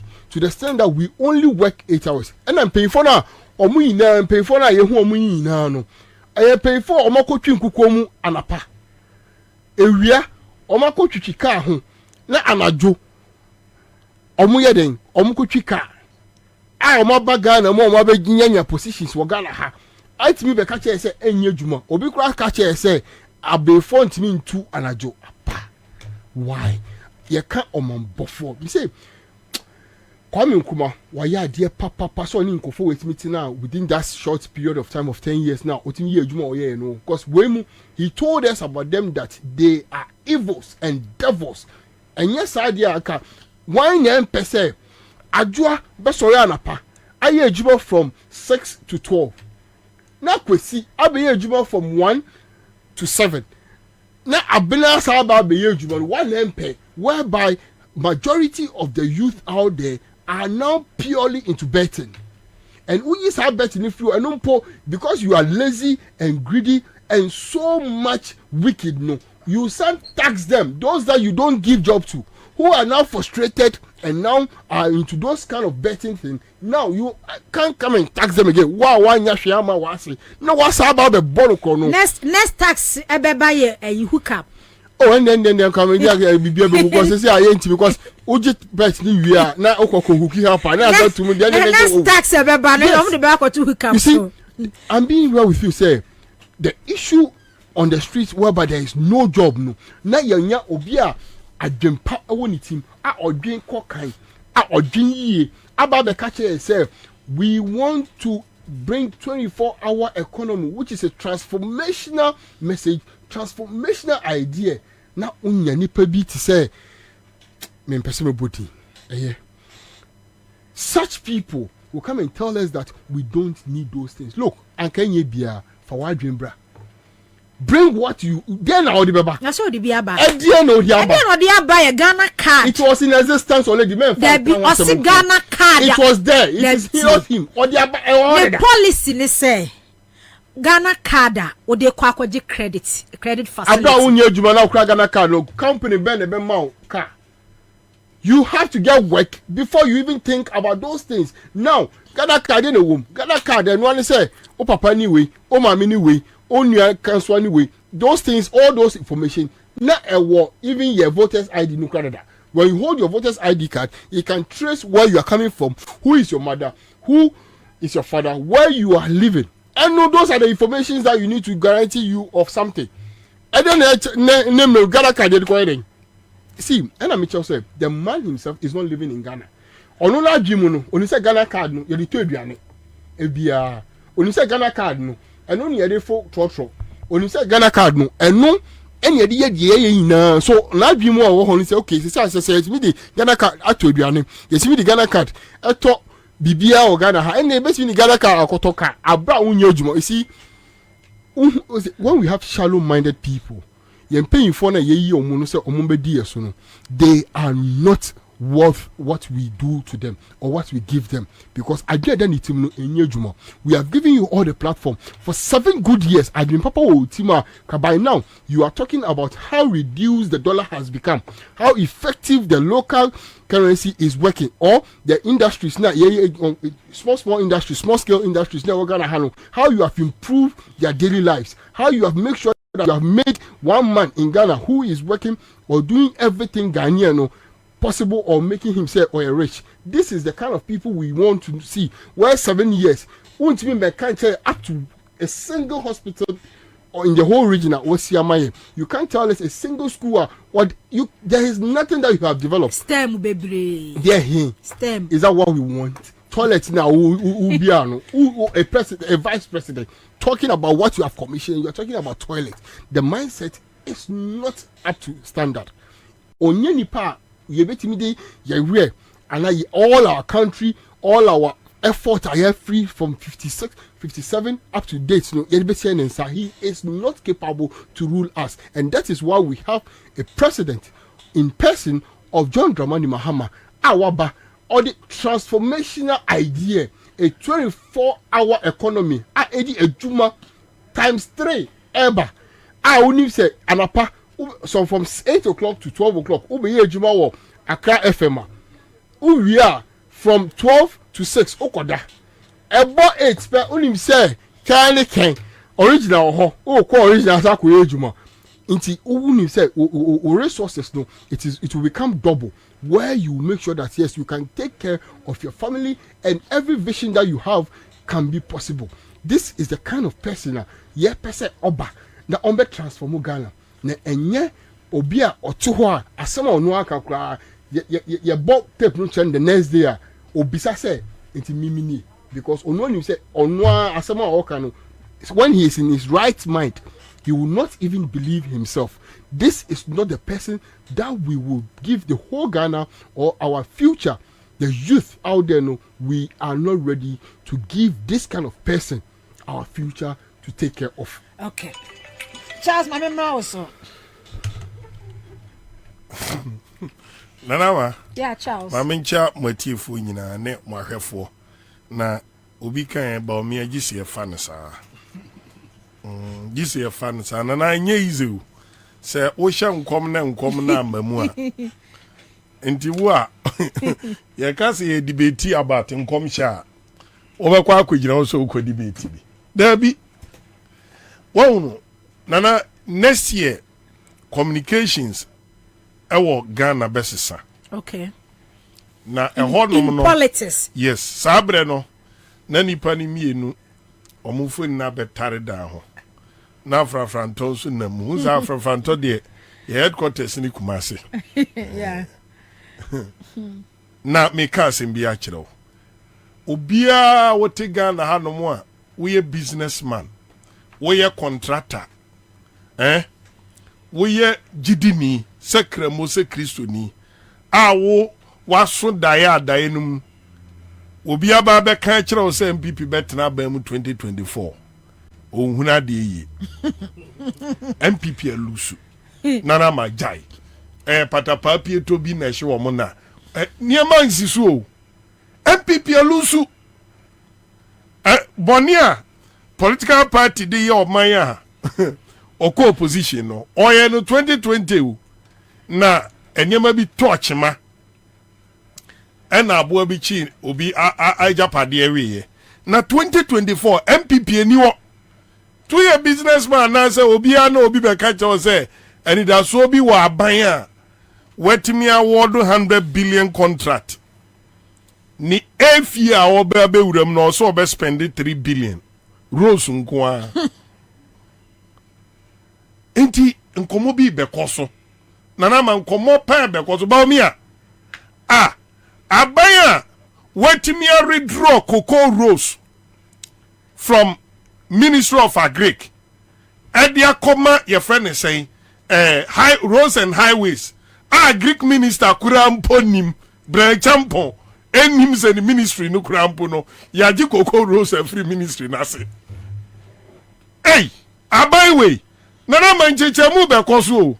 Enti no MPs they said no wonder said ne o hwe omo side o parliamentar ye debate budget so obi atena kura agire no ye say operation board ye ho ban what about me e den ba mi agu no fi won constituency zongo na e wo sunwan no ba mi aso obesi senior high school asi hodom asase kura wonyi bi after 7 years what so the ba mi e ba zongo abaye den.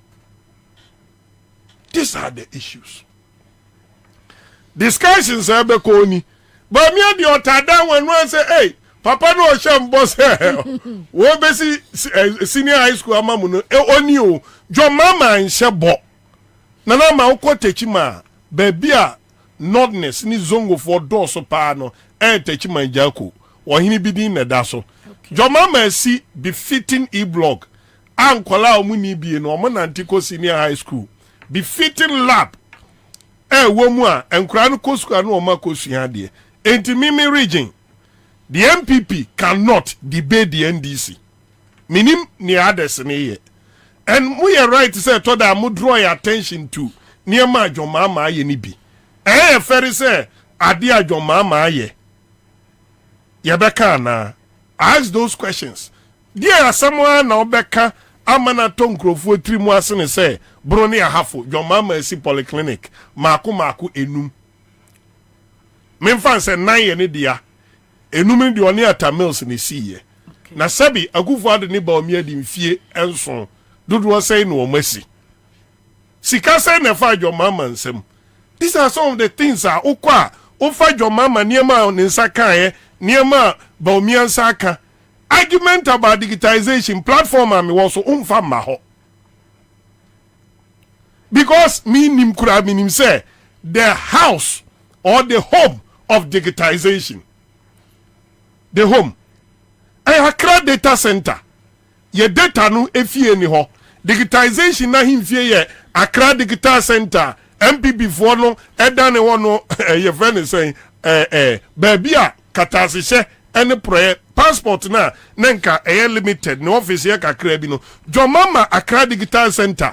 Na passport to kwa ya papa ni ya ama. As I say, nana, yedi 24 hour ebeka ho ama bi mu anya kwa adwuma anwumre. Ede abeboa Ghana. Enti se ba se Accra data center, Accra digital center, nipa afo omadwuma. Ghana card ya Akufo Adonom launch no 15 September 2017 no nanama. Sadia no mo launch na Akufo ahase dada. Atamil sayebi. Niema edi yenwa juma mahama ayebi ɛyɛ ntoasoɔ deɛ obie ni hɔ nom a obetumi a oni under Nana Akufo-Addo administration and the investment driving the digitalization ni Ghana card ni we no Bawumia ni Nana Addo omo nche me one building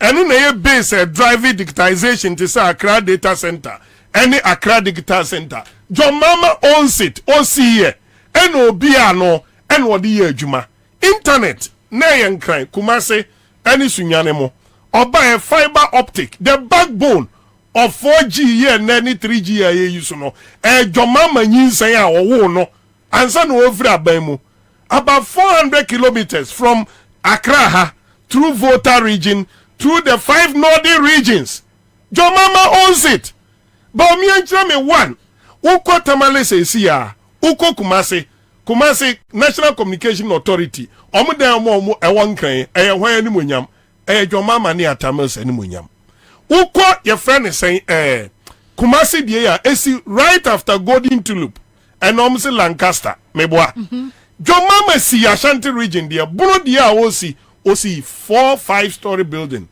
owie boss ye bibia besi na omuntimi mfamfie nso after seba omia de ayi all the noise making miss omunchire me one all the regional capitals na John Mama make sure say ene sunyan after 7 years e dey John Mama si eye mu yie e dey ama National Communication Authority 7 years under Bawumia National Communication Authority gusu han dan wo sunyane omo han dan o si endi John Mama si ya boss wa si ya boss bi kura no omo penti mu anesa tas nyina e koso 7 years Mrs. 7 years in National Communication Authority Kumasi de omo wie ene ami kase sunyane omo da so han dan most of the regions han dan enti no sabi obi sa system we eto ho Ghana card oba ni a printi bi or ni printi bi enti Bawumia has nothing to do with Ghana card nanama Saba ministries say you use ICT I exchange document a communicate here John Mama shase before Beziti 2016 no na John Mama timi tran office through television way discussion video call on the regional ministers Eriko Poku on all the 10 regions giant screener or person bra for regional minister din koma enye brankan bio e cut down cost of moving up and down Upper West otimi tran office of Flagstaff Jubilee House no only Upper West regional minister or update as to what is happening baby John Mama di Ghana do ye no hospital 2016 uko opedia na unso card mbiu mummy get information we a Minister of Health meboa omomra say all regional and most of the district capitals no uko onu mu a ne hia se wako opedia you fa uwia uko vital signs a obedu oni afoward information consulting room wodin sapan nebeko obedu oni afoward information at the call lab ubedu consulting ankasa doctor oni afford information ko doctor no all the information ye lab a es happen 2016 so ofre akonwa so na sabi ni odi ahoma fa afom every hanom fa Volta region e call the 5 northern regions enunti ni etimi access good internet e these regions amabom no oyeden akobo on samrane me ametie me app I own an app app no me and matu din se masem TV me nam developer with them na sabi me ye den kwaka sem wani munyam chan Google na me use on the platform the year no John Mahama na wa create the platform the room near me yan say John Mahama ya ma ukra Accra Digital Center even standby batteries any generators are in case of BB kani asem ni all provide ni nyina na ndis mudika Akufo-Addo besi toilet amawa osi signboard mfie miensa eno kwa ye be ye hu dede me ba signboard no so no se toilet no si lash bia ebi si chebi nkwanta enti mu amfiri bunu bank nyina mba osi Akufo-Addo kosi toilet yes. Na nyam pipi na buidam na ne signboard esi kwawo esi kwawo enso buidam no bebe bia wa bunu eno kura bunu ni kodivu aboda so na buidam any Boli Bamboy district enti no me no nana ma me request something very important may request a DB pa video on sa fiber optic cable na. So producers benya kwam kwache momwaye. May request it.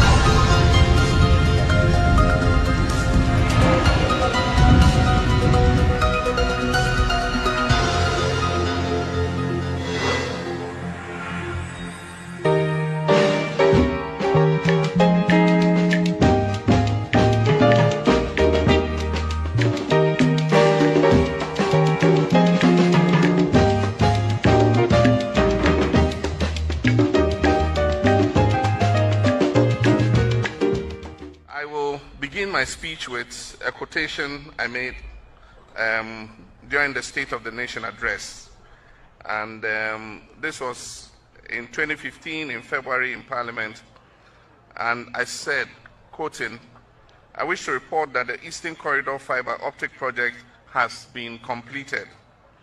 The overall optic fiber installation is over 800 kilometers. The fiber has also been extended to the University of Health and Allied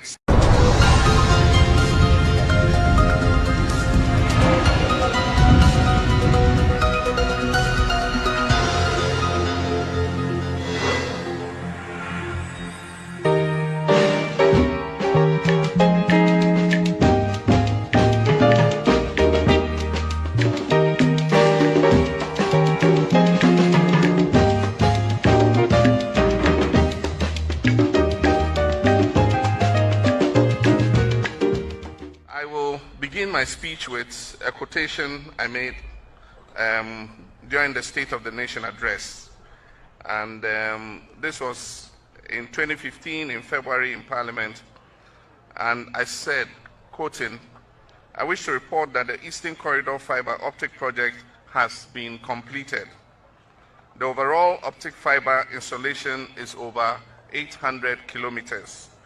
The fiber has also been extended to the University of Health and Allied Sciences, and this project will open up the Eastern Corridor to the information superhighway and offer not only teaching and learning opportunities, but also bring the digital economy closer to the people living in this area."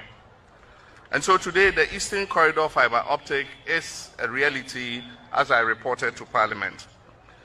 We have developments that are tangible, and there are developments that are intangible. Developments that are tangible are those that we see brick and mortar, and we see iron rods and everything, and we can touch it and say, yes, development has come to our hometown or to our region. But there are developments that we cannot touch because that cable is buried 1.2 meters in the ground, and so we can't see it. And yet the effect and revolution that it would have on our lives is far more than any brick and mortar you can have. Because communications is driving the economy of the world today. And so if a government invests 38 million euro to open up an information and communication superhighway in an area, it is far more rewarding than any concrete, iron rods or brick and mortar you can have. And so that is the value of the asset you are having today. This is a fiber optic network that, as you've been told, travels for 800 kilometers starting from here, Ho, all the way to Boko in the Upper East region, and then connected to Accra to the data center and through there to the rest of the country. When I came here this morning, we went into the switching room to take a look at the servers that are driving this optic fiber network. And we significantly had a teleconference with two of my ministers. The first video conference was with Ms. Hannah Tete. She was sitting in her office at the Ministry of Foreign Affairs, and we called her and had a video conference. We talked with her, chatted, very clear pictures, very audible sound, good quality communications.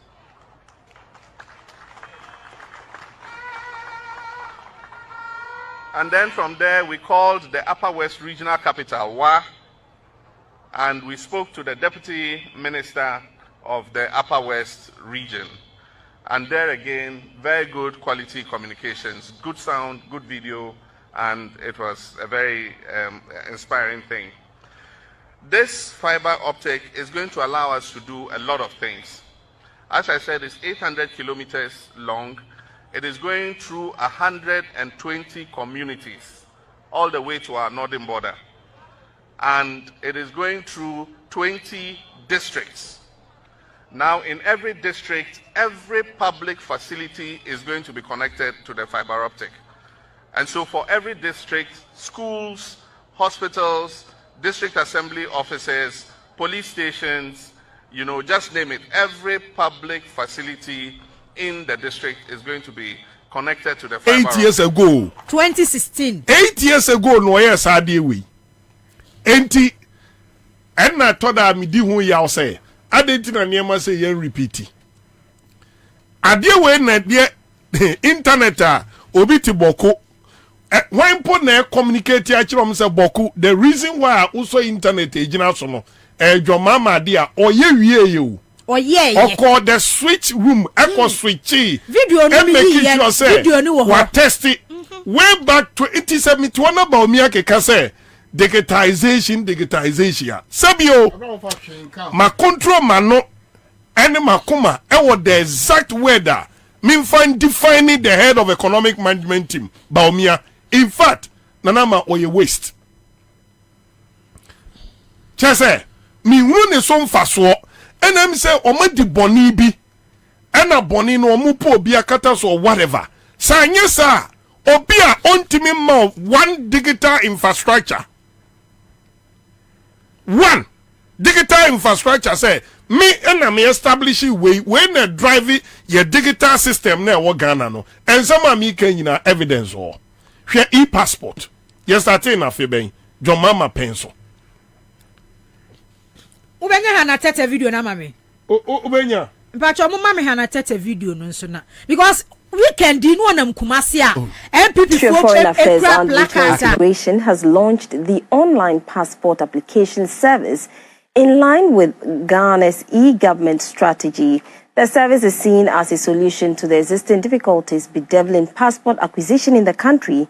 It is also expected to ensure efficiency and reliability in passport acquisition.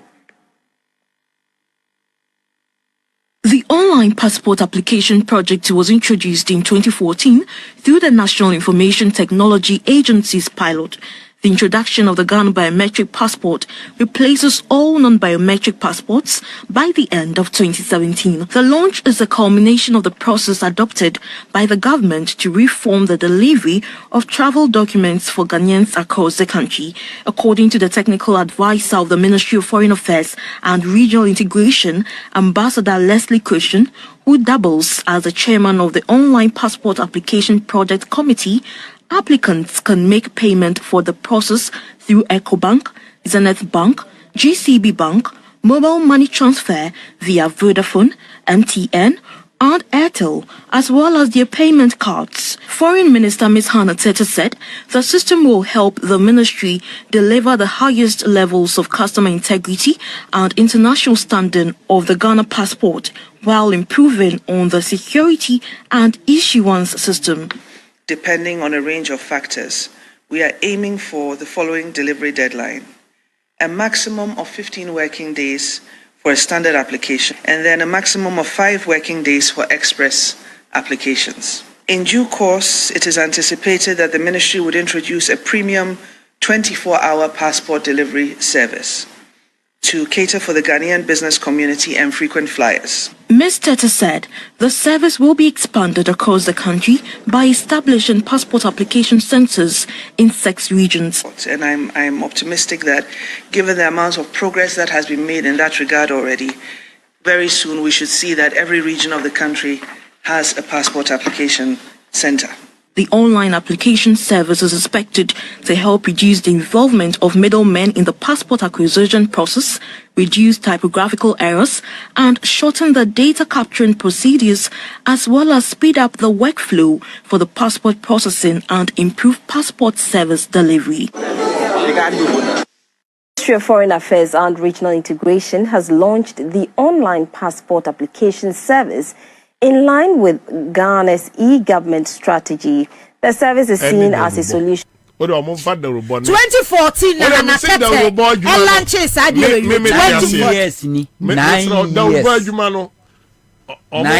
ba umia ni mu ho hwe and then na ba umia nam Ghana say itino say obetimi nya ne passport no Charles mumboa mahama na ma fansa kire dan no when samu nto bra abre kuru anu mai da so tia no bibire adwane sro pa ya ma fu ani bre megu so awia we me dem se tire mo so mumboa mahama me ma kwan free ayi o Adam no ma beduru ha o because Bobie ko program asi over the weekend the placards e kura nkrofo kwa me mfa picture ne send e o placards kura nkrofo e-passport ba umia de Dabi e-passport ni nya ni video no aboyi monso momoe munua no mpanimfo na same wonto na first o mo check aban no so mo nyina board members enti ni amene wuye bi ni yeye let's refer to the facts it's enough hey ni asi awie obi obenya time obabubo video say bia no e ma aban ni credibility da eba form yane mo na ye 2020 ena niema bi chi ai yen starting in tem yen fa facts no emme counter the lies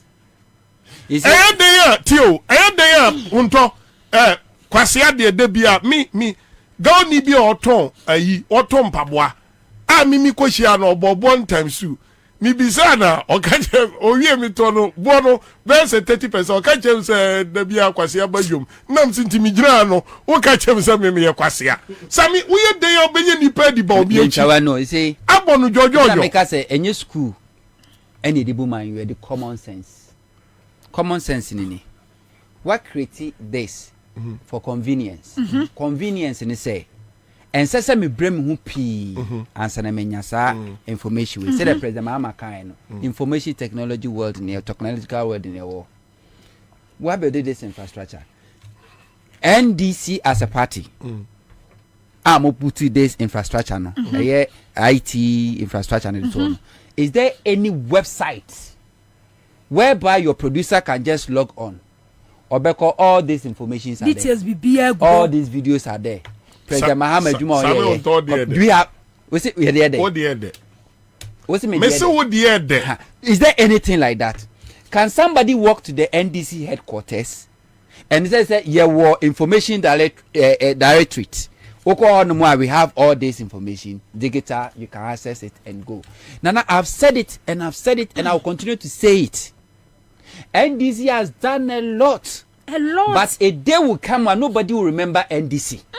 Shadie MPP air fight wa se odi usun kunimwa wonwe yo o paper will records they did it to Kwame Nkrumah.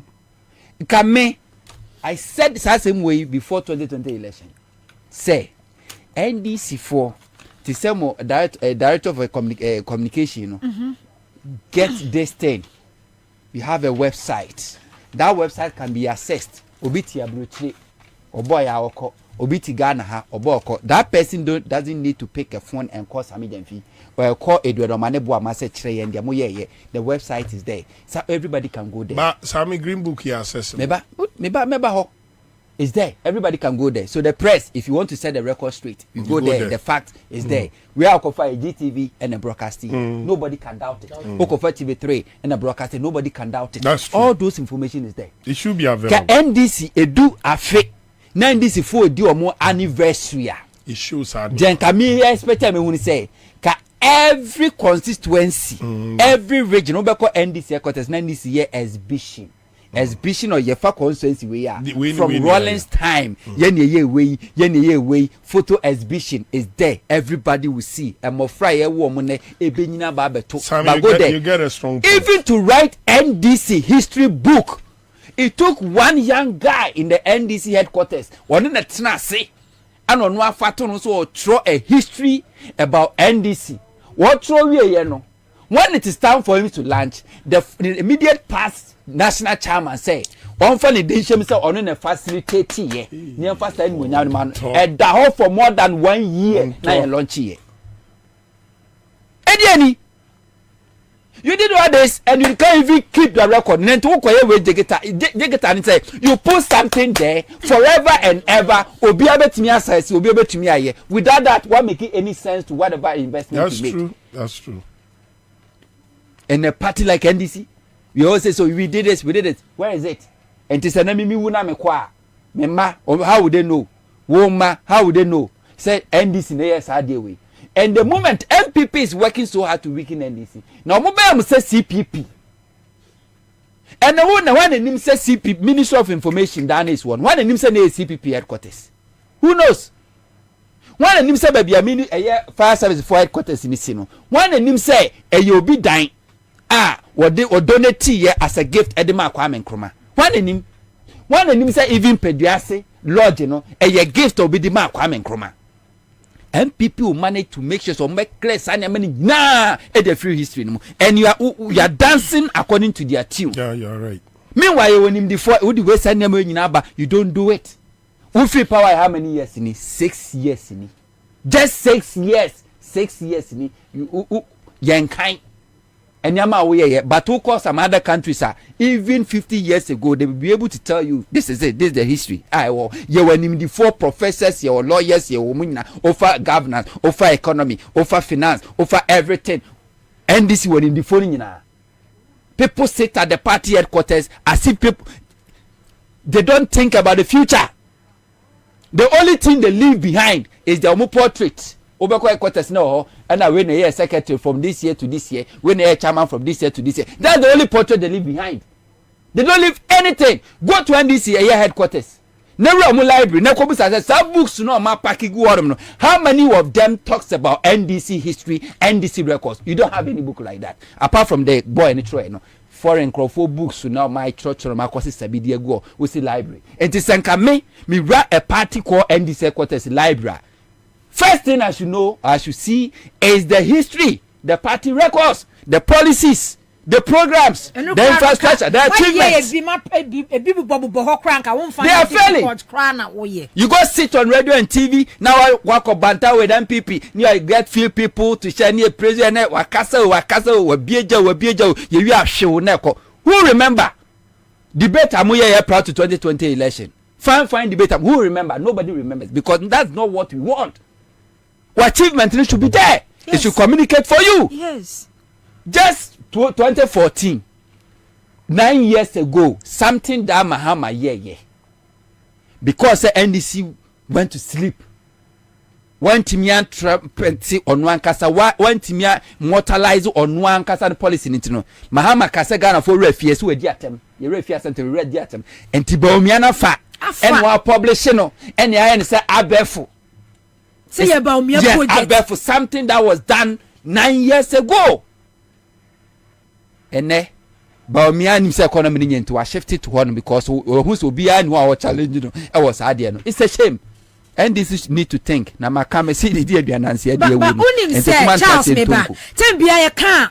See media in the NDC for media in the NDC afa. Media and message. Yes, because I quite remember say Fifi Kwete. The late President Mills Beba power setting the record straight. I'm saying no any say monthly say 2 weeks a weekly no ye. Across the country, media house, radio station, TV obiafa. And then us setting record nearly 200 more. You'll be forced to say topic agenda was set no and when I obey. On tonchene. But the NDC mo yana say e china bani the way ya babebum. Na mo be respond. Now follow. Mo babere now follow. Na enua because it's a why you sad dey way. Pays for you. Edredo mane boama under wo ministry. And I tell you say on I'm so UN but some of our deputies. E wo ho no my say adwuma we nyina e-passport. Ba me na mo na placards ya twa so say ba me na introduce electronic passport e wo Ghana ha say. As one on the lay fiber optic bibia 800 as one a year NDC mu na mu ye because say you people are not talking enti me take bibia say e the project nanama and I to obi atrim say Dr. Ba me akwa na data internet ba na mafutu ni afa one honto mudika utie me mudika nene unfortunately miniminu ya na ho akire ye wo ha no na mi wo say ye central phone no on say me no kasa ne me kofa hospital numa adwoma ma si no obono afo bai e part of me dofu bi pa okache me se mi nso nkipu niema o mi trim. A part of my communication. Mame 5 minutes. Me polyclinic 5 no. Me hospitals no. Any permanent jobs I join my creative or my region no. My master or my chest. Me de da. Me hear paper. Me hear in maka. Me say MPP for my major many mayor argument about rules or my region. Health omoma ensuo omoma.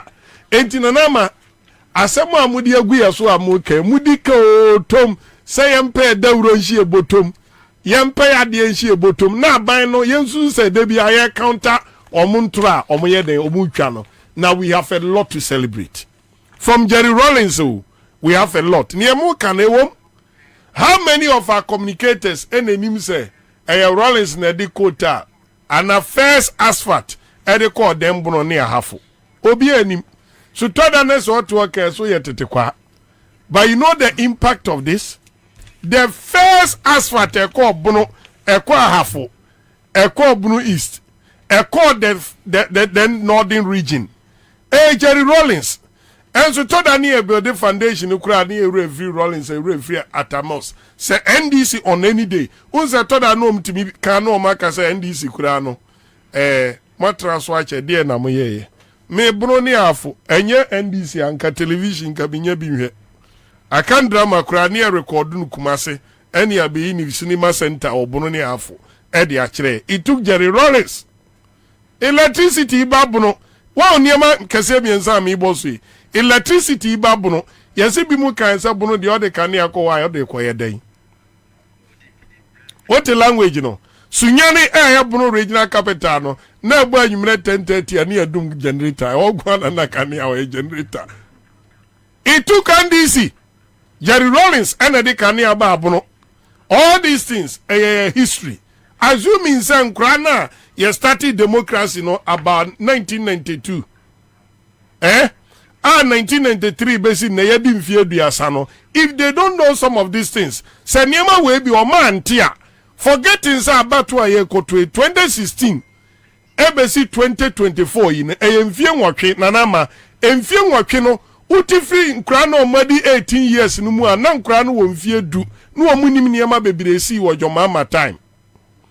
And to hear this information, which Munso Janguyachi Munkoswa so na current affairs no yen data your economic performance under your mama as head of economic management team no odi oni baumia to forma wahwe flat baumia plus nanado a your mama nkwa be mampani no odi your mama achievement to nche any sika opia wetimi aka kire say si the 40 billion e fa your mama nsem no Emmanuel eniema your mama ye no bebe prince yas enso sani pano or struggle say obebi hospital back after 7 years no ababa ka kire wo say after 8 year no somewhere middle of the year obebi hospital 50 polyclinics so misremo sa argument no too early to discuss me the Mahama polyclinics are oye nyina nanado are converting into these hospitals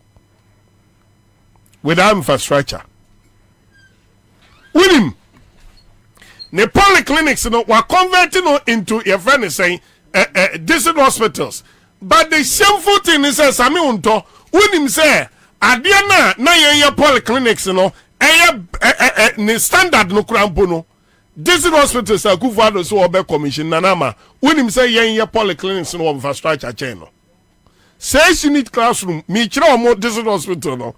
Yes ni say so no. And entrance no ya njense ya ayi lane na nso to a nanti fam ya connect ya na ya connect ya. Any this hospital no. Wudi unim kura deputy minister of finance ni owo injiresi o kokwa ba ku nesi sa omo clinic dada no hono abra ose asare 6 unit classroom ayesi no 3 square any edin chance in there twamfimfi ni atu din this hospital enti Mahama kura this hospital no okoni e kase Mahama this hospital ni a the list I am funny pay 60 bed 60 enti you are right.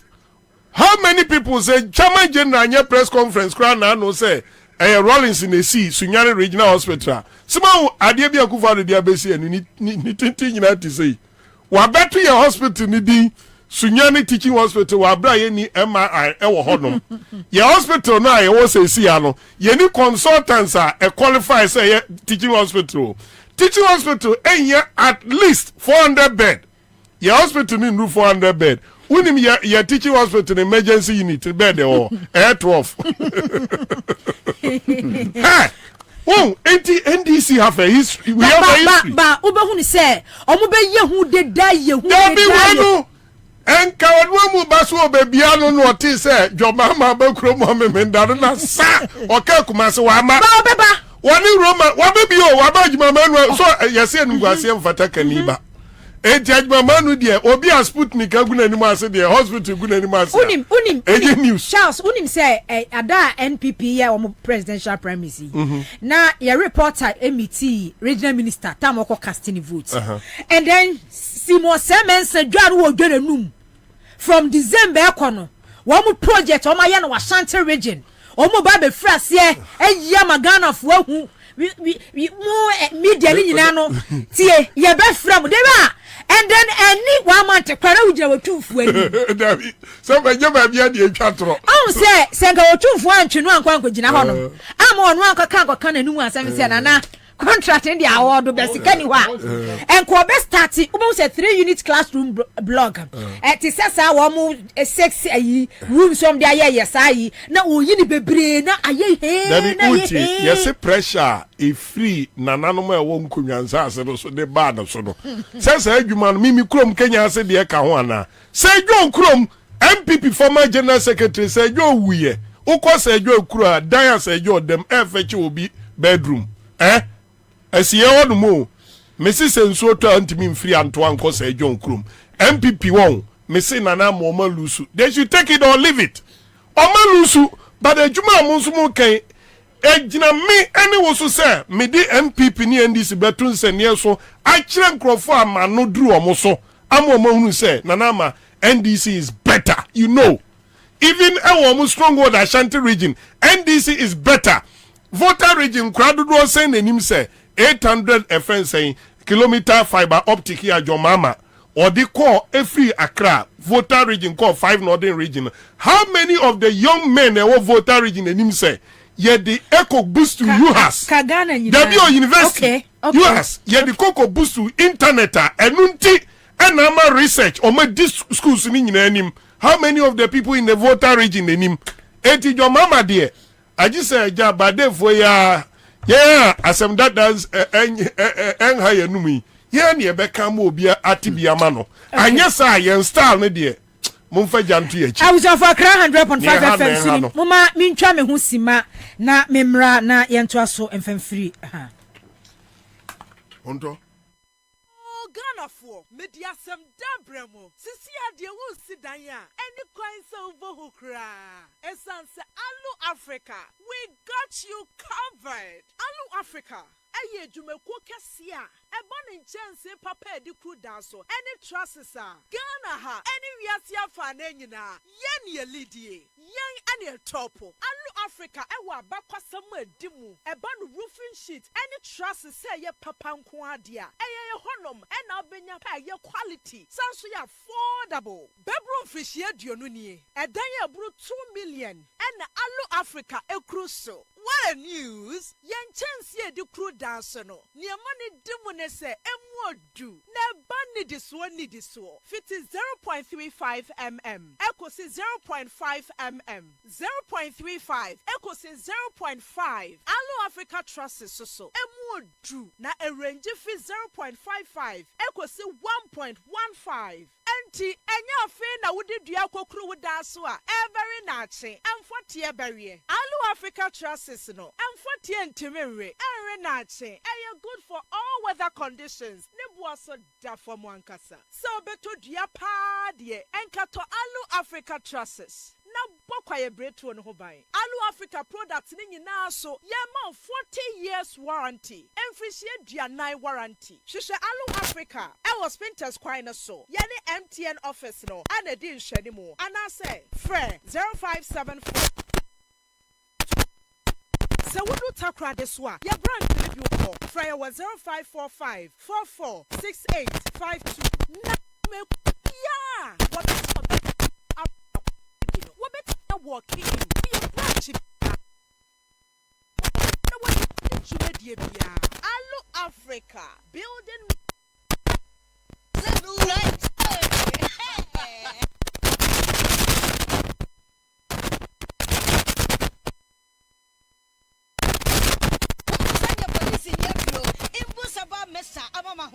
Refuse to grow any offense back. Ahoɔden immune system wɔ Nyankopɔn ɛde awura nipadua no mu sɛ moyɛ ho ban no ɛnna sɛ wonom imbu saba mixture ɛpagya immune system na bere biara yɛ yareɛ ntimiw sɛsɛ deɛ amanfoɔ dodoɔ no a na ɛdi imbu saba mixture dodo ho adanseɛ sɛ ɛnyarewa ahoroɔ a nnipa ɛnyina ɛtumi ba ne so ɛne nyarewa kɛseɛ nkaeɛ a wote ne din ɛne ho ka na ɔyɛ mu ahyew nyina no ɛbɔ yɛ ho ban ɛfiri ho ɛnna wɔn mpo a wɔn wɔ nyarewa ne dada na wɔn nom doctor enuro no ɛnom imbu saba mesa no a ɛmo mo ahoɔden pintin ya wɔn nti mpo sɛ yareɛ ɛhyɛ wɔn ho imbu saba mesa ɛwɔ kansi ɛne ɔman mu bɛbia yɛtɔn enuro ɛtufoɔ mfrɛ 0246 20 8496 FDA ahyehyɛ sɛ adwadie nkratoɔ yi mu agye ato mu sɛ yɛ. Hey, say the Mako who Greenfield Scientific Herbal Clinic no. Me who crave me say enunti no manya award wa. Eye world best. Obian transe Emma Dumpem ya de ka say anase mo boya de enkan to dem bio. Greenfield Scientific Herbal Clinic. Asa nyarwan te say ne ekuro etu no. Ne enkan ewo nanum. Oba na be mo pa wo. Ene enyarwan kaye. Nansi ma me ka say ene spinal cord ho ekaye no. Greenfield ada romanti ene wasa so le gina na so epiem. Greenfield Scientific Herbal Clinic. Our ultra modern laboratory and a diagnostic machine sir. Associate the Pediani Muankasa. Greenfield Scientific Herbal Clinic. Our Nungwa Dogon, Estate Junction, last stop. Frewa 0243 983 906 and 0261 651 898. Greenfield. God is our healer. Greenfield. Your last stop. I believe.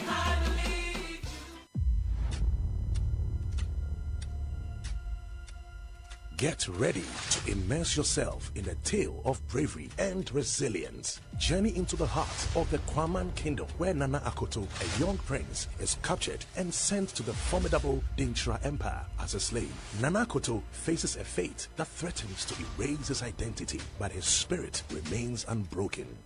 In a quest to rediscover his true self, Nana Akoto must navigate a path full of trials. Will the power of Dintra keep him as a slave, or can he fight to reclaim his heritage and restore honor to the Kwaman Kingdom?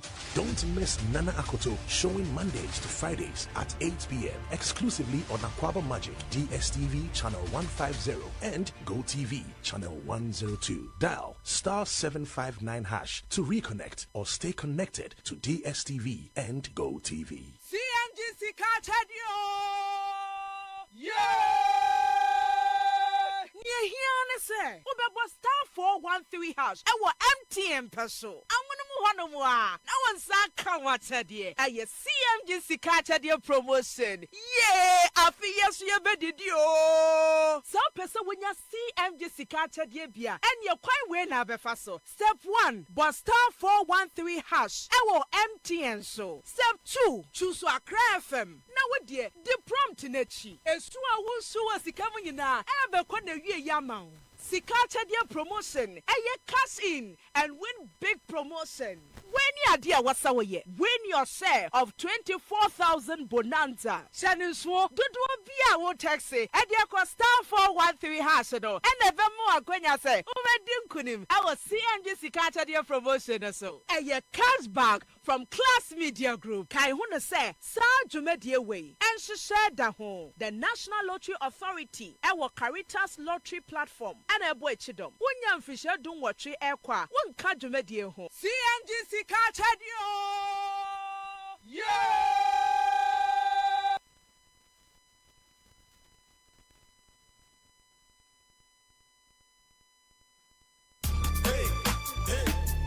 Kwabena. Kora mkoda. Emano siden kwa. Tabia takum. Wedi emema yedro no. Eme ahoɔden ɛne ahoɔden yie ɛyɛ mmɛmɛduro ɛno nti na barima bi ahia bi no ɛtufoɔ ane atɔfoɔ ɛne obi ɔpɛ de atu atɔn biara ɛnkɔ chemical shops pharmaceuticals ɛne herbal shops biara ɛwɔ Ghana hanom baabiara anaasɛ frɛ yɛn ɛwɔ 0243 686861 anaa 0245 749206 sankatwe FDA fo agye atum kae sɛ tabia takum deɛ barima biara yɛ takum.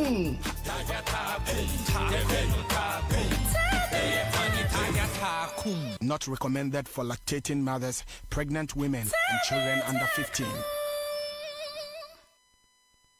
Usika seme nkoyiana quick credit siasia se sika pe ennafom intina yabasa ye becheche wo yambosia bonhyehyɛ yɛn ho wutumi babosia edifi aso ye fee 1500 Ghana cedis edeko na nea wo hia ne wo national ID card wo hia se wo betu susu wo hia awowa yɛn giseke bia nto ho wo nsanso hia se wo ne yɛn bebue futuo bia quick credit wo homao say ye dwana wo pese wudi ana wo pese wo hye ejuma foforo ase ana say ye school fees ana bo ehiyeye wo sumi ejuma ye fo nso ye wo bi mamo na mom kai say ye mobosua wo internet so afen so omantic akrobia batan Bank of Ghana nsa wo dwumedie yi mu enti tuturi kana frɛ yɛn wo 0302 200390 ana 0596 920833 quick credit London made simple kai say dwumedie yi nhyehyɛ kakra wo ho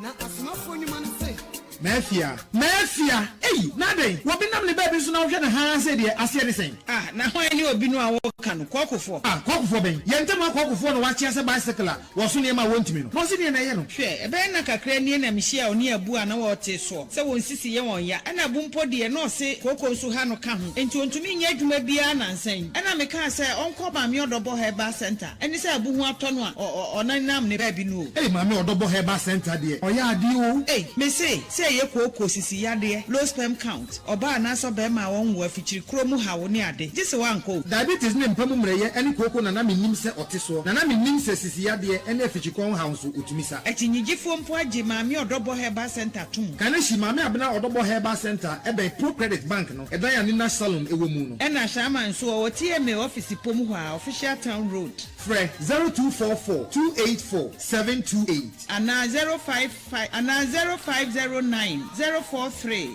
539. Mommy or double hair bar center now. I just want CMGC Kachadio.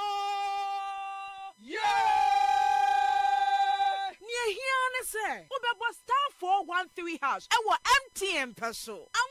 No one said come what said ye. A CMGC Kachadio promotion. Yeah, I feel yes you did you. Some person when you CMGC Kachadio bia and you're quite well now befaso. Step 1, but star 413 hash. Ewo MTN so. Step 2, choose a FM. Now what dear, the prompt in it chi. And so I will show us coming in now. Ever kone ye yamau. Sikachadia promotion, cash in and win big promotion. When you dear what's our year, win your share of 24,000 bonanza. Shannon Swo, do be our taxi, and dear star 413 hash and never more when you say, Uredinkunim, our CMG Sikachadia promotion or so. A cashback from Class Media Group. Kaihuna say, Sa Jumedia Way, and she shared the home, the National Lottery Authority, our Caritas Lottery Platform, and a boy chidom. One Fisher don't watch it airqua, one Kajumedia home. CMGC Kachadio! Yeah! 100.5 Accra FM.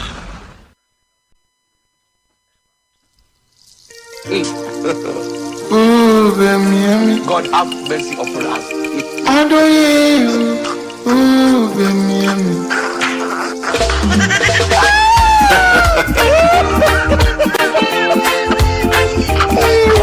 If you give me thousands of Ghana cards and $1 I will choose the dollar.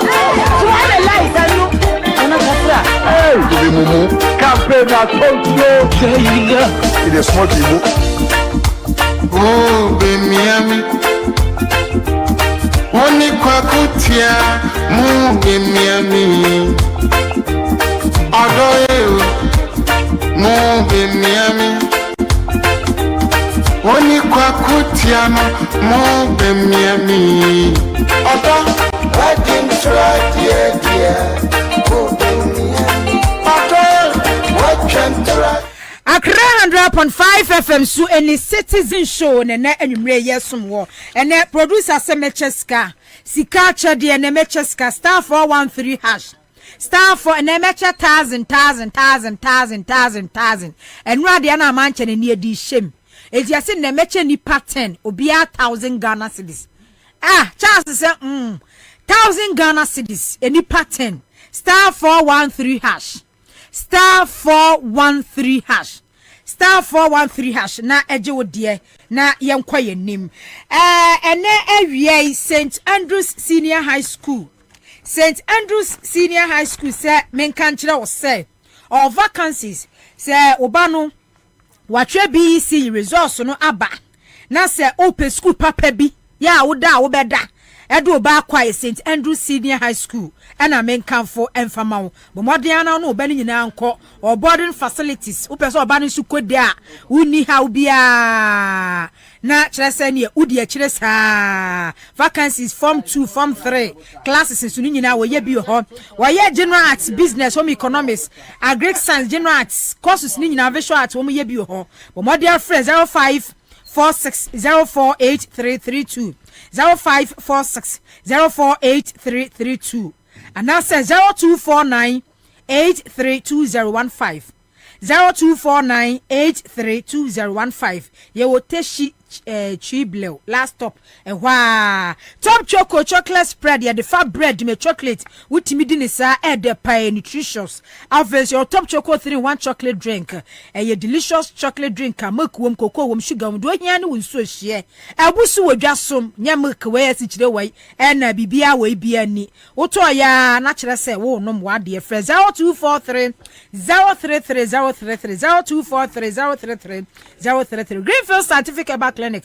wonu gado go last stop estate junction why ya resafie ni ho why ya expert pa stroke infertility STIs na bone setting diabetes hypertension mu nyina wo kwa no mpemu adwuma ye bi ho Bryce Soldier capsules abusu wodwa so eno so watenka kosoro ema sisiade asu fru so mane mema na enom per Bright Garlic Plus capsules enom na boost immune system no constipate cholesterol mu nyina be fru so enu emienu Bryce Soldier capsules Bright Garlic Plus capsules abusu wodwa so wa ambulance ado so mamafo wo yo ba na wo ma yade bi atua 500 Ghana cedis pe Dr. Bright okobehwe wonu Gwadon last stop estate junction Fraser 243 983906 0243983906 so na yentimi emwa afei coolant engine oil and I make for them coolant seahorse engine oil your seahorse 50 by 50 engine oil e ya papa pie ma we engine no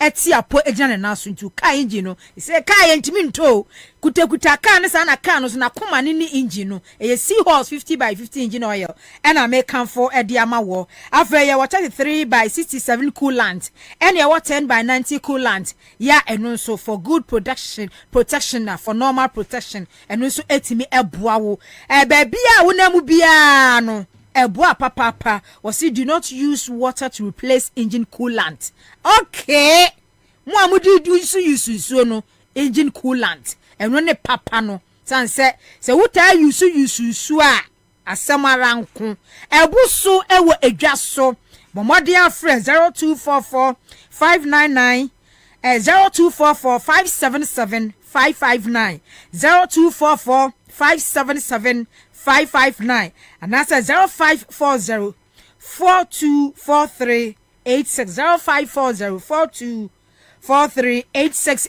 so coolant 50 by 50 engine coolant and bobo sisa unya bi kwame mame parliament you know honorable Rickett Hagan the submissioner efa 2024 budget no ho mosia wodo ya abawe yi abro na no na metie no or say euro bond ni bi wo ho no mo a. This is basically an economic garbage. This budget. It does not inspire anyone. There is nothing in here, Mr. Speaker. Mr. Speaker, let me tell you the external debt that we are not paying. Mr. Speaker, we owe the Chinese 1.9 billion, which we are not paying. We owe the Paris Club 2 billion, which we are not paying. We owe the Paris Club 3.8 billion, which we are not paying. Mr. Speaker, we owe Templeton 2.5 billion, which we are not paying. Mr. Speaker, with multilateral debt, we owe 8.8. Ghana is not the highest when it comes to multilateral debt in Africa. We owe the most, 8.8 billion, and we are not paying. Mr. Speaker, Eurobond, which my friend mentioned, we owe Eurobond 14.9 billion, which we are not paying. The Eurobond that is due now, due in August, we haven't paid it. Mr. Speaker, we have done 17 Eurobond tranches in this country since we started doing Eurobond in President Kufuor's time.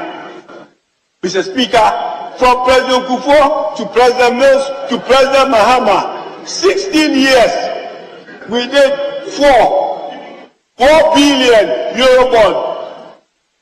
That's 4 of them. Mr. Speaker, under this government, we have done 12 tranches of Eurobond. 12 in 7 years. We did 4 in 16 years. Mr. Speaker, to a tune of $11 billion. This is how much we owe, and we are not paying. Mr. Speaker, let me give you a picture here. And what they've done, Mr. Speaker, sorry. This government intentionally did certain bond with the intention of never paying. Intentionally did certain bond with the intention of never paying. And let me tell you why. Mr. Speaker, Eurobonds are usually done for a period of 10 to 15 years. That's why the Eurobond done on the Kufuor was done for 10 years, 750. NDC made provision for that bond to be paid. We paid 250 before we left office. The remaining 500, we have put money in the sinking fund to pay, which they used in paying this. The one that is due, they haven't paid. Mr. Speaker, they did Eurobond in 2018. May 2018. That Eurobond is supposed to basically expire in 2048. Yan qualify na Kufuor do 6 years. Waje 11 billion Eurobond. 11 billion. Ni nyina no yentua ye debt nyina ye creditors yentua obi bia eka. But ade aya na eya me nwanwa ne say after say yes $1 enkotu ya kan nyina no yentimi stabilize still na no yes $1 enkotu ya ka bi mu yentua ye creditors ka yentua o mo ka but still na dollar no entimi engina ye menya ohoho ba ko wa ha ya ono so ajone me Haruna Muhammad, Operation Director, Mass Committee Action. Mass Action Committee. Kwame, Imperial. Mass Action Committee. I've one joining me. Young to us free baby na fe memra mu kakra. Edikan Michia Etefo. Michia mi co-panelists. And Mr. Chia, Madame Fobakupe, Honorable Kokofu, EPA, Penya, or da EPA. No, Madame Fono, CEO, Madame Fono, Eja, onim say near Kosui. At the end of the day, no, Ghana first. Na Eura Baumia, Yakotono, Yakotu Aba, as the flag bearer of New Patriotic Party. So, we would want a very competent hand to support so that Ghana, at least as he's saying, our new vision, no, so our new vision, no, would at least be realized in opposition, even though, but we will need a competent hand to support him. Ekosono, my main share near me co-panelists discuss here about me work with. About now it's your interested. Okay, very interested. Okay, but we share 24-hour economy. It is not something that is new to economies in this country, or countries in the world. Na Nientina, His Excellency John Mahama, a propose a 24-hour economy. Abra, His Excellency Ntrohine, the tyrant of our time, making every Ghanaian to realize, say, for them, they could be better even if they die, some people, under a leadership such as this useless government, Nana Akufo-Addo led government. But we share the rationale behind 24-hour economy. It is not for one person's interest. It is not for His Excellency former president to say, Murani 24-hour economy to support my government so that obet me turning things round at any given time. But with a vision, say, we as a country is about time. Say, Yanrani something like 24-hour economy so that together we can achieve the common interest and common goal. And it will take you and I to be able to realize, say, if indeed we practice or we emulate other big economy like US, UK, the European Unions, and whatever they are doing. The Europeans, if you look at the economy and how they managed to be ahead of every economy, it didn't come just a day, and it didn't just come like by a mere fact that it's a vision of somebody. And see, mamin kanekeke, so umpo no waye. His Excellency John Mahama is talking about 24-hour economy and pleading to bring everybody on board, both informal sector and then the formal sector. What do I say? The private sector, which plays a huge role in promoting the economy of this country. Say, our shortcomings coming from. Say, if you look at the civil sector, that is the government-owned enterprises, and the way and manner they manage this country, and you'll be able say, if you are running a 24-hour economy, the output will be marvelous. What do I say? Because let's take Friday for example. Say Friday, if as a Muslim me sorry ba, Mrs. me bag me coffee. Don't go back to your office. There be me coffee because I pretend to work and I'm being prepared. They also pretend to pay me. Monday, and I'm so say me call a year Saturday, and I'm about Sunday and up until Monday, maybe Juma around 10. So if you are running 24-hour economy, what you can do is say half of your day, if you are running afternoon shift, can be spent somewhere that you want. And this one is even 3 times. What do I say? Because say if maybe Juma around 12, what do I say? And me call a year Saturday, what would be the excuse for me to my employer say me call a year Saturday nti na month me am bantam? Yes, you can rest at home and come at any time before 12 because we be shall say every 12. Ekobo 8 no wapon and 9 because elsewhere me ye juma pen. That is how it's done. 3 shifts, 12 hours, nobody. Just a wound a pay.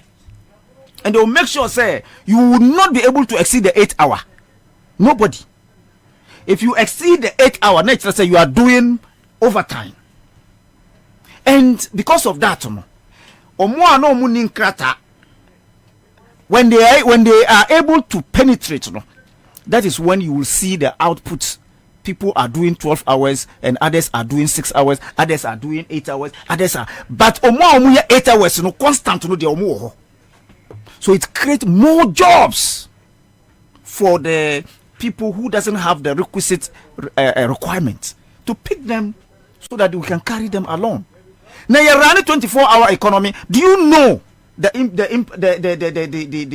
impact it will have, one on the unemployed graduate association, NAPCO, and all that? Yes, we know. So it is not for his own interest, but for the generality of that particular idea. No, Ghana stand first at the end of the day. Now, I am very happy that NDC and His Excellency John Mahama has begun setting the pace for these foolish people to to bring back their minds on what is needful in this country.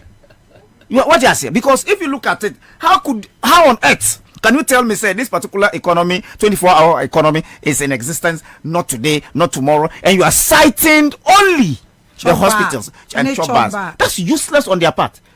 Since when did His Excellency John Mahama has begun to set the pace for you people to comment? Say hospitals when? Since Nkrumah's time, you're running 24-hour hospital services. So if you are telling me, say, it is not what John Mahama is talking about, or Katra will say, we need an enabling environment for people to be comfortable with their mindset. Say, Mikojuma, I will be back home safely. So he will also, as government, contribute some part of security to the private sector. Say, Mikofia, Meko asunjuimu, Meko akodru asunjuimu, Meko swa, Meko akodru jumomu asunjuimu. So that the government's responsibility is to contribute to, one, the enabling environment, which is that Yemiko Kranyamana eba and Ajumetima Yinemano were ports. It's one of it. 24-hour. And at the ports, we are wasting so much time. And you know what will happen, sir? If 24-hour is going to be implemented in the port, no demurrage will catch anybody again. Demurrage na you see delay demurrage abana charge no. That's one benefit. 24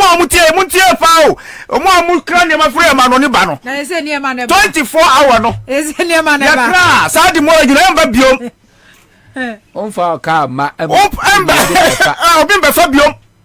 That's one benefit. It is key to Aboso Kai Matofo.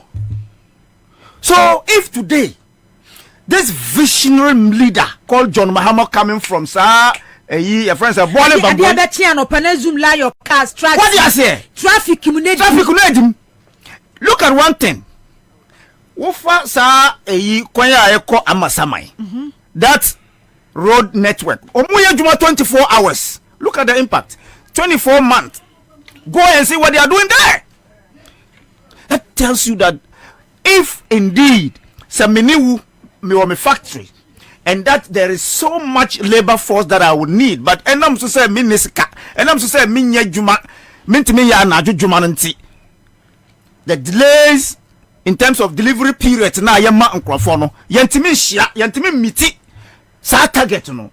Then of course you can be able to manage your human resource effectively so that you can meet your demands, and then when you are able to meet your time, your target, your output and your input would be what?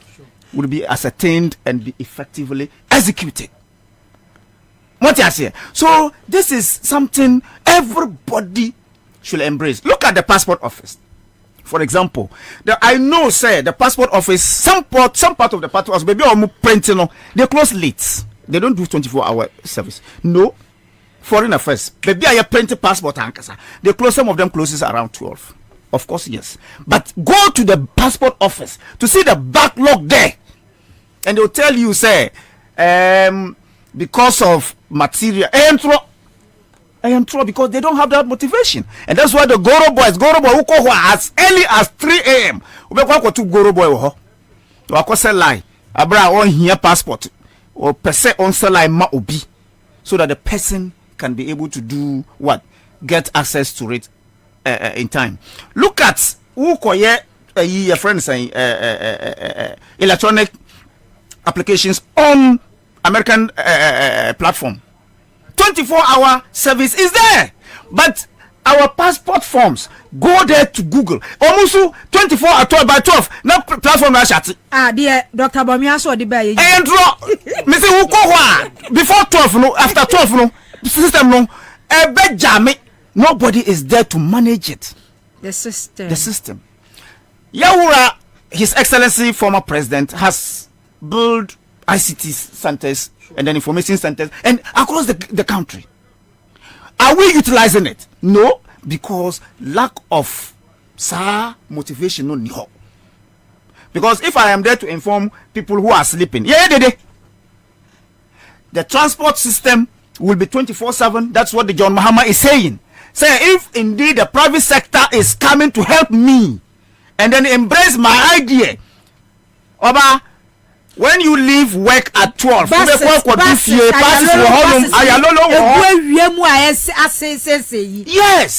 What I say, so you would have an effective economy, because one, there will be shift for bus drivers.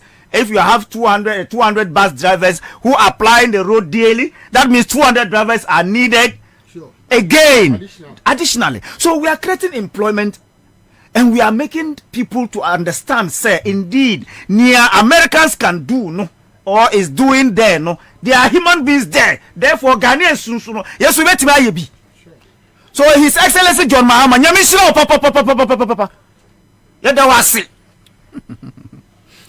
The lies that His Excellency, the useless president called Nana Akufo-Addo in this country, we have Amiwa Bebre, so-called. Yeah, we shall protect the public purse. Look at what the minorities are saying. Me, the third generation to come will not be able to finish that. And sana we are see nyame afane we are see baby how call. The third, fourth, fifth generation. The tree, how is the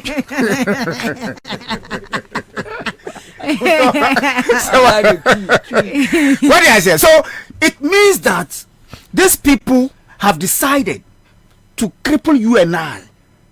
The first and second generation of you and I, and your more, will suffer to pay our debts. And what would it lead to? And people are saying that if indeed we don't pragmatically stop this particular issue called loans and borrowing for some group of people called Achimafias. Menu, yes, sorry, one day. Do you know what we call per capita? The per capita means when we gather all our resources. Now see yanchemo bia as Ghanaians. That's your per capita. And as we speak today, we are minus, minus $4,000 each. Minus $4,000. Yeah, the cow minus $4,000. 400 million. $400 million. Chobo. Osi say ya etie ya ka say. A car mini woody. A car Ghana ni bia de. The 400 million. 400 million. Aye. 42. January a car ya the car. A car 1,000 or 2,000. Yes, since I 400 million. Ona your mama tana obi aka 3,000. 3,000. Yes. They say obi Ghana obi 400 million Ghana cedis. Obi and yet I'm born. Wonya we onu so beba. Because and some 400 million you multiply by 36 million Ghanaians. Kwadi Nana Akufo-Addo nsem. Ni nyina won nsem. Why didn't you know? 400 million. Who's the car one? $4,000. $4,000. Yes. And an Ebakwasi restaurant $6 million. Good. What do you say? So this is what we are struggling to indicate and they're still foolishly following these foolish people. Sir, His Excellency Dr. Mahmoud Bawumia, the digital man. Useless. What is digitalization about this that we cannot phantom? What at all? Oh yeah. Emma Ghana. Etimpo. Munkanchire. Nothing. The Ghana card now no cano. Did you hear what Canada Japan said about Anochi? When Canada and Japan brought some people who could do it less than 1 million. 100 million. How much did they do it? I say $50 million. $50 million. How? And you're telling me that because we are sika, a Ghana card. Now when I catch you say Ghana card, you shall send there. And you own it yourself. No problem. We are moving forward. He should be on the ballot, but who say, oh yeah, Bema. Oh, say now he's the flag bearer. He will see what Ghanaians will do to him. And indeed, if Ghanaians are not gullible as we always know,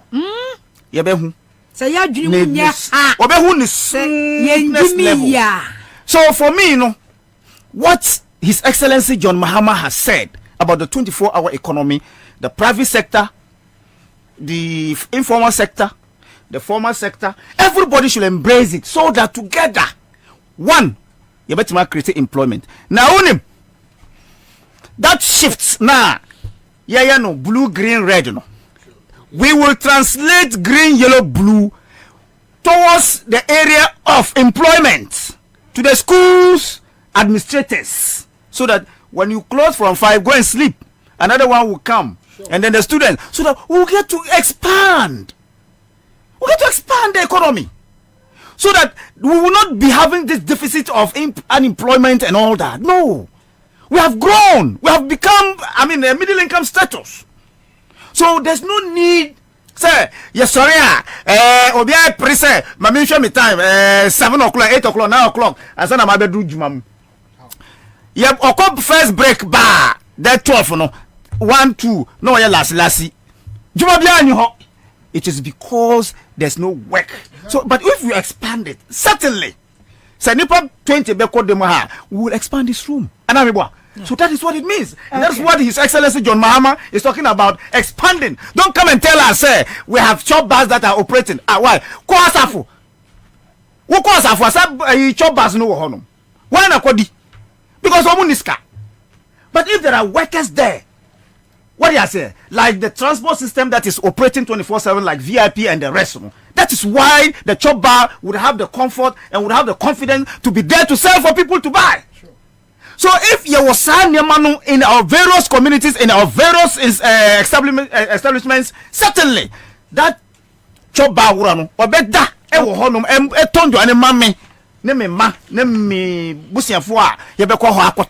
okay. So that together we can expand. Okay. Now, obetua bills and then taxes and that is what His Excellency John Mahama is talking about.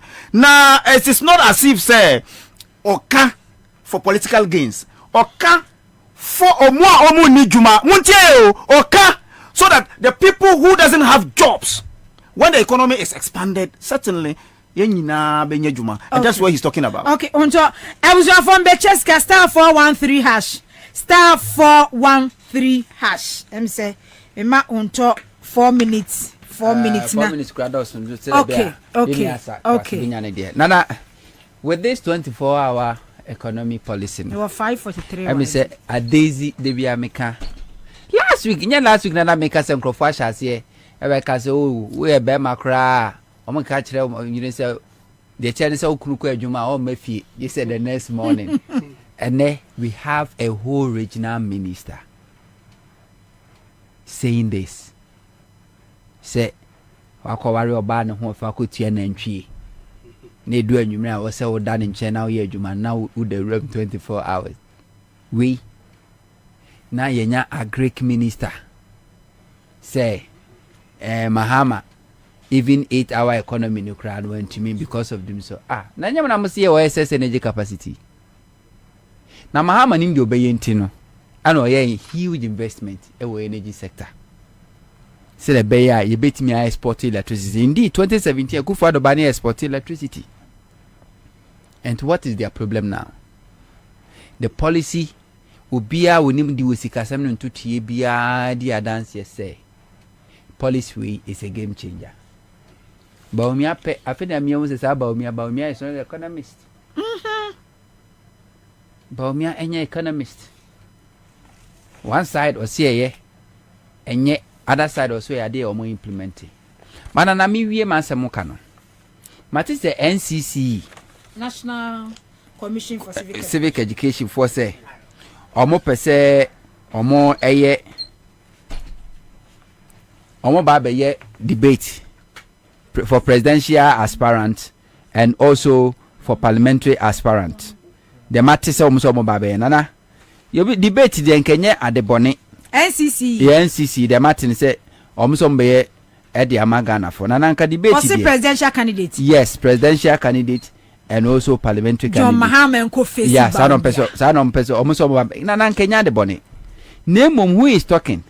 Sani Pano Yafa no so near NCC director Rano Honomono. Munkon if social media handles. Proud to 2016 election. Namonko any poster who do post here by John Dramani Mahama and NBC. Yeah, or no Baba presidential debate. Now, a day to was a former president John Mahama, a co debate. Nana Juma, Emma so. Okay, Emma.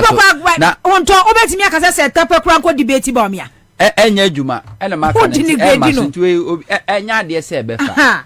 May say nothing can save Bomia. And it's about time cry and forget because Bomia cries I'm an eye popular. It was already on Rankasano. What said he did that? And ye fetching any sympathy bia. Mahama didn't policy buy a Ghana for now himself. Oh, ampa, we watching Mudo 24/7 economy. A possible, a feasible. But me unqua Kwabena say the Ghana card. Aqua free car. And I see when you na 2 milika. And Chekua could be a swab bodam. Who be a shebo, a lunch of antibesha any GTP. Ghana for so Mahama didn't dear buy any the Fujina sum economists will be a be any adjectives if any adjective. But me uncle Kwabena Crofogina and Crofo can Crofo about Damo Asebi, young for Monsieur, I will say yes, Nana Estranjuni and a synonym dear. Okay, remember soon with your first medical can make star 413 hash star 413 hash. Now and you may Wabe say when you're alert. Star 413 hash. Mr. Munamin Choska na Nana Odofo say Wafa fu you dey Odofo say Baumia obetimi debate akua donko enya ba. Yes akua donko so le nsam kan bia ne Baumia de na not former president John Mahama Abu Menam use all the Cheska because you are gonna for here. I'm Becheska star 413 hash. Okay, and Wango energy drink, Wango. But one day the way can Wango no JWANGO. Wango energy drink, your ultimate source of vitality. Papa no. One kasasa wa yadwuma kakra yadwuma kakra bi na wo bre na wo teso ahoden agba form huya energy drink bia enu anu wango anye anadu sisi sheshe fridge musa ho after 24-hour economy no wa pebi na de amano na kire se ne wango enu na enkrofo enom. And you're vetted and approved by FDA. Wango. Now we'll test star 413 hash. Star there what one mobile will say phone so now quickly alert. Now we'll see. Abu ye baby. Ye ni ye that's one ye. Okay. Abra ye nim say you John Dramani Mahama. Edi asempa aba. Okay. Na ina ya jatum. Any friend ya jatum. Because now Obia nim say this is the time for Ghana to transform. And Obia any you say the me go walk crowd woman say last time wa disabled for a call yes Samra na to butu ye adwuma 24 hours year hours ya no we ebi ko na biaba ebi ko na biaba na obi a oye vice president oye economist ya industrialization a decline 24-hour economy senka wish you no waso no say so what share the track record Undria no ucha. Like he has never done business before. They are aketwa na the man nti adwene na team no ontimi improve or ontimi transform economy. Share obia every single person bi obekọ enra me call junction no nungwa na me duru ho no na nkofo bi ye dede na bi so say oh ayaden o say o check in online no na Vodafone junction mall supposed to close at 8 o'clock into Afaka and o abeduru o duro before 7 now o ma throw abo mo say 7 o'clock we are closed and no na me catch back on say unim say John Dramani Muhammad o say oh me say papa choma check or say match because her whole junction more infrastructure any any amount of mutua now we share 7 o'clock no ma close down a bad day so and my team arena mo did na omugina so say exactly how and I me catch a waitress now say here after 2025 7 o'clock yeah be jam say wapon 7 o'clock and no ma katahye any project ni na everybody because uko passport office because of the time no only say open intermittent you have to but then you 3 shifts then you know say okay okwa we are there so upon that time we are only say about 7 to 10 now we are there okwa honkwa there obi wo ha obere obe 7 temaport agent for all kinds of over starting no message now all kind of so catch us say ejuma na agu ho and I'm 100% sure say this transformational idea John Dramani Mahama Edeba no ebe make sure say laziness no I owe you argument because any lazy. The system has made it lazy. Exactly. The system has made it lazy. He said the youth no, they are brilliant, they are smart, they have every single thing that is so what they do is what? Cha. Any hookups, a that is the only because Obano or also did as top part as to bibia. So how would the person survive? And now me can same way my mensan can be. Unim say you can digitalization yeah boss so 2014 2016 former president or launch and money adi passport money adi Dr. Bobie Ansah about digitalization hookup because odia come unim say hookup yes odia come na Ghana I was your former Cheska first. Hello, good evening. Good evening. Hey, wana wunya Papa. Hey, and you me chow say hey, and did you be fear? And now, oh, yeah, say, baby, I'm almost serious. Me that. Say 5 CDs, so. And then let the old dem. Sika. Dale, compare more to be muate. Okay. 80 also be agene. Oh, any judge. And yes, I'm gitu. Come on, what street no? Me say street for aye din and omo chamber omia. Ne entro kaya for now what promise you omo up to today they are waiting. Okada for so odi moto. They are waiting. Look, the promises that he has given to us and what he is now telling us no and bra and we are just patiently waiting for him. Na me the ma eni daso abano. And he said, John Dramani Muhammad 24 economy no a transformational idea. And look, obia bedidi. Every single youth so unye lazy we are very, very smart and innovative. You will get it. And all the industries will work and work again. Mida say Tabia Herbal Center, the Tabia Herbal Mixture Aba Ejaso, malaria how, fever how, when I'm doing a mood jaw, when you want to, yeah, wouldn't see me any dear. Unya Tabia Herbal Mixture, Tabia Herbal Capsules, and Susia dear, and I am team dear, and I had the weapon nebe mukoko, and to win a beer one mebwa, lactating mothers, pregnant women, and kwada when you're 18 years elko, one Tabia Herbal Capsules. Bomodia for nature or kanshi dragler busu ho Ghana baby a tone will be a Tabia Herbal Mixture, Tabia Herbal Capsules, a busu ho friend 0243 686861 0243 6861 star 413 hash star 413 hash. A citizen TV Ghana about 2 p.m. 2 p.m. to 6 p.m. at them Citizen Show at the Bremo on Citizen TV Ghana. Me pacho obo Citizen TV Ghana app na be at them na Citizen Show na them more takra de tadi for you them on tadi FM na area e be she